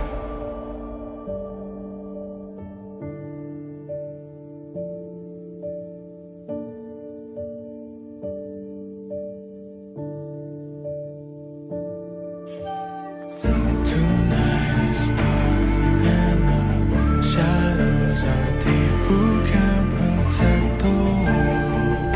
A light of hope shines in the dark. One strike, I swear by people's side. Keep faith just one time. I'm gonna light up all the fires. One strike for my desire, a light up so bright. Each of the power in my heart, I'll defend the world.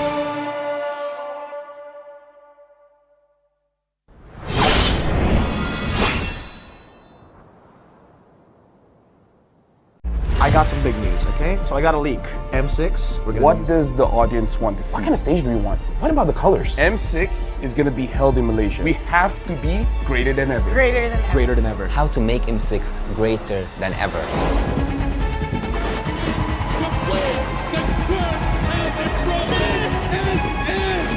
Is the only one left heading the fan. They shut down the dreams of Onic Philippines. Ladies and gentlemen, your M3 World Champions. Winning the game, getting the checkmate, setting everything up. The Curse Breakers, the two-time World Champions. Before we begin, I just want to say thank you very much, gentlemen, ladies, for coming today. We have something very important to discuss here, right? Because right now, imagine yourselves as Moonton. We're the publishers. M6 is going to be held in Malaysia. So I need ideas to make sure that M6 gets good. This time, it's got to be better. Like, it's in Malaysia, okay? We have to be greater than ever. Greater than ever. You know what? That's gonna be the tagline. You like it? You like the tagline? That's a good tagline. That's a good tagline? We went from Join the fight. Join the fight. Join the fight to the top. To the top. Dare to be great. Dare to be great. Be Better. better than great. And now greater than ever. You know what? You're a genius. I'm a genius. You're a genius.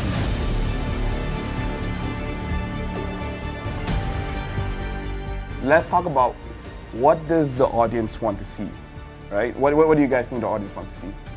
More teams. More teams? How many are we talking? I don't know. But more regions, more teams. How does 16 sound like to you? I mean, it's what we had last year, right? That's true. I'm kind of dumb. Do we want more teams in the wild card or the main stage? Because there's a wild card. Yeah. I'm okay with the 2 slots for the wild card. 2 slots? And then 8 in the Yeah, wild card. 2 slots for wild So card, total for sure. 24. Because I'm a believer that the wild card is a legit part of the tournament. I agree. Do they actually want smart stuff? non-PH versus PH finals, I guess. Non-PH, yeah. non-PH, Oh, PH non-PH. finals. We got that in M5 though. What specific region do you want in the finals? North America. Wow. That one is a bit. Yeah, I don't know about that one.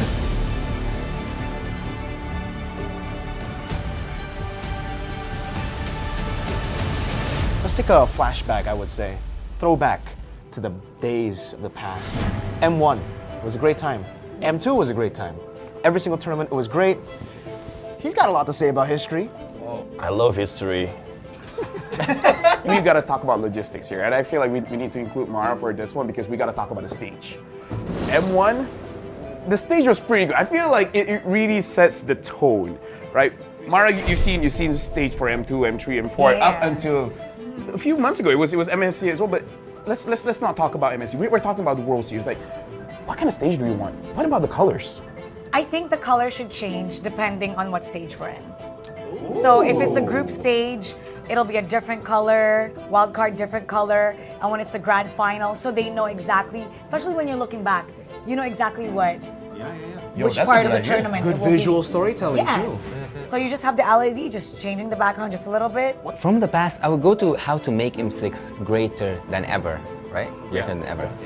I would say that build up a story, because everyone loves a story, a good story to be told at the upcoming M6. So let's say, for example, not just about the players, maybe about the region itself, maybe about a team that struggled so much. We have seen a lot of teams and a lot of regions develop in the previous, I would say, M series, even MSCs and every international tournament that we have. So why don't we focus on building a story that isn't matched to any other story that we have ever heard in our lifetime? I think if we're going to cover story, what about something documentary style, you know? Like something that you're back in M1, you're back in the place where it all began, and you cover some of the talents who have been around since M1, some of the players who have been around since M1, who have been around through several M series.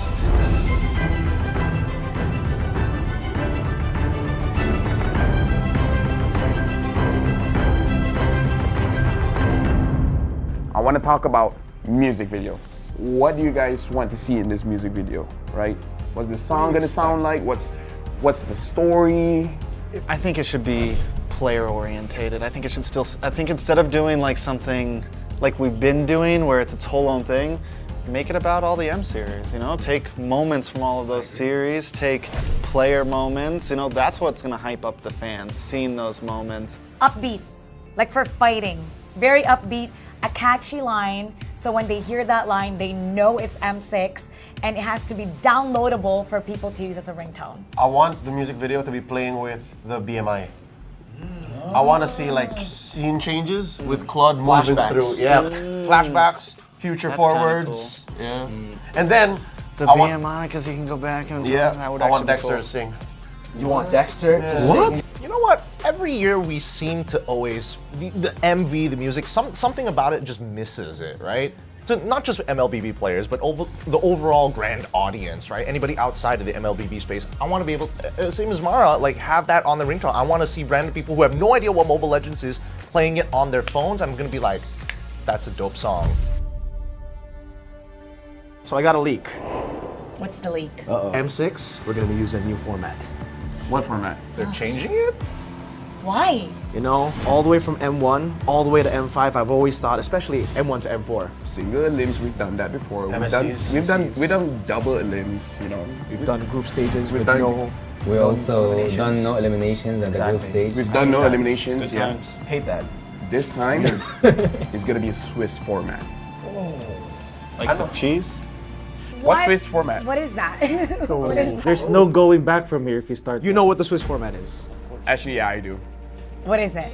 Okay, so let's keep it very simple, right? So for this M6, I'm thinking we're gonna be bringing 16 teams, and then we'll make the total. If you win 3 times, you'll advance forward. Lose 3 times, you're gonna get knocked out. Oh no, you play with everybody. You play with everybody. 1-0 meets 1-0, so everybody starts with 2 groups. Group A, Group B. 8 teams here, 8 teams in B. Then, every single time they have to fight, we're gonna redraw. Wait. That's a great idea. That's a great idea. Wait. Who's doing the redraw? Yeah, who's doing the redraw? I want to know this. Don't worry. Because is it gonna be us? Don't worry. I don't. I mean, I think it should be Mara. No, I think it should be Mara. You know what? I think so too, but I've suffered. I suffer. We have suffered. I cannot draw We know. anymore. So now it's Gideon's turn. Exactly. Yeah. Wolf, Gideon, Wheezy. Whoa, wait a minute. Is we're gonna have Yasu and KB do it. Because we don't want to do it anymore. Me and LaFell, we've had enough. We've had enough. Good idea. So we will do the draws ourselves. You will have You to will do it. suffer the wrath. Is it alright hates if I had all the Filipino teams and the Indonesian teams in one group? You know what? Nah. That's why, you know what? This is the reveal. If the players are gonna face off against their opponents, they should draw. Why put the responsibility on the league ops? Why to put the responsibility?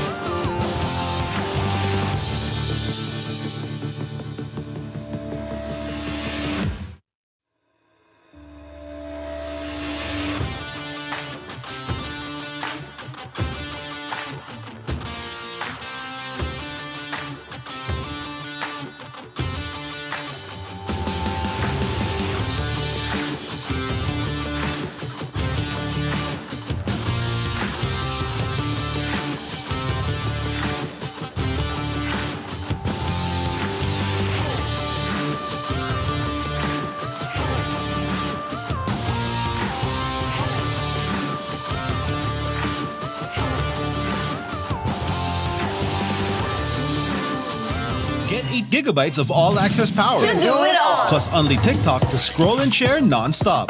Power, work, life, and more. With Smart Power all-access data now up to 90 days. Load now. No signal, no fun. If only you could switch in an instant. But wait, you can with the Smart eSIM. Backed up by nationwide coverage.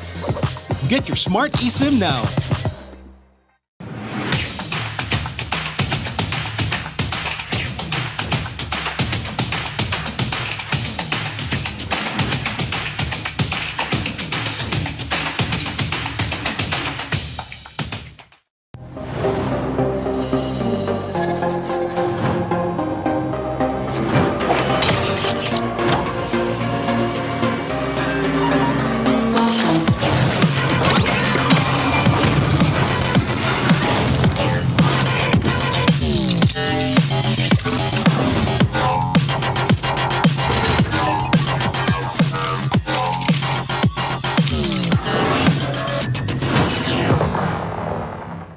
I got some big news, okay? So I got a leak. M6, we're gonna What does the audience want to see? What kind of stage do we want? What about the colors? M6 is gonna be held in Malaysia. We have to be greater than ever. Greater than ever. Greater than ever. How to make M6 greater than ever.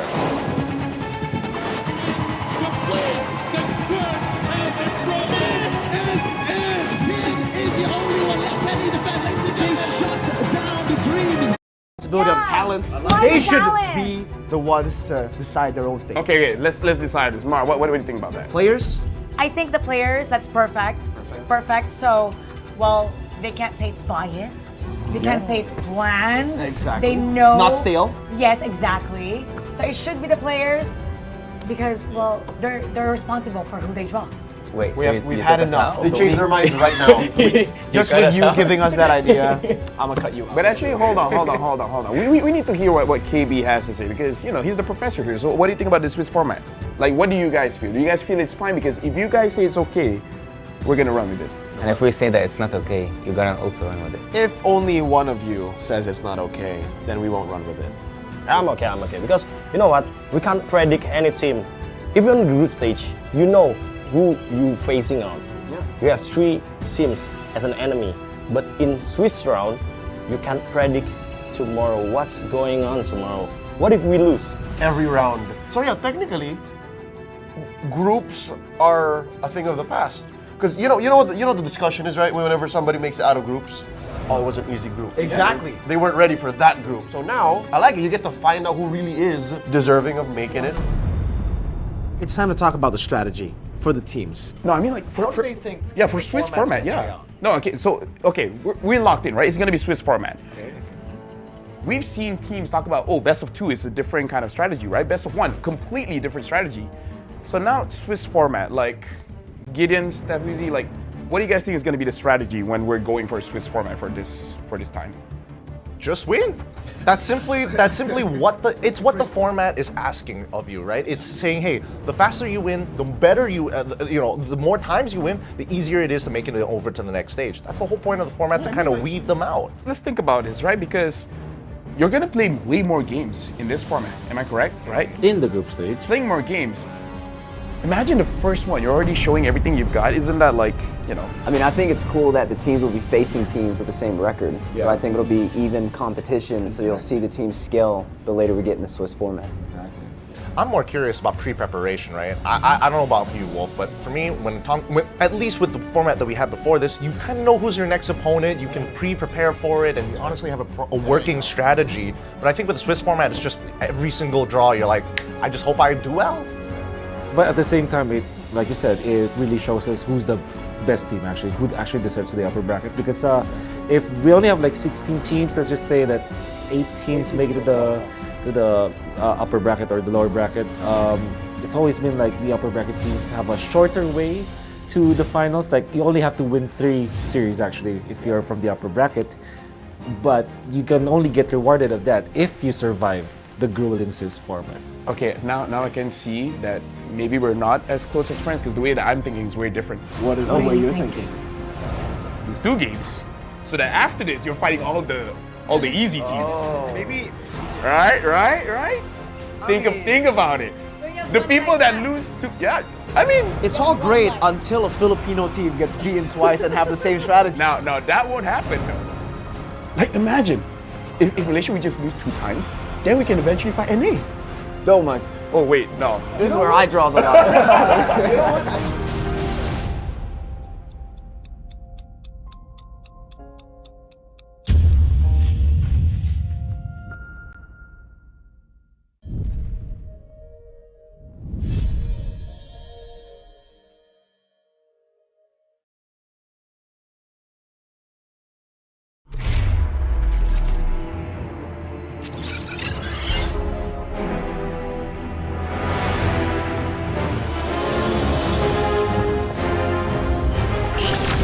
Don't know the power of the dark side.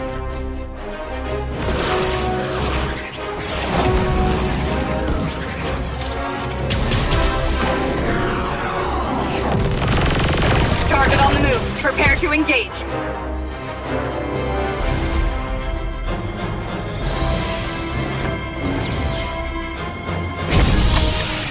May the Force be with you.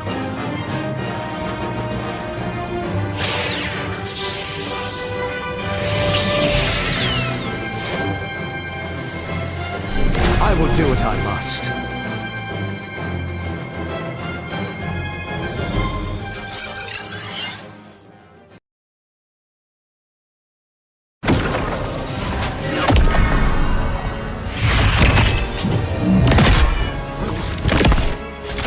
At last, I am complete.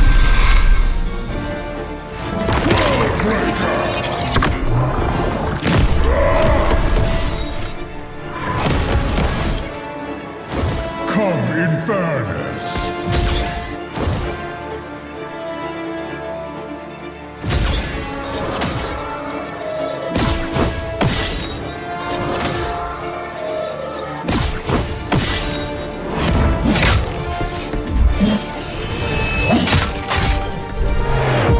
Annihilation awaits. Boundless is my hunger.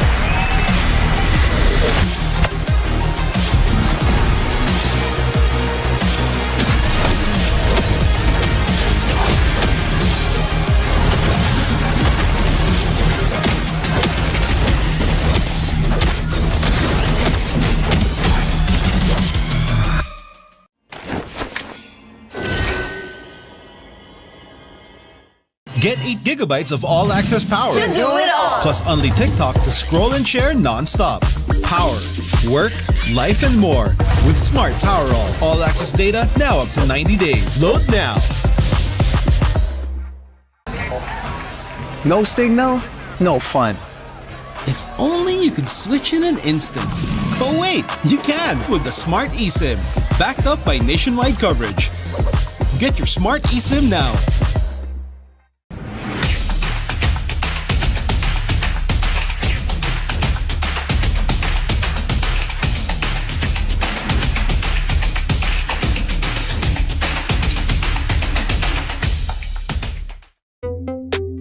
Tuloy-tuloy live selling, tuloy-tuloy content, tuloy-tuloy gaming. With new Smart All Access 99. May 9 gig ka, now for 15 days. Load now, live more today, and tomorrow, and after, and the day after.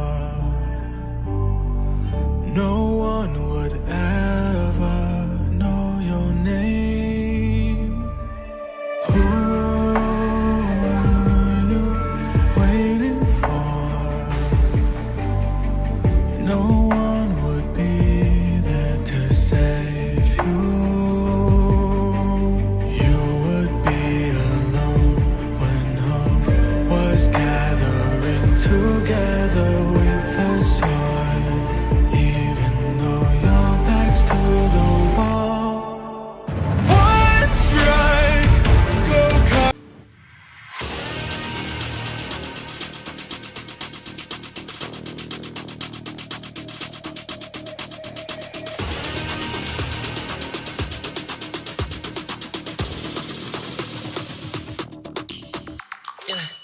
Hit me like I might get over, but you can give me in no corner. I know I can make a comeback, ace this round and finish this game now. Got the power on my shoulders, yeah, you know that I'm a soldier.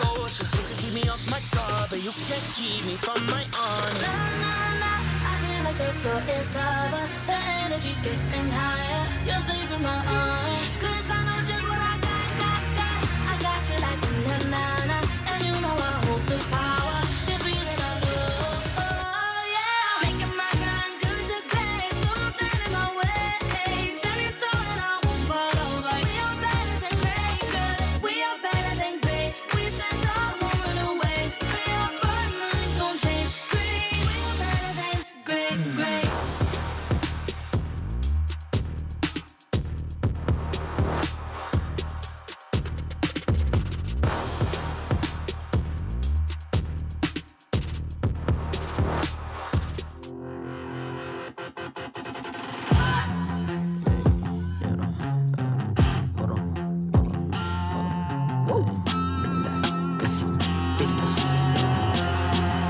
Malakas ng Pinas, malakas Pilipinas, malakas kahit anong lane we become the monsters. Malakas Pilipinas, malakas face the golden sun and ribbon for the 3 stars. Look at us to the top, no ifs, no buts, winning any game para to sa PINAS. Di mo matikin ang aming boses on your level. Nasa kalye man o mobile window, I become a legend. Open fire, we unite, we winners. Built with pressure, the diamonds are made of. Switching a lane na parang gera, HP racing, may reset up. Built tagatang buhat ni Hilda, full load SS parang Laila. Susundan ko ang iyong bakas, kasama patas, tagumpay natin to dahil tayo'y malakas. Para sa Pinas, nasa amin ang alas, hindi tuwa atras. Kinikilala sa taas kasi kami ang malakas. Para sa Pinas, nasa amin ang alas, hindi tuwa atras. Kinikilala sa taas, ganito kami sa Pinas. Wow! Hold on, yeah. Malakas ang Pinas, we are lacking every beat, no surrender, no retreat. Pag nagsama-sama, just imagine what we can achieve. Lacking every beat, no surrender, no retreat. Giving 100 all my all, cause we just cannot be defeated. We are unstoppable, immune and invulnerable. Ready ang equipment, lahat frozen, malak crowd control. Pakita ko na jab like beast of the southeast. Taas sa watawat, proud and loud, cause every enemy we devour. susundan ko ang iyong bakas, kasama patas, tagumpay natin to dahil tayo'y malakas. Para sa Pinas, nasa amin ang alas, hindi tuwa atras. Kinikilala sa taas kasi kami ang malakas. Para sa Pinas, nasa amin ang alas, hindi tuwa atras. Kinikilala sa taas, ganito kami sa Pinas. Wow!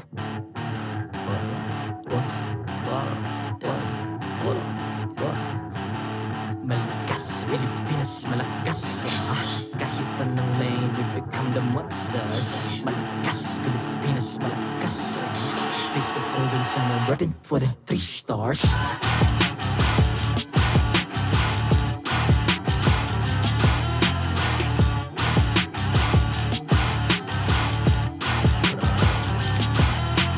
Ang lakas ng Pinas, reunite, be the stars. Ang lakas ng Pinas, reunite, be the stars. Ang lakas ng Pinas, reunite, be the stars. Ang lakas ng Pinas, we the stars. Ang lakas ng Pinas, reunite, be the stars. Ang lakas the Pinas, we unite, we the stars, ang lakas, the Pinas, we unite, we the stars, ang lakas, the Pinas, we the stars.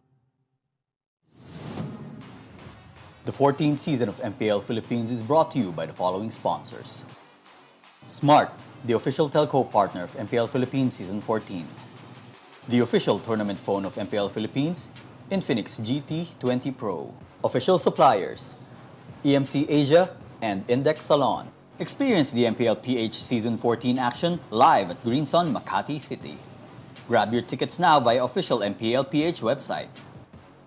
Don't miss any MPL action by following our official Facebook and subscribing to our YouTube channel. Follow MPLPH on TikTok for more content. And to ensure the equality and fairness of our games, MPL Philippines is also monitored and supervised by the Games and Amusements Board.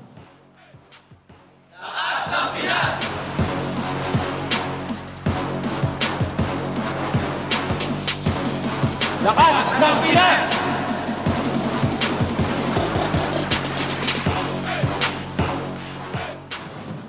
Patay na to. Kaya. Pwede tower ah. Tower. Oh, Yuri yan. Nilahin ko ngayon, nilahin ko. Nice one. Walang. Clock yun, mamatay. Yeah, balik. Clock yun. Triangle. Iyan o. Puro mid. Shadow. Ikat sa kita din. Gina. Ladies and gentlemen, welcome back to the English desk here for the last match, the highlighted match of day number 2 here, week 6. Again, I'm Naisu, joined here on desk with Ingan. And, forget the mic check. Did you guys see that emote? Wow, the recalls. emote, the recalls. Yeah, Burrito was actually saying that if you're alone using it, it's mid, but if you're 5-man using it at the same time, wow. Think about the whole team. Think if your opponents had it too. Yeah. You know what? But yes, last match, if you guys missed it, you've seen it right there. FNOP, they extended the winning streak now at 10-0. They're getting near the record, of course, for the league. And it's looking pretty good for them, man. Fnatic Onic Philippines 10-0. Like I mentioned, Falcons AP Bren still there at the 7 points. Both those teams have locked in their spot for the playoffs. Yeah, and of course, Aurora, MLBB, Smart, Omega, TLPH, RSG Philippines, Blacklist, and TNC Pro Team still have a lot to climb, still have a lot to do to secure their playoff spot. And if I'm correct, if Smart Omega wins this, they're going to secure a playoff spot today.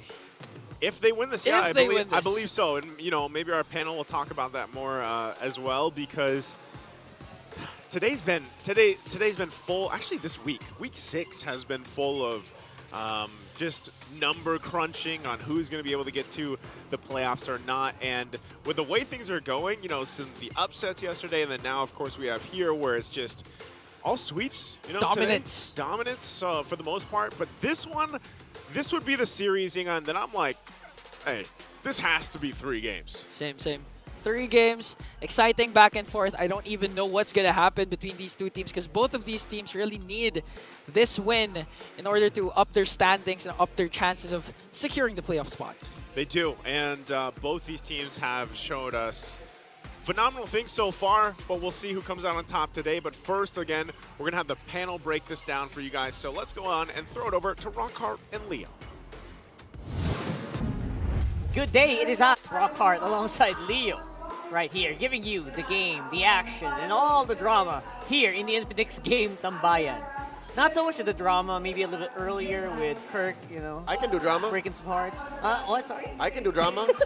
You can do drama. Yeah, there's a lot of drama in this matchup. Again, the story, the history between Team Liquid Philippines and Smart Omega. Again, the fact that if Smart Omega wins, they secure a playoff spot. Rockhart, last season, season 13, was the very first season in the history of the franchise that they did not make it into the playoffs. And Smart Omega is a storied franchise. And it did feel like that kind of just dug into Smart Omega. Like, guys, we can't let this happen again. This is not who we are. And look at them now, just winning a lot of games.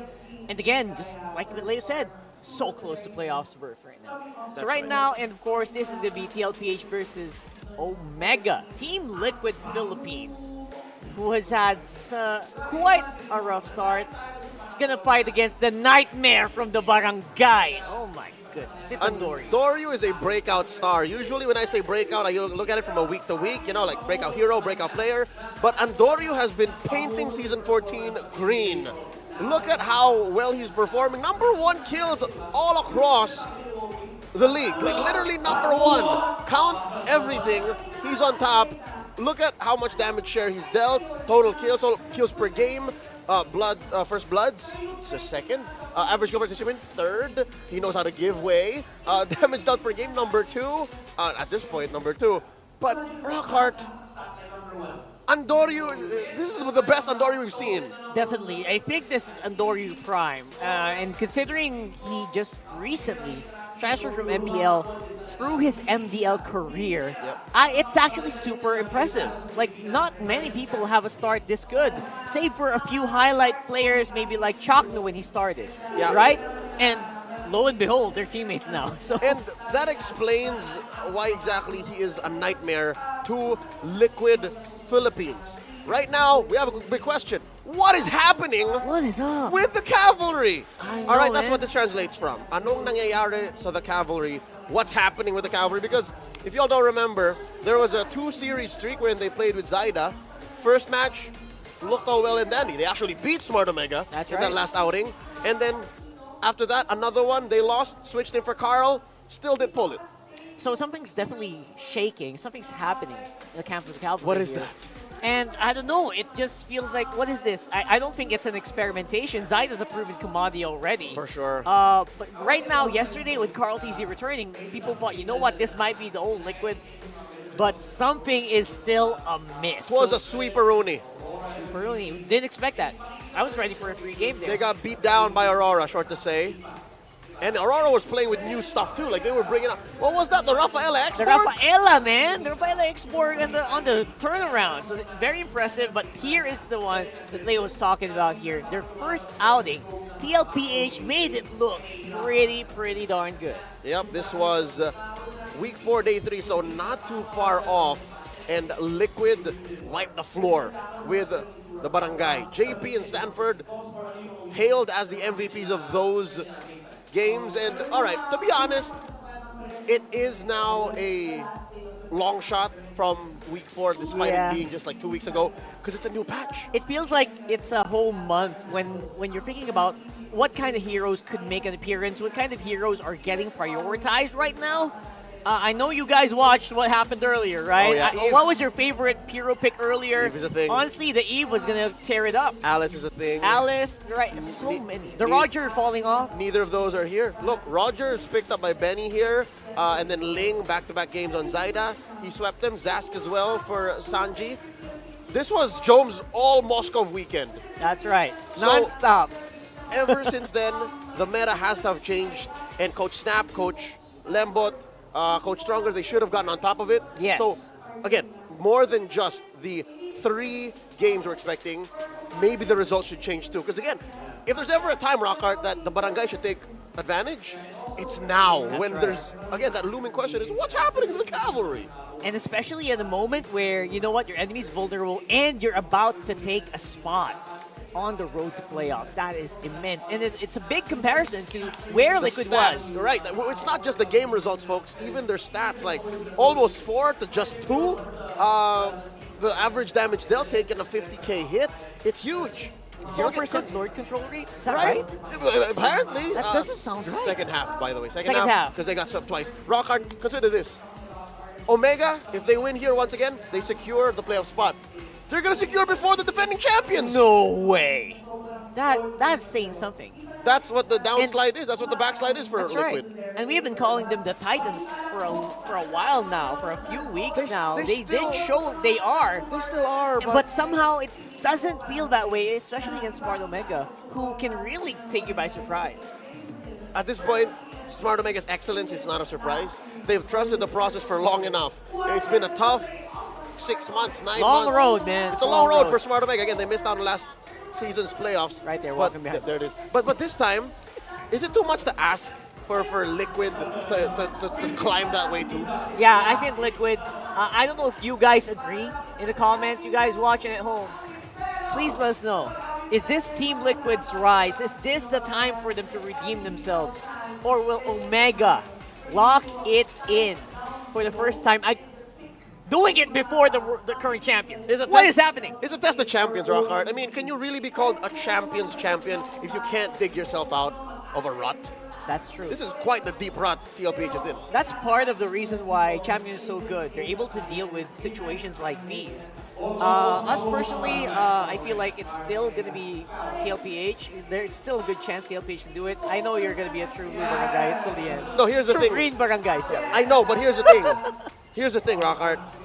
Given what's happened yesterday, I erased all of my memories of my predictions. Really? I erased the forecast from my head. Like, I'll just pay the consequences come Sunday, but I forgot what I predicted here. But now, let me tell you, I think I'm kind of siding with the barangay. Yeah, I feel like the barangay does. I was telling a lot of people coming into here, said, you know what, this is game free, so strap yourselves in. All right. And Omega actually has a good chance here. So technically sound. They're so fundamentally ready, like on a roll-per-roll basis. Yeah. While the cavalry's kind of in shambles, so if you're asking me, logically speaking, I'll say barangay. And if you ask, like, is it one day really enough to reset after that one? Last night, it's almost possible. But if you guys want to do a recall, you want to reset your HP bars, you recall with style, guys. Use the MPLPH team recalls available now, and you can do that. Yeah, right. So you can do a lot of fun stuff. They were Thunder Gods earlier on. I don't know what you guys think, who's the best recall, but here comes the team intros walking into the stage here in the MPL arena.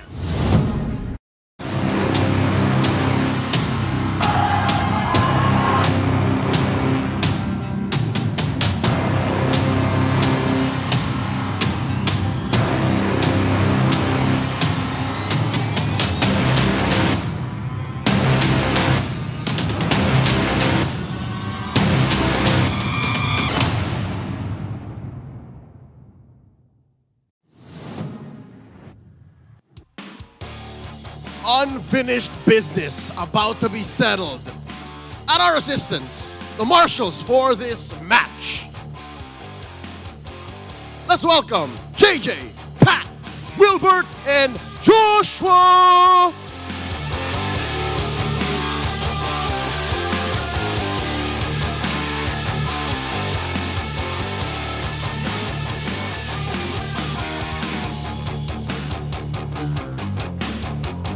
First up, making their way on stage. Yesterday was just another lesson. It's time to rebuild and reset anew for redemption. One half of the Titans of MLBB bounce back. It's Team Liquid Philippines.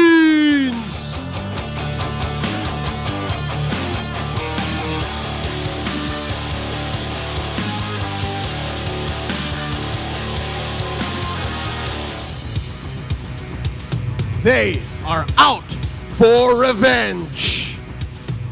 One match step closer to making their way into the playoffs. Let's welcome on stage, lumalakad matatag. They are Barangay Smart Omega!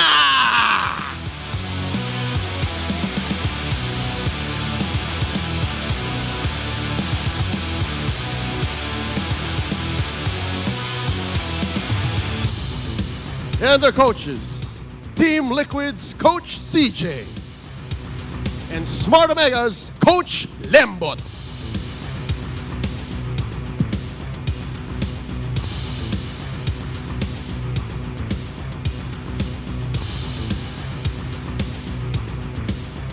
It's time for the face-off. Chaknu, JP, step forward.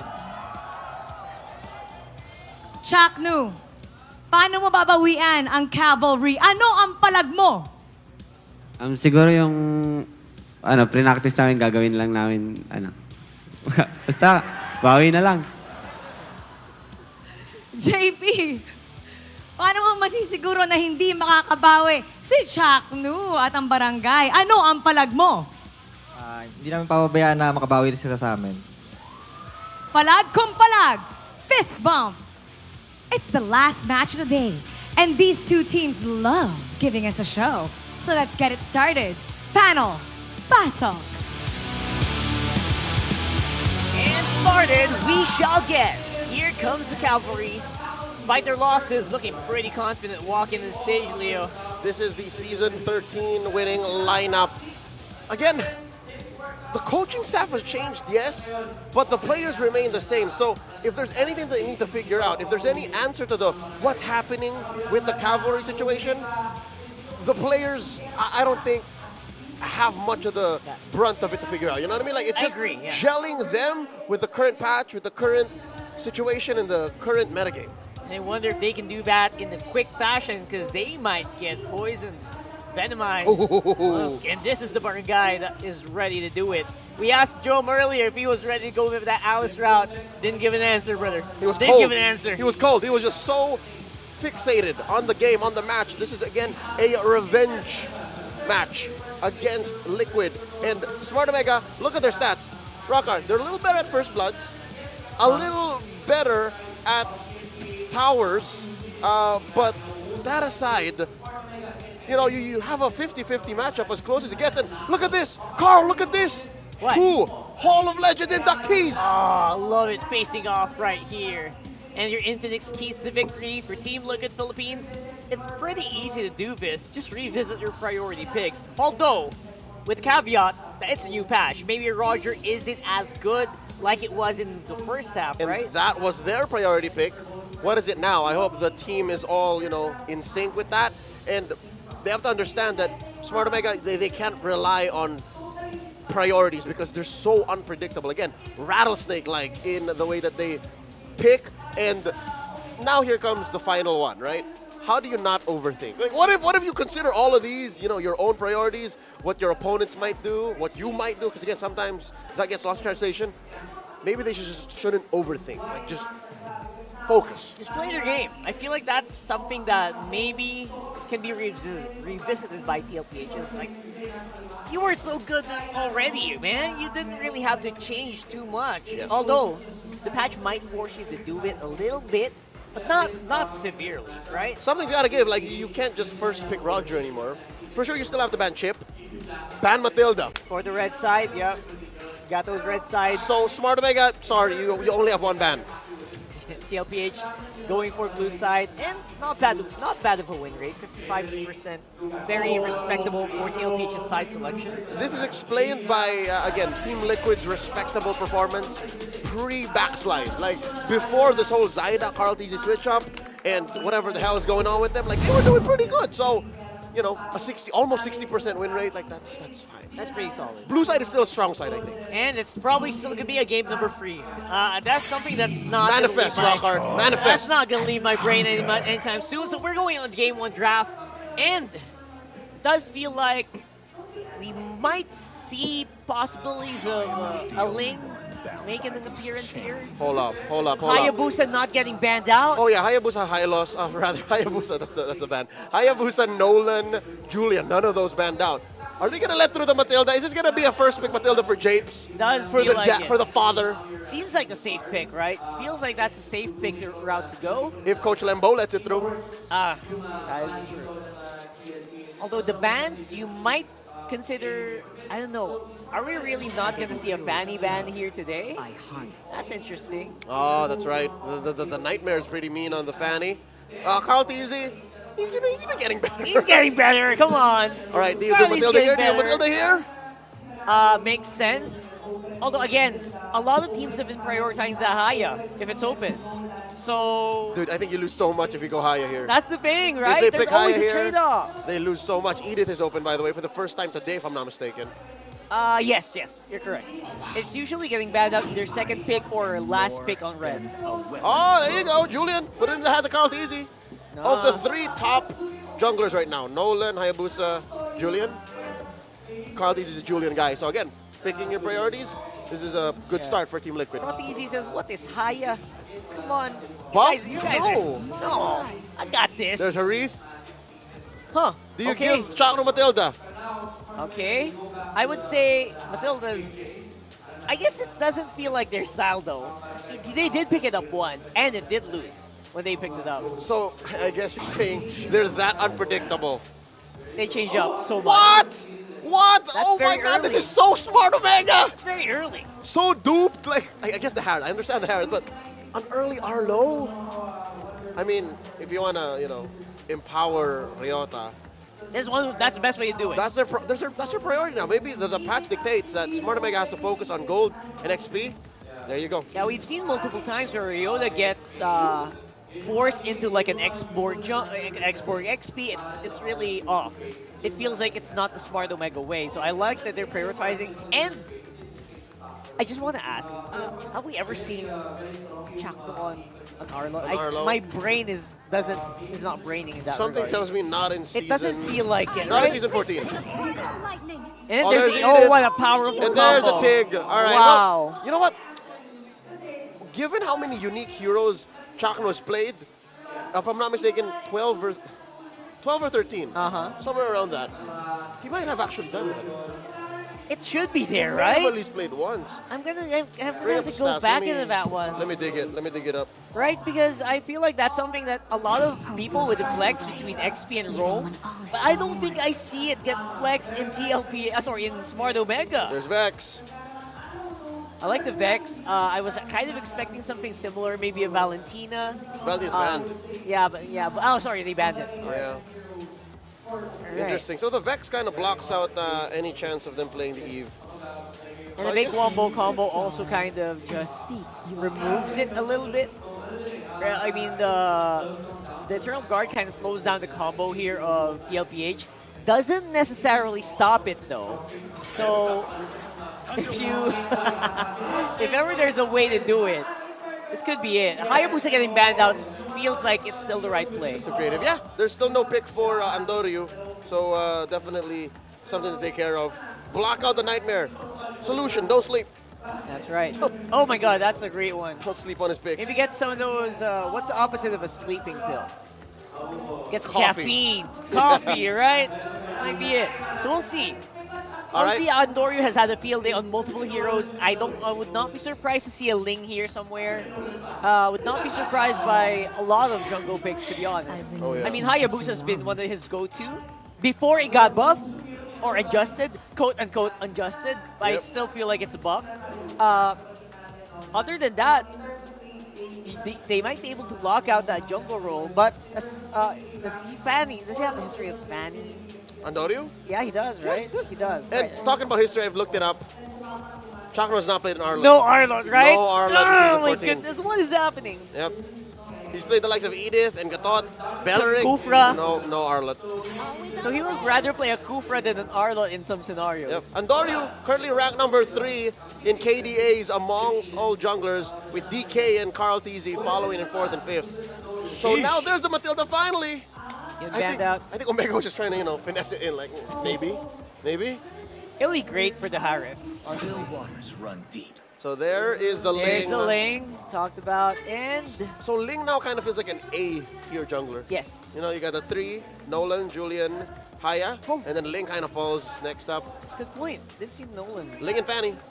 And the Fanny. Yep. So A-tier is not bad, especially if you have been known to use it very well. All the way to his MDL days. He linked the heck out of those days. Aurora and... They still need a gold laner. Benny, what you got, Benny? Lunox. Claude's still out. Claude's safe. great. Yeah, Claude's great. No Moskov. You won't Ruby here. You can't Ruby, you can't No. Roger. Roger, maybe. Just for the dual But capability. I'm not against. I wouldn't go for it. There's a Claude. That's the Safest safest Claude. pick. Yep. Easiest pick to use. Claude's good.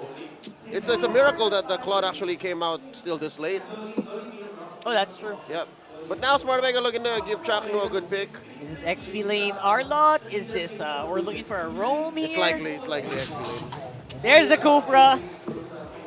He'd rather play a Kufra than play an Arlot. That is Chakno right there. But this is the perfect pick. Again, if you ask who the most iconic Kufra is in all of MLBB esports history, you name Joshua Mangilog, you name Chaknu. That's right. So in the face of an Edith, a Julian, a Tigreal, no one's coming through. Ain't no dashing through the bouncing ball, son. That's right. legends just like Raflesia, like Yaoi, those are the Kufra mains you look for. They all bow down to Chaknu. That's correct. And I'm gonna say it's a very spicy lineup for Omega. Same time, can be a bit hit or miss, that Kufra. I like how Omega can just take off at the flick of a wrist. I'm liking their lineup. I think it'll go faster. Let's watch him flick. Going into the stage here for our game. Here we go. It's Kufra's Chaknu, as some would say. And welcome to the match tonight, the highlighted match, the last one to close out day number 2. It's me, Naisu, joined with Ingan to bring you the match here between these two teams. Of course, all the stories leading to this one between the two, and of course, the playoffs are all at stake as well. And it could start here, Ingan. Yeah, as much as possible, you want to secure a playoff spot along with FCAP and FNOP early on week number 6. But Chaknu, signature Kufra. I'm so happy right now. We all know when it comes to Kufra, there's only one person you think of. Who's that? Me. No, I was going to say, rhetorical, right? But looking at the emblems real quick, too, nothing too crazy out of the ordinary. You're only going to have one war cry this time around. It's on the jungler here for Andoru. And over on the other side, yep, that's the showcase, by the way. I don't know, man. That's my favorite TP. That's our favorite TP, yeah. Get yours now, by the way. Grab it while you can. For only, I honestly don't know. It depends on the luck. It's based on luck. 300 diamonds, yeah. When you say some people only get it for 300 diamonds, specifically that's burrito. Hans Galleria burrito. Man, Sana all, right? Hope all.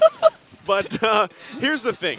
Yeah, I know we got a glimpse of this earlier on. While we wait for hold on, Andoru. That's what I was going to talk about. They jump in. Okay, here comes the revenge from Chaknu, but a counterattack coming in from Sanji. No. Okay, Carl TZ uses the flicker onto Chaknu. They can actually burst him down, but the flicker will be expended. Okay, this is the fear if you're a Kufra and you're up against an Aurora. There's the Frosty Breeze. There's the Frigid Glacier. One wrong jump. Yeah.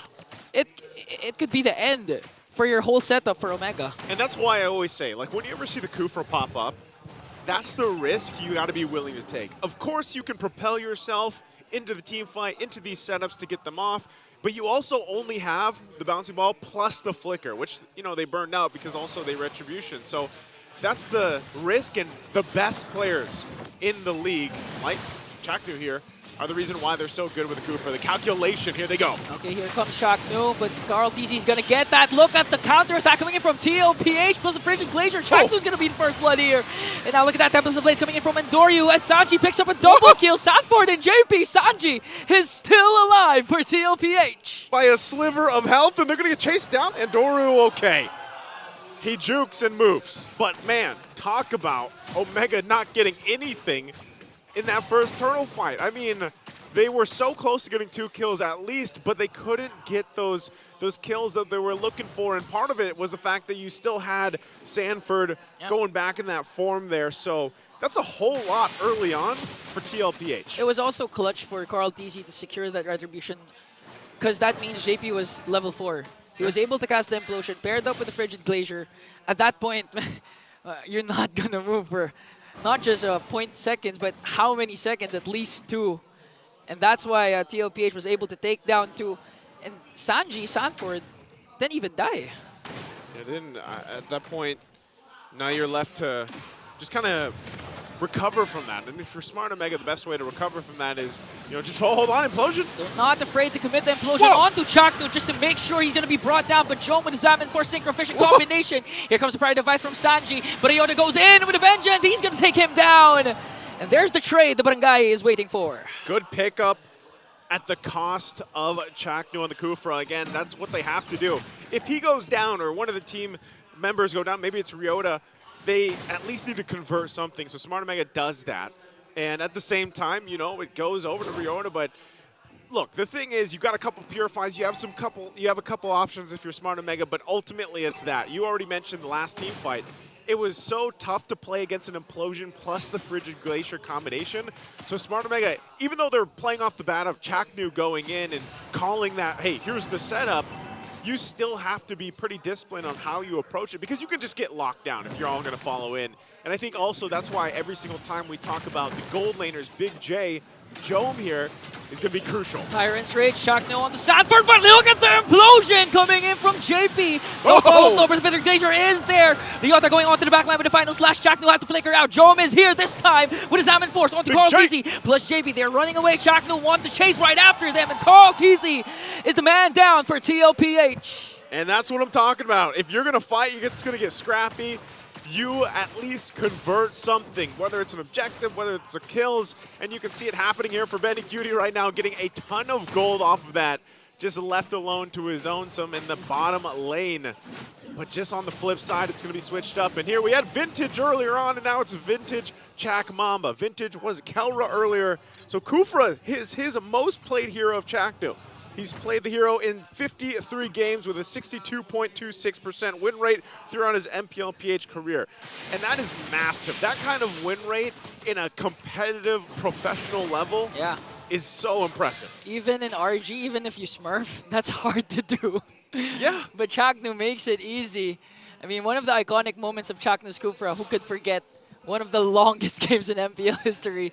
I believe it was longer than a full-length basketball game. And Chakno was the one who ended with a miracle Tyrant's Rage flicker combination. And who knows, he might replicate it for this game. That's the threat. Anytime that you have a Kufra in play, and then mind you, it's Chakno, you've always got to watch out, you know, because the setups can be happening from any angle, anywhere. And he does a really good job at utilizing the conceal. Like we saw just now, he's going to get repositioned. He'll do that throughout the game. And that's the crucial thing, especially when the flicker is available. So TLPH knows this. And again, that's why I think even the Aurora pick was such a great pickup in the draft that they brought to the table, because they can always kind of lock down if they need to, slow down and work around with the kits that they have.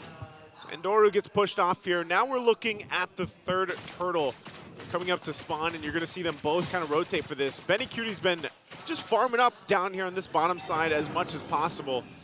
So he is fine. I also take note, he does have the Brave Smite emblem, so he's going to be built pretty well and sustaining through some of the team fights when he pops that ultimate. Yeah, it's kind of scary because so far Benny Cutie hasn't been joining the fights, unlike Jome, who has been activated quite early, especially with the Harith. We all know he's going to dominate the early game up against the Claude.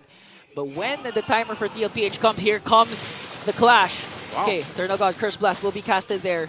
Akutsil, who's going to set up first. It's going to be a retribution battle between the two junglers. Chakno charging it back to Revenge, but Ukir gets the turtle. Now they want to go right after Sanford, though. Is this a disengage for Omega? Implosion from JP! Plus the Blazing Duet! Frigid Glacier combination. Tempest of Blades will have to cast it because Endoryu trying to go right after JP. That's one trade for Omega in exchange for two. Ukir gets the turtle. Yeah, the 1-for-2 trade. JP goes down, but 2 picked up. But the turtle, yeah, Ukir, I think that's the second time now that he's been able to cap it out, even though the retributions were used, but still. So objectively, Smart Omega will get it. And all this leads us to eventually when that Lord is up is a pretty even team fight, unless something is able to come into play here before then, whether that's a pick-off in some form or another. But you can see this, you know, items really coming up in play here at this point. You've got the 2 items already locked in for the Claude. This is what we talk about so much with the power spike. Now, after the changes, no longer does he need the Trinity, so he's already got DHS and Golden Staff. And even defensively, like some of that is already there for TLPH. Smart Omega, same thing on the other side, but that's what you know, you made the point earlier. Benny Cutie's been mostly farming up other than that last fight we just saw. And Jome, he kind of has to be in these fights. And look at this, too. This is interesting. The Barangay is in force. The community prediction here, 68% for Smart Omega against the defending MPL champions. And momentum is on Omega's side. The past performances that they've been displaying, we really can't blame the community. And if Jome continues to play like this at this level along with Endoryu, you know, this could be a sweep for Omega, but right now Chakno catches someone off guard. Gonna be bursted down. Carl TZ manages to escape. Okay, so that was 2 ultimates committed for Omega. Will TLPH have a go signal because Ryota goes in with a final slash? Frigid Glacier will be committed there by Sanji. A lot of ultimates casted right before the Lord spawns. Yeah, a whole lot being used already, but this is going to be a tier 2 going down as Endoru pushes that turret down. They know that. They have the information. They blitz the Lord. Carl TZ Gets the Lord. Now Jome has to answer right back. Implosion coming in from JP. Managed to catch two. Benny Cutie. The Baguio goes in right after the backline with a blazing duet. But JP and Sanford will fall down. Woo! Here comes the attack coming in from Andoryu. The Nightmare manages to catch two. Looking for Benny Cutie with a Finch Boys. He still has the Divine Sword. But in the middle lane, they're not done with Sanji. Gonna commit the Tyrant's Rage. Jome is there as well as Andoryu. The Pride of Ice is there. But Sanji manages to flicker out. Only 2 casualties for TLPH, and I don't even know who got the Lord. Well, I'll tell you who got the Lord. Who? TLPH did. So they blitzed it after we were paying attention to Andoryu push that tier 2 in the top. And so they got the Lord, but they also lost a couple bodies. And so more so, TLPH does come out ahead of that exchange. They're going to be able to push in with this, hopefully get these next tier 1s down, especially in the mid, and make a play from there. Right now, Smart Omega's got to be on the defense, and they're trying to clear out and manage these waves being pushed in. You're looking for that Holy Crystal still to lock in from Jome. That's going to help him power up a lot, but it's already picked up by Carl Teasy, and now TLPH, the Cavalry, is taking a whole lot from Smart Omega right now. You know, I'm just amazed at the 2 gold laners for both of these teams. They're able to dish out the time to wait. Carl Teasy knows where Andoryu is. Sacred Hammer's not going to connect because Finch Boys is there. Now TLPH works on the turret onto the bottom lane. And going back to my point, look at the KDAs of the 2 gold laners. 301 for Benny, Jome 203. But wait a minute, Conceal. Coming in from Omega, Chakno charging at times revenge. They're gonna catch Sanford, not committing the ult yet. Here comes JP once again. Will he cast the implosion? As Chakno falls down, Frigid Glacier is there. Ryota answers right back with a final slash onto the backline. Benny Cutie with a mega kill onto the blazing duet as they catch 3. Sanji on the chase onto Jome. Sacred Hammer to make sure there is no escape and only the Nightmare is left to defend. TLPH will go ahead and just take the hope that Smart Omega had throughout the game so far and just take it out of the picture, and they're going to run it in. What can Andoryu do at this point as TLPH bounces back for this game number 1 victory against Omega? A decisive turnaround off that Lord. The Blitz take led to a quick victory here for TLPH. What a response to everything that was built up on how they've been doing in the second half of the season. So something definitely changed here already against a team like Smart Omega, who has been performing so well. And now they are facing a kind of readjustment themselves before they get to game 2. But to break down game 1, we're going to have to throw it over to our panelists to talk further on how this happened for TLPH.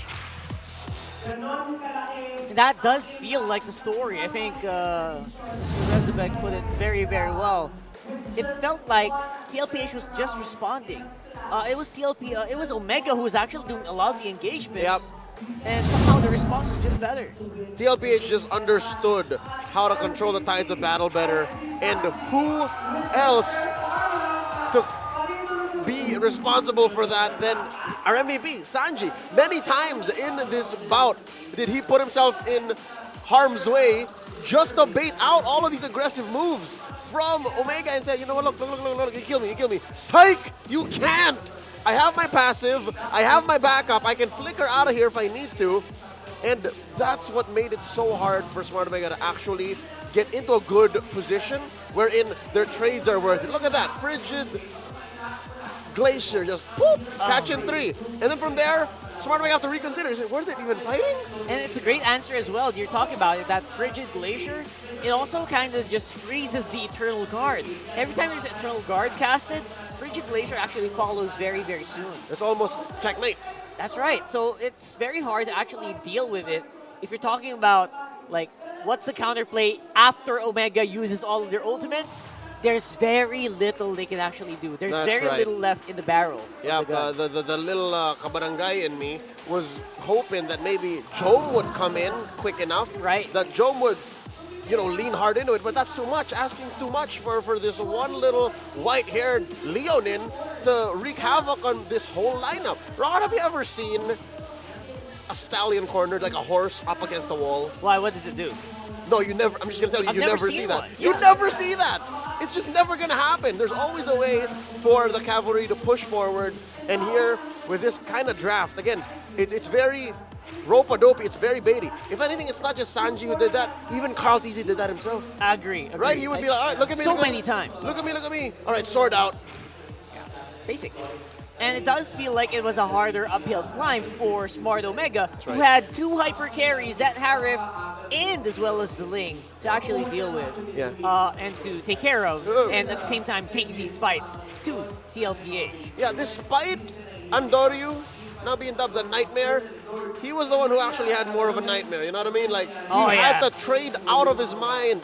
Like, you have to turn $1 into 5. Deal with it, Andoryu. How? Usually left on his own to do it's the like, all right, impossible stuff. I'll take a turret here, chase somebody down over here. And join the team fight when you need it. Without a purple Right. towards the end. So, it's not like Omega didn't carry their weight. It's more of what TLPH was doing altogether had more of an impact in this very fast game. I don't even know, it's about 12 minutes. It's not that they didn't care, it's just their hands were full, man. Yep. Their hands were full with everything being thrown at them, and Edith running in your face. JP on that Tiger, trying to keep him at bay. That's already a full-time job right there. Yep, just long and short of it, it's just so much easier for TLPH to impact the map, to make plays that don't put them in harm's way, compared to Omega who, come on man, they're exposed. Shakno has to jump in, get the full combo. If the final slash misses, they have to find another approach. If Eternal Guard gets hit by the Frigid Glacier, which it often does, where do you go next? Like, what's next for Omega to do from there? What's the comeback? What's the re-engage? TLPH is knee-deep in re-engage, neck-deep in re-engage. It just felt like they were running out of steam eventually at the end of it. Yeah. So despite, making a good engagement, usually, the layering was perfect, mind you. The layering was also perfect, challenging. which is hard to do in itself. Yeah. But the follow-up damage was very few and far between. Yeah, finishing the job for Smart Omega was all that, just a dream, a nightmare here since they couldn't do it right. For Liquid, hey, Rockart, I'm reminding you now, this is their first game win in the second half of Season 14.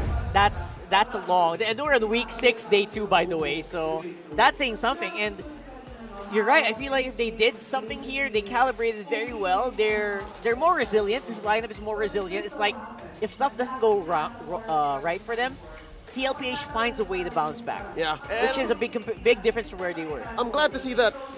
The whole theory of like, oh, there's dissent in the ranks, like the team isn't as coordinated, isn't as together. Yeah. Hey, as soon as they won game 1, Zydo was ready to go, hey, put it there. Good job. All right, nice coaches, nice players. You know what I mean? It still looked very good. So whatever that rumor or stuff was, you know what, maybe they just didn't have that day. Yeah.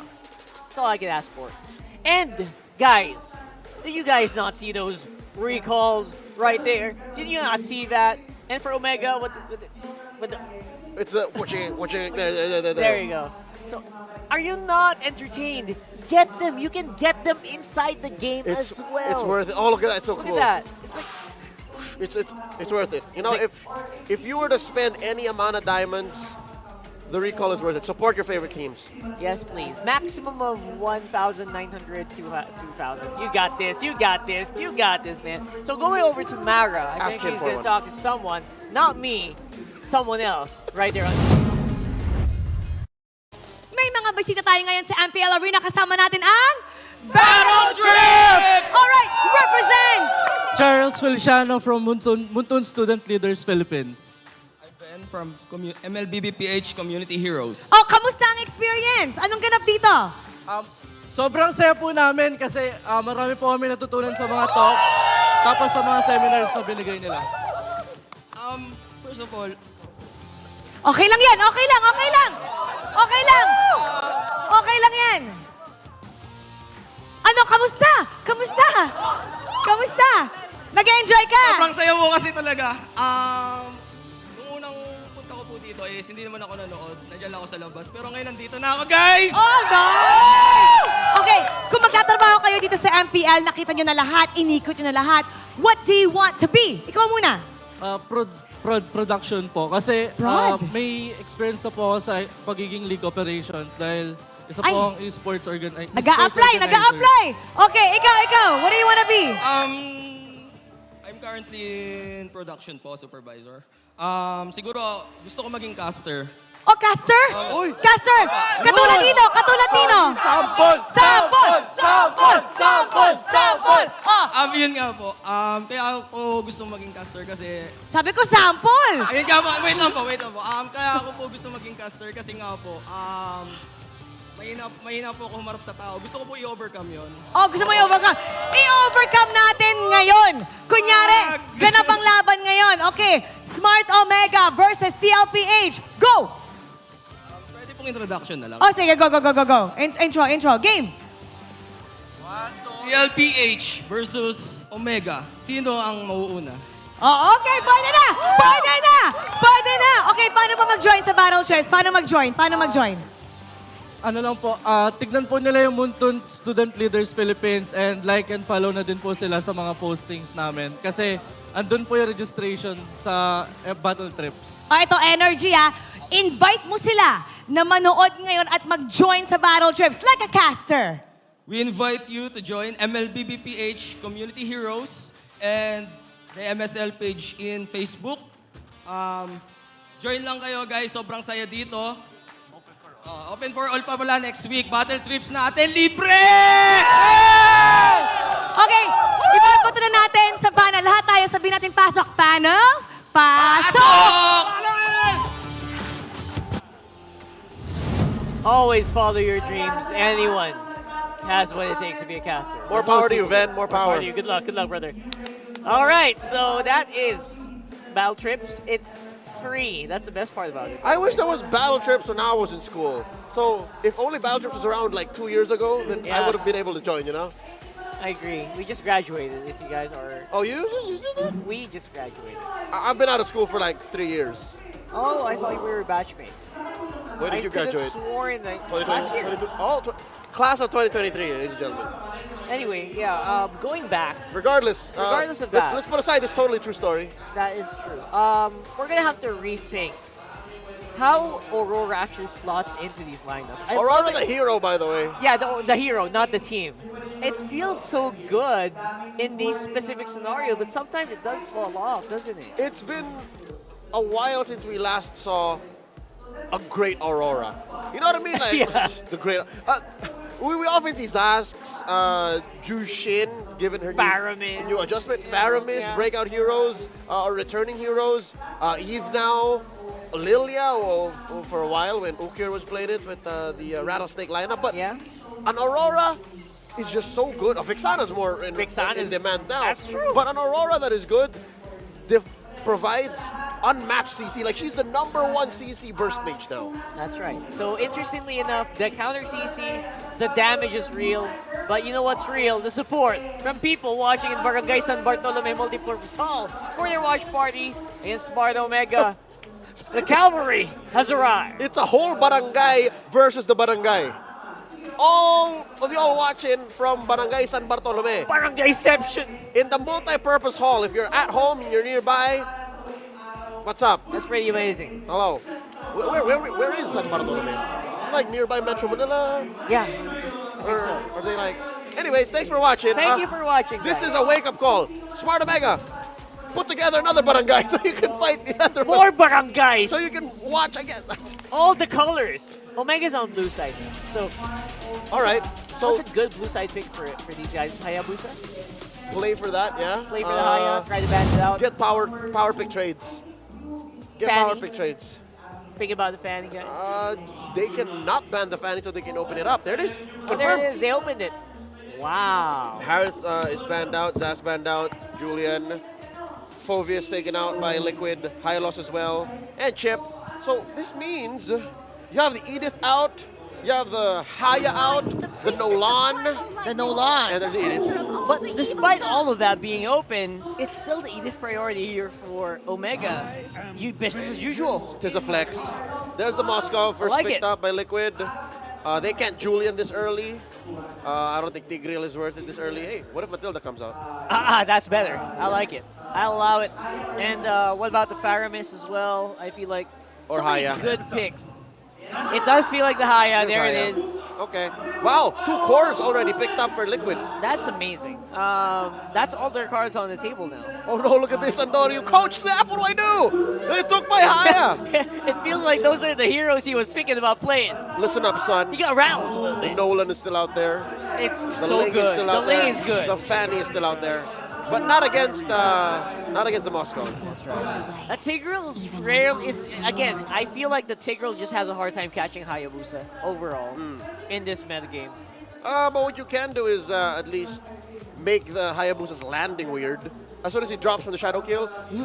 Or layer with the Eternal Guard. Yep. Yeah, that's This pretty is good. solid CC. Like, this is more than the doctor recommends. Like, these 3. Yeah. Edith, Vexana, Tigreal. Like, It's like all the knockups, all the... Whoa, whoa, Whoa, wait, hold whoa, up. whoa, whoa, Folks, whoa. Okay, well, I think we need to work this out. this is a redraft, right? That's Yep. I got Take it easy. All right. The Haya did jump over, so this is that's definitely this is a little hiccup we need to. and get the over with. Hayabusa. Again, what's the way that the Haya deal? That other teams dealt with the Hayabusa? Cho. Or clump up. Clump it up. Yeah, that's why Join Matilda. together. That's why the Matilda's been in a high demand recently. All right, if I'm not mistaken, there's a Lo Yi that got picked up. There you go. Sanji's Lo Yi, and there you go. So There's the real Edith- picks right behind. Edith, Vex, Tig for the first half of Barangay Smart Omega. Okay. Feels just about right. Just Still about more right. junglers though for The Lo Yi. Ondoryu. And they're gonna start attacking him too. Look at this rock hard the Fanny. Actually, I was thinking maybe you should just let the Fanny through. Ban Ling, But yeah, ban ban Nolan. Ling.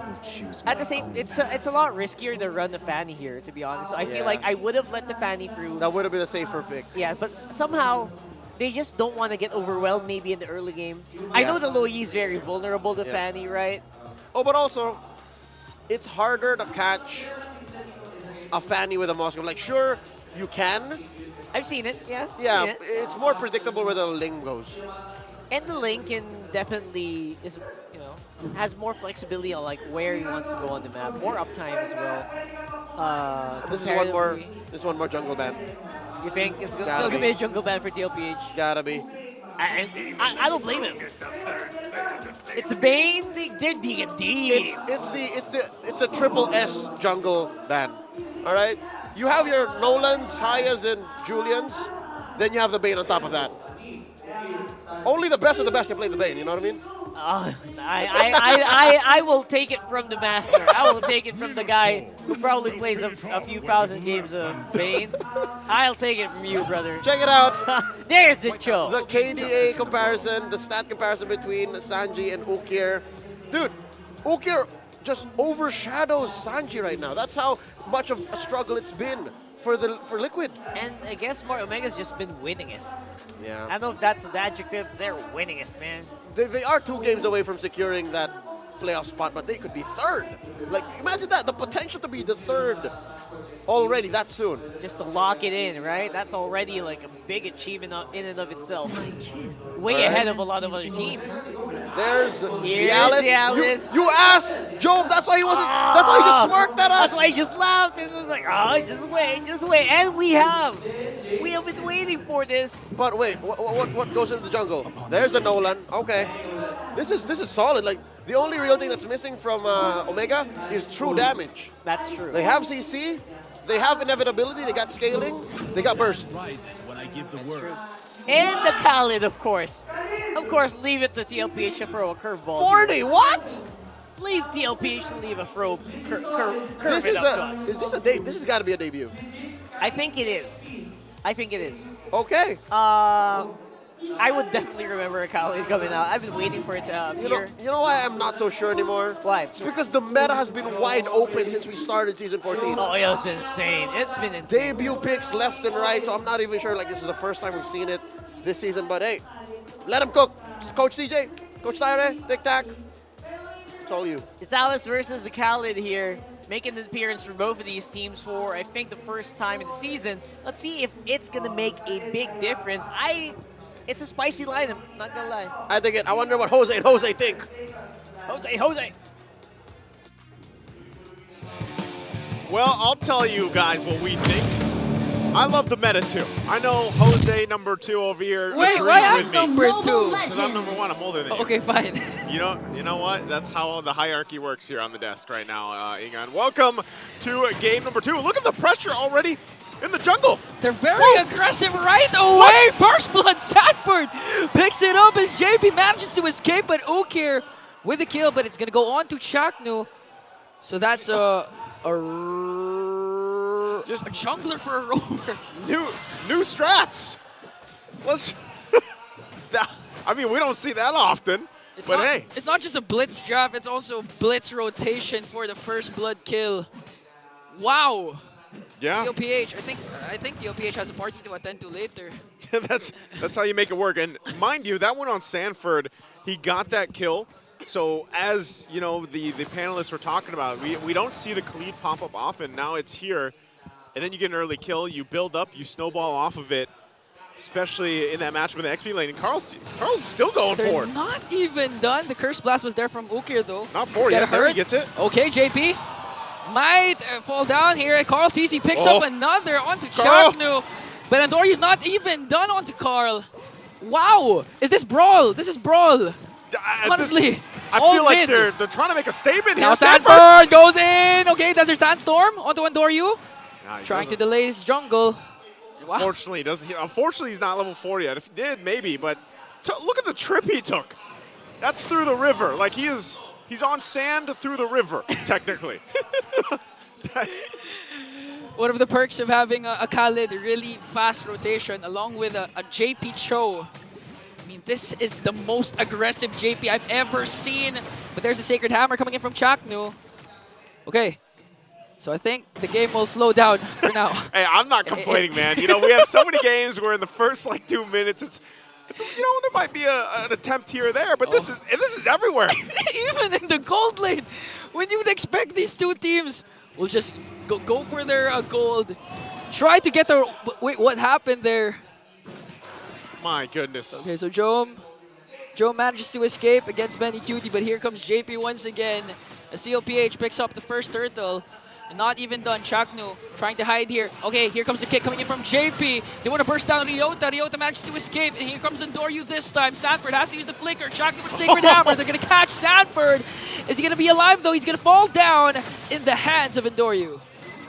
I mean, think about how much pressure this is just on the purple buff. So with everything happening, I'm wondering if this is just going to be the pace that the Cavalry decides to lead throughout this game already. Game for Nick, game number 2. If that's what they want to do, then it's a good change of pace. Diversion's going to be used.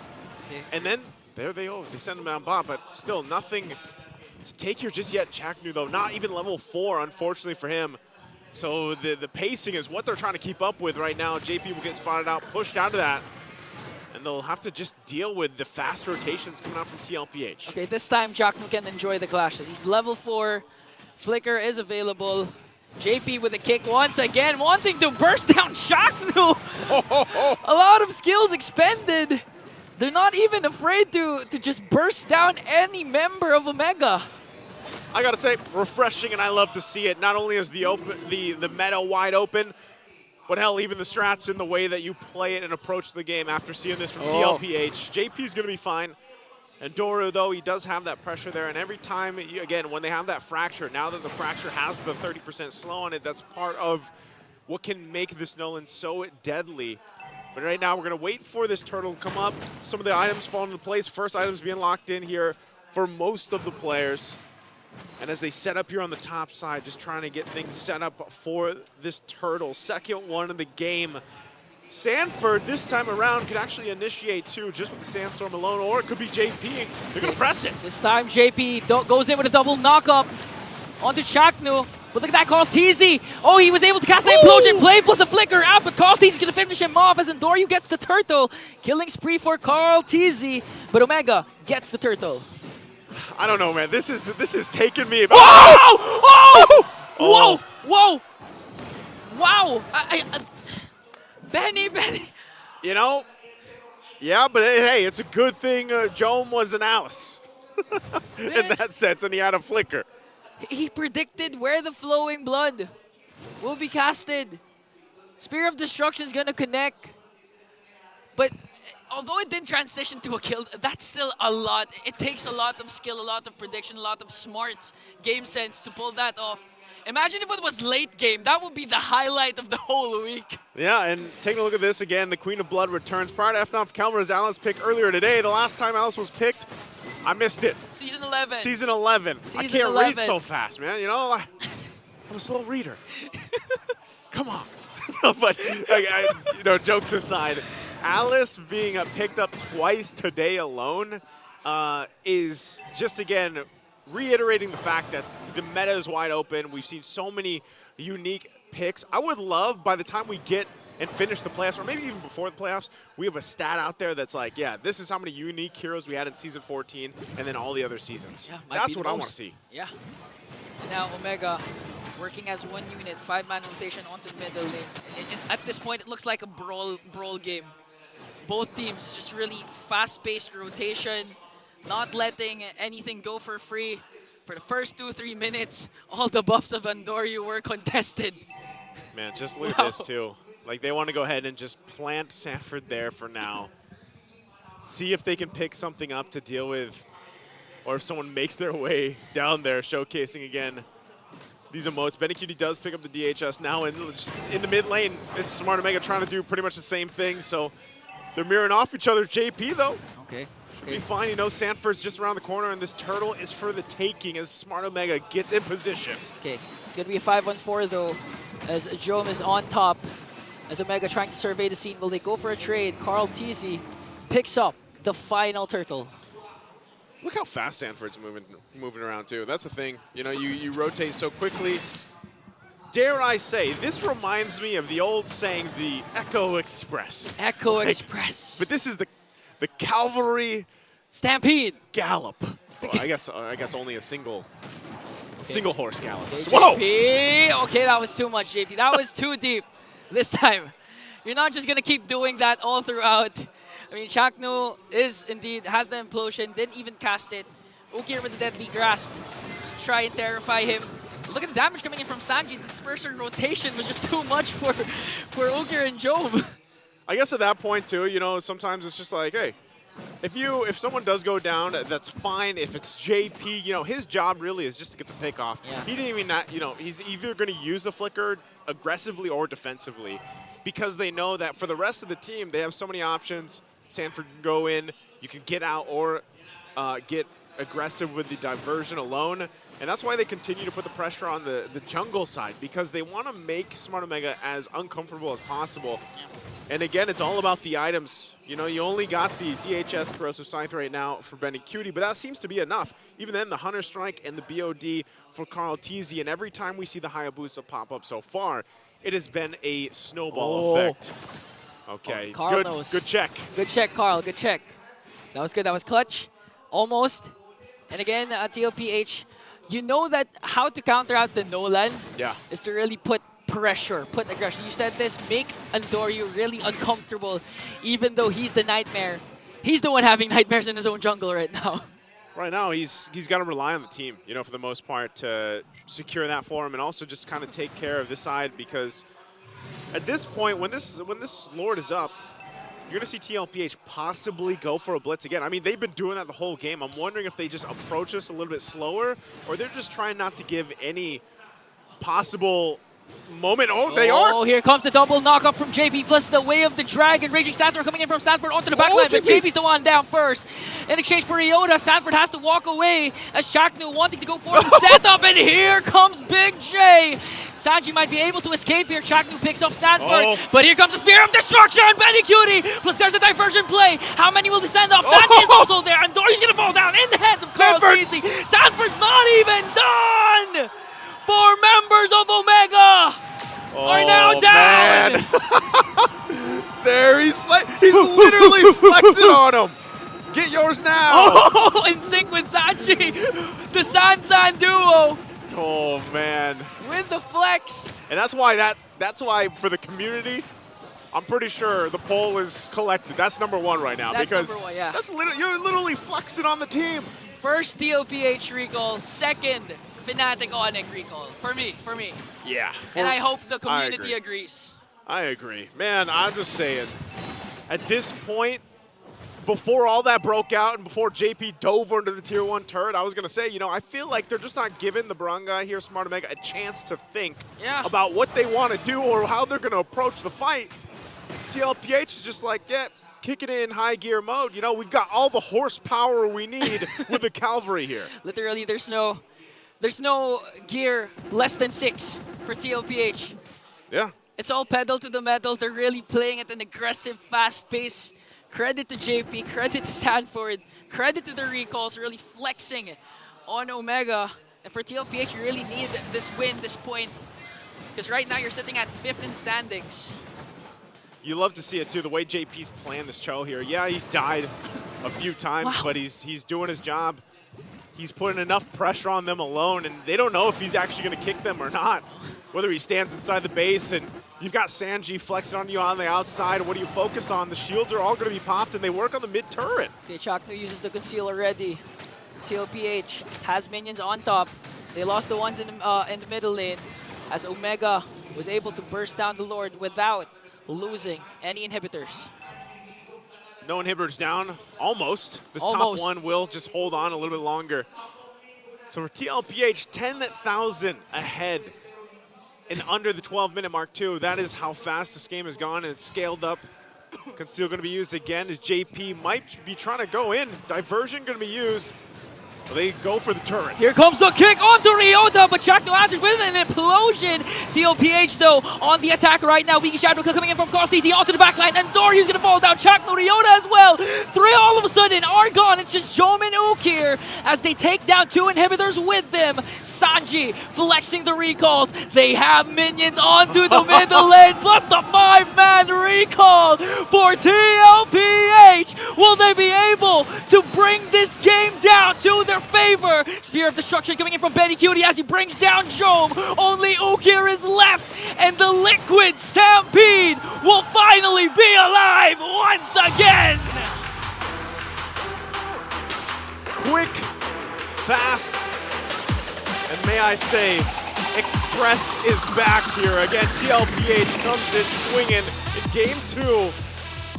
Smart Omega not getting a chance at all to breathe in this matchup. Man, TLPH, remember what we said, what the panel said, and everything else. We broke down how it's been for them in the second half of the regular season. Well, guess what? They had something to say about it. I think they got inspired by their own TPs. Because honestly, you can't flex your TPs if you're on the losing end. Might be. So TLPH made sure to dominate game 1, game number 2 in a very fast game. Man, we've seen 2 5-man recalls so far. 1 for Fnatic, now 1 for Liquid PH.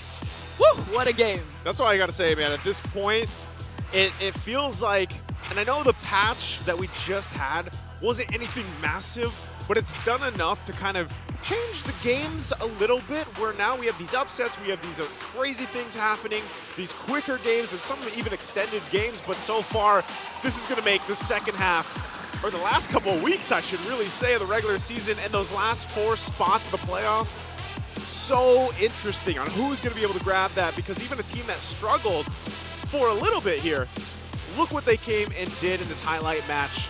Amazing, amazing for TLPH. We're going to head on over to the stage to throw it with Mara and TLPH. It's me, nice to an Ingon, and let's go on to the stage. All right, everybody, give it up for TLPH! Oy, na-surprise kami dun sa Khalid pick, ha? We haven't seen that in so long. Last time, actually, M5, pero dito sa MPL Philippines, parang bago pa lang ata ako dito sa MPL nung last na nagamit yon. How did you guys come up with that? Ano po, kumbaga kailangan po kasi namin ng baon, so kaya pinik po namin yun, and gusto po talaga namin ma-interview kasi puro baw lang po kami tapos diretso, kaya ayaw na po namin matalo.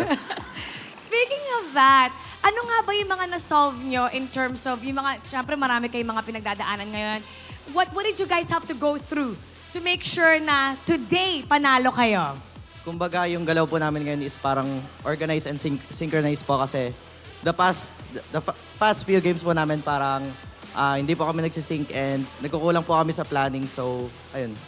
And today, sobrang sync nyo nga, nakuha nyo ang inyong panalo with a sweep. At now, we're gonna announce our MVP. Can you guys guess who it is? Sanji. Let's take a look at the screen. Sanji!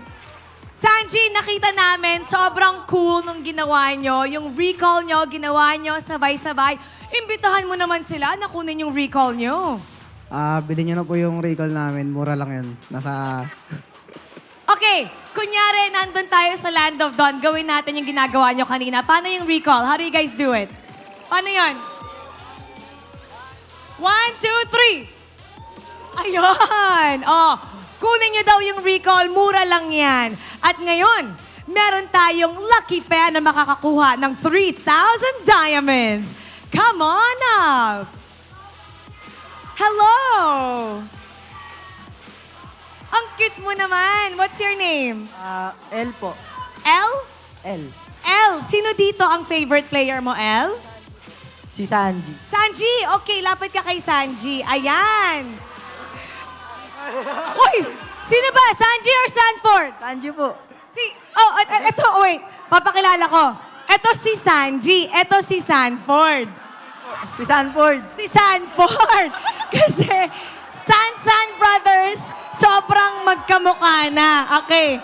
Alam mo, hindi talaga madali na nandito sa stage. Nakakataranta talaga, especially with all the lights. Kaya naintindihan kita. So, si Sanford nandyan, nakatapat mo, tabi ka sa kanya. Anong gusto mong sabihin kay Sanford? Kuya, haras mo lang po sila pero wag tayo masyado lalim. Nice game po. Nice game, nice game. Anong gusto mo sabihin? Okay, first that is Sanford. Okay, anong gusto mo sabihin sa kanya? Thank you sa pag-support. Sana di ka magsawa. And gagalingan pa namin. Tapos, mag-aral ka na mabuti. Huwag puro ML. Ayan, mag-aral mabuti. Huwag daw puro ML. Now you get to take a bow. You did a good job. Alam ko nakakaba talaga dito. Now you get to take a bow with the team, all right? Congratulations, TLPH. You may now take your bow and take your walk of victory. Team Liquid Philippines back to their winning ways. At pinakita nga nila yan with today's sweep. Na-surprise tayo with Khalid and we're wondering what else they have up their sleeve to make it to the playoffs. We're gonna break it down for you, so we'll head back to our panel. Pasok. Gonna have to add. Add what? There you go. Did you get it right? I got it right. Okay, well, we'll introduce the bias board in just a bit. But first up, GG well played to Smart Omega. They got it close, but they can't get one over TLPH, not in Season 14. The MVP is the Khalid on Sanford, debuting another hero, Lockhart.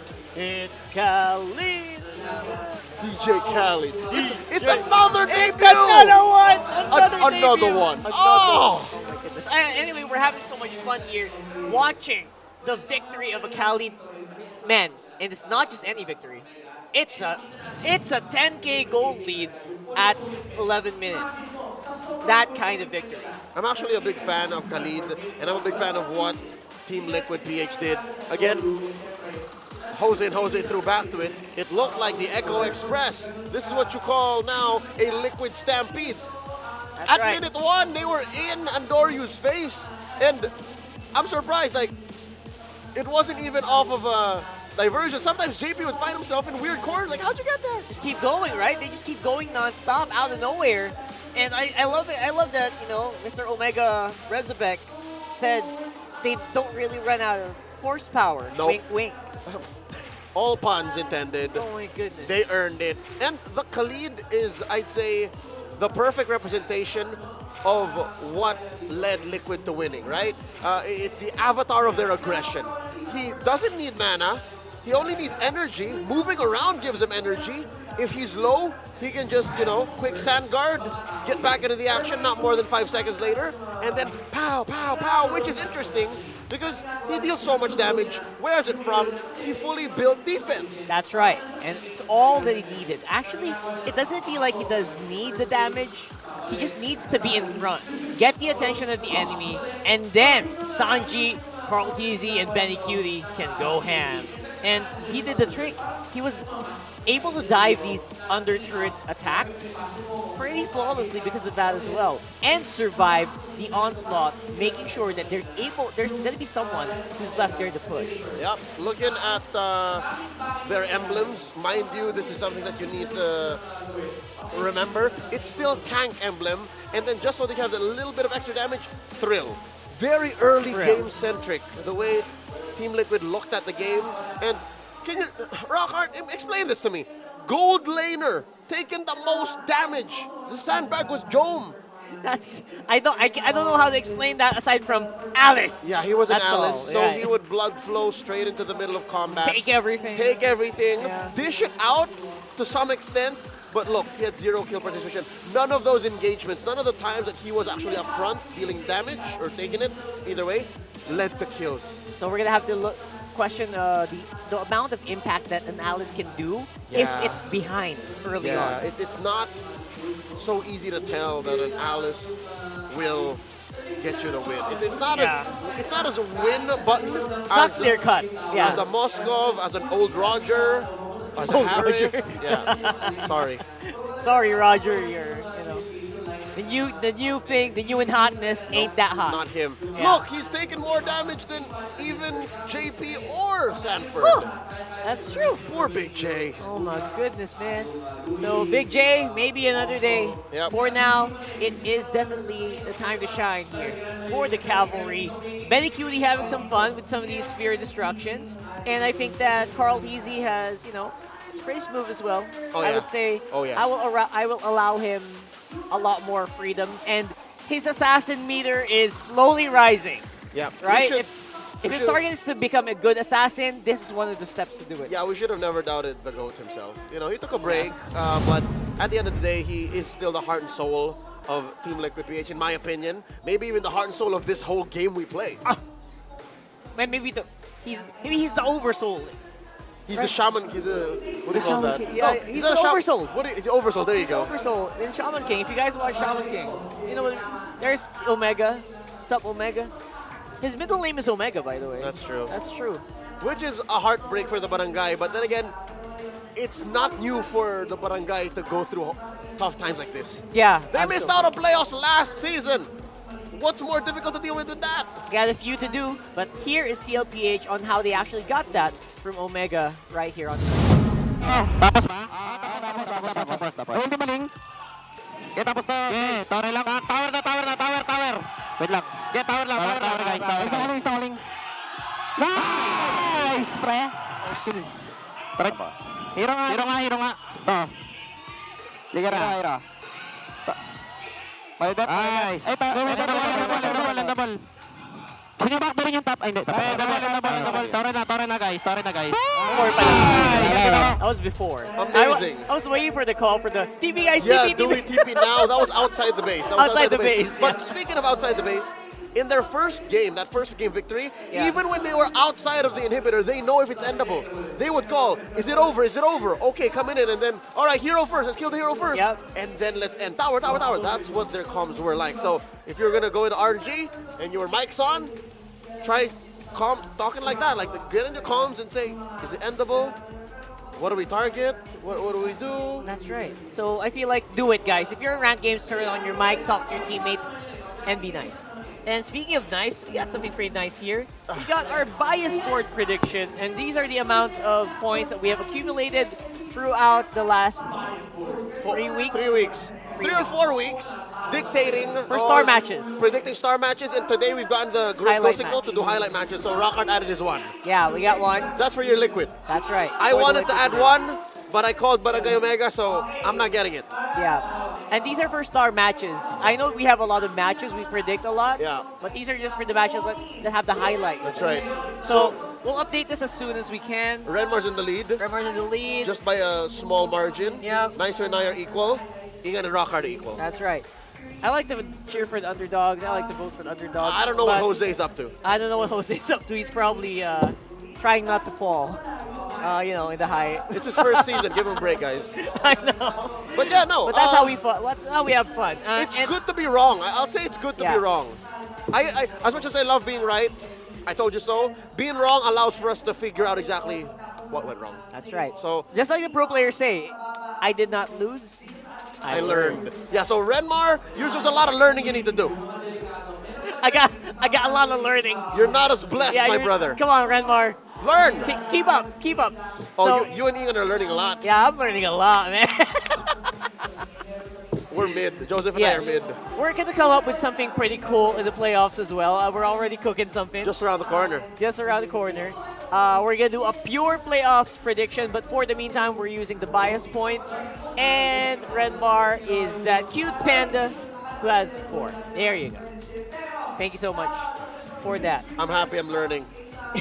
You're learning in the middle of the pack. Yeah, and I'm glad that this does not reflect what the forecast does, because my forecast is really bad right now. That's different, right? That's a whole different story. Something else. You'll have to follow him when he does go live. Don't ask me for recalls, please. And become an official MPLPH restreamer, guys. We have streamers from Southeast Asia, from MENA, South Asia, and all the way up across the pond, North America. You want to be part of the action, just scan that. And here are the standings, guys.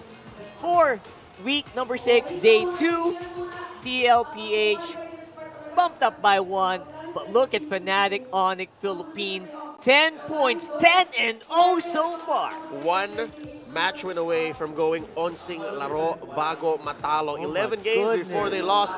They lose, and even after that, they can still go ahead and break that and win 12 in a row. 12 in a row. 12 series in a row. And look at this. Because of what Team Liquid did, they took a stand and said, hey, Smart Omega, not so fast. Not today. Not today. And that puts Smart Omega at the same record as Aurora. So now they're racing for the very first, for the next slot in the playoffs. That's fun stuff, man.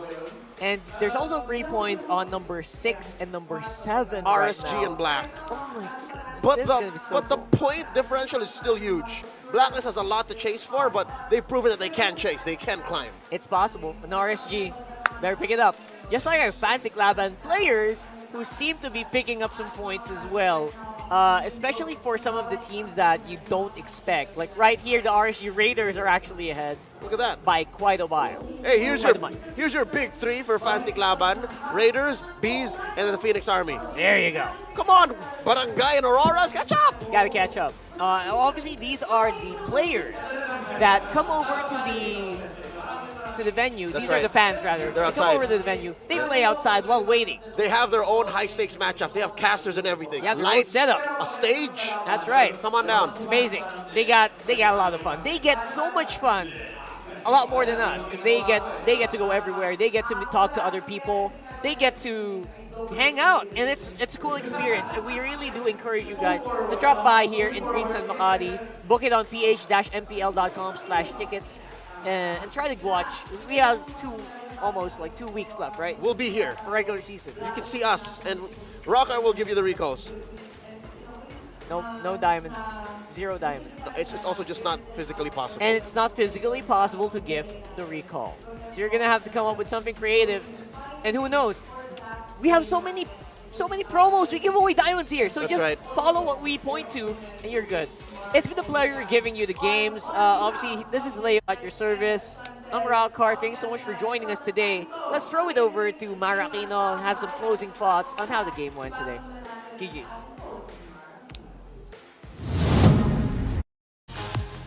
I told you to expect the unexpected. And here we are with teams continuously climbing up the ladder to enter the playoffs. And now, abangan natin ang mga susunod na bakbakan bukas. So don't go anywhere. You never know who else can make it in the playoffs. Ako po si Mara Aquino. Keep it good vibes, everybody, and see you tomorrow.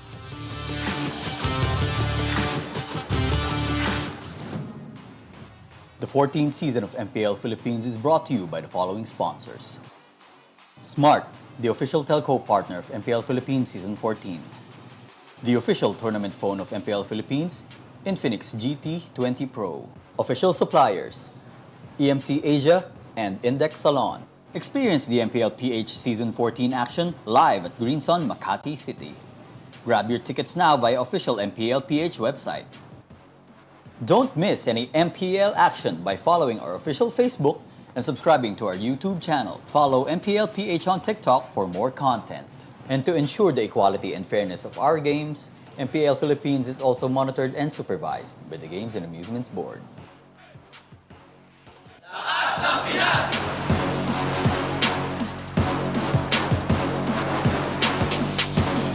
Lakas ng Pinas!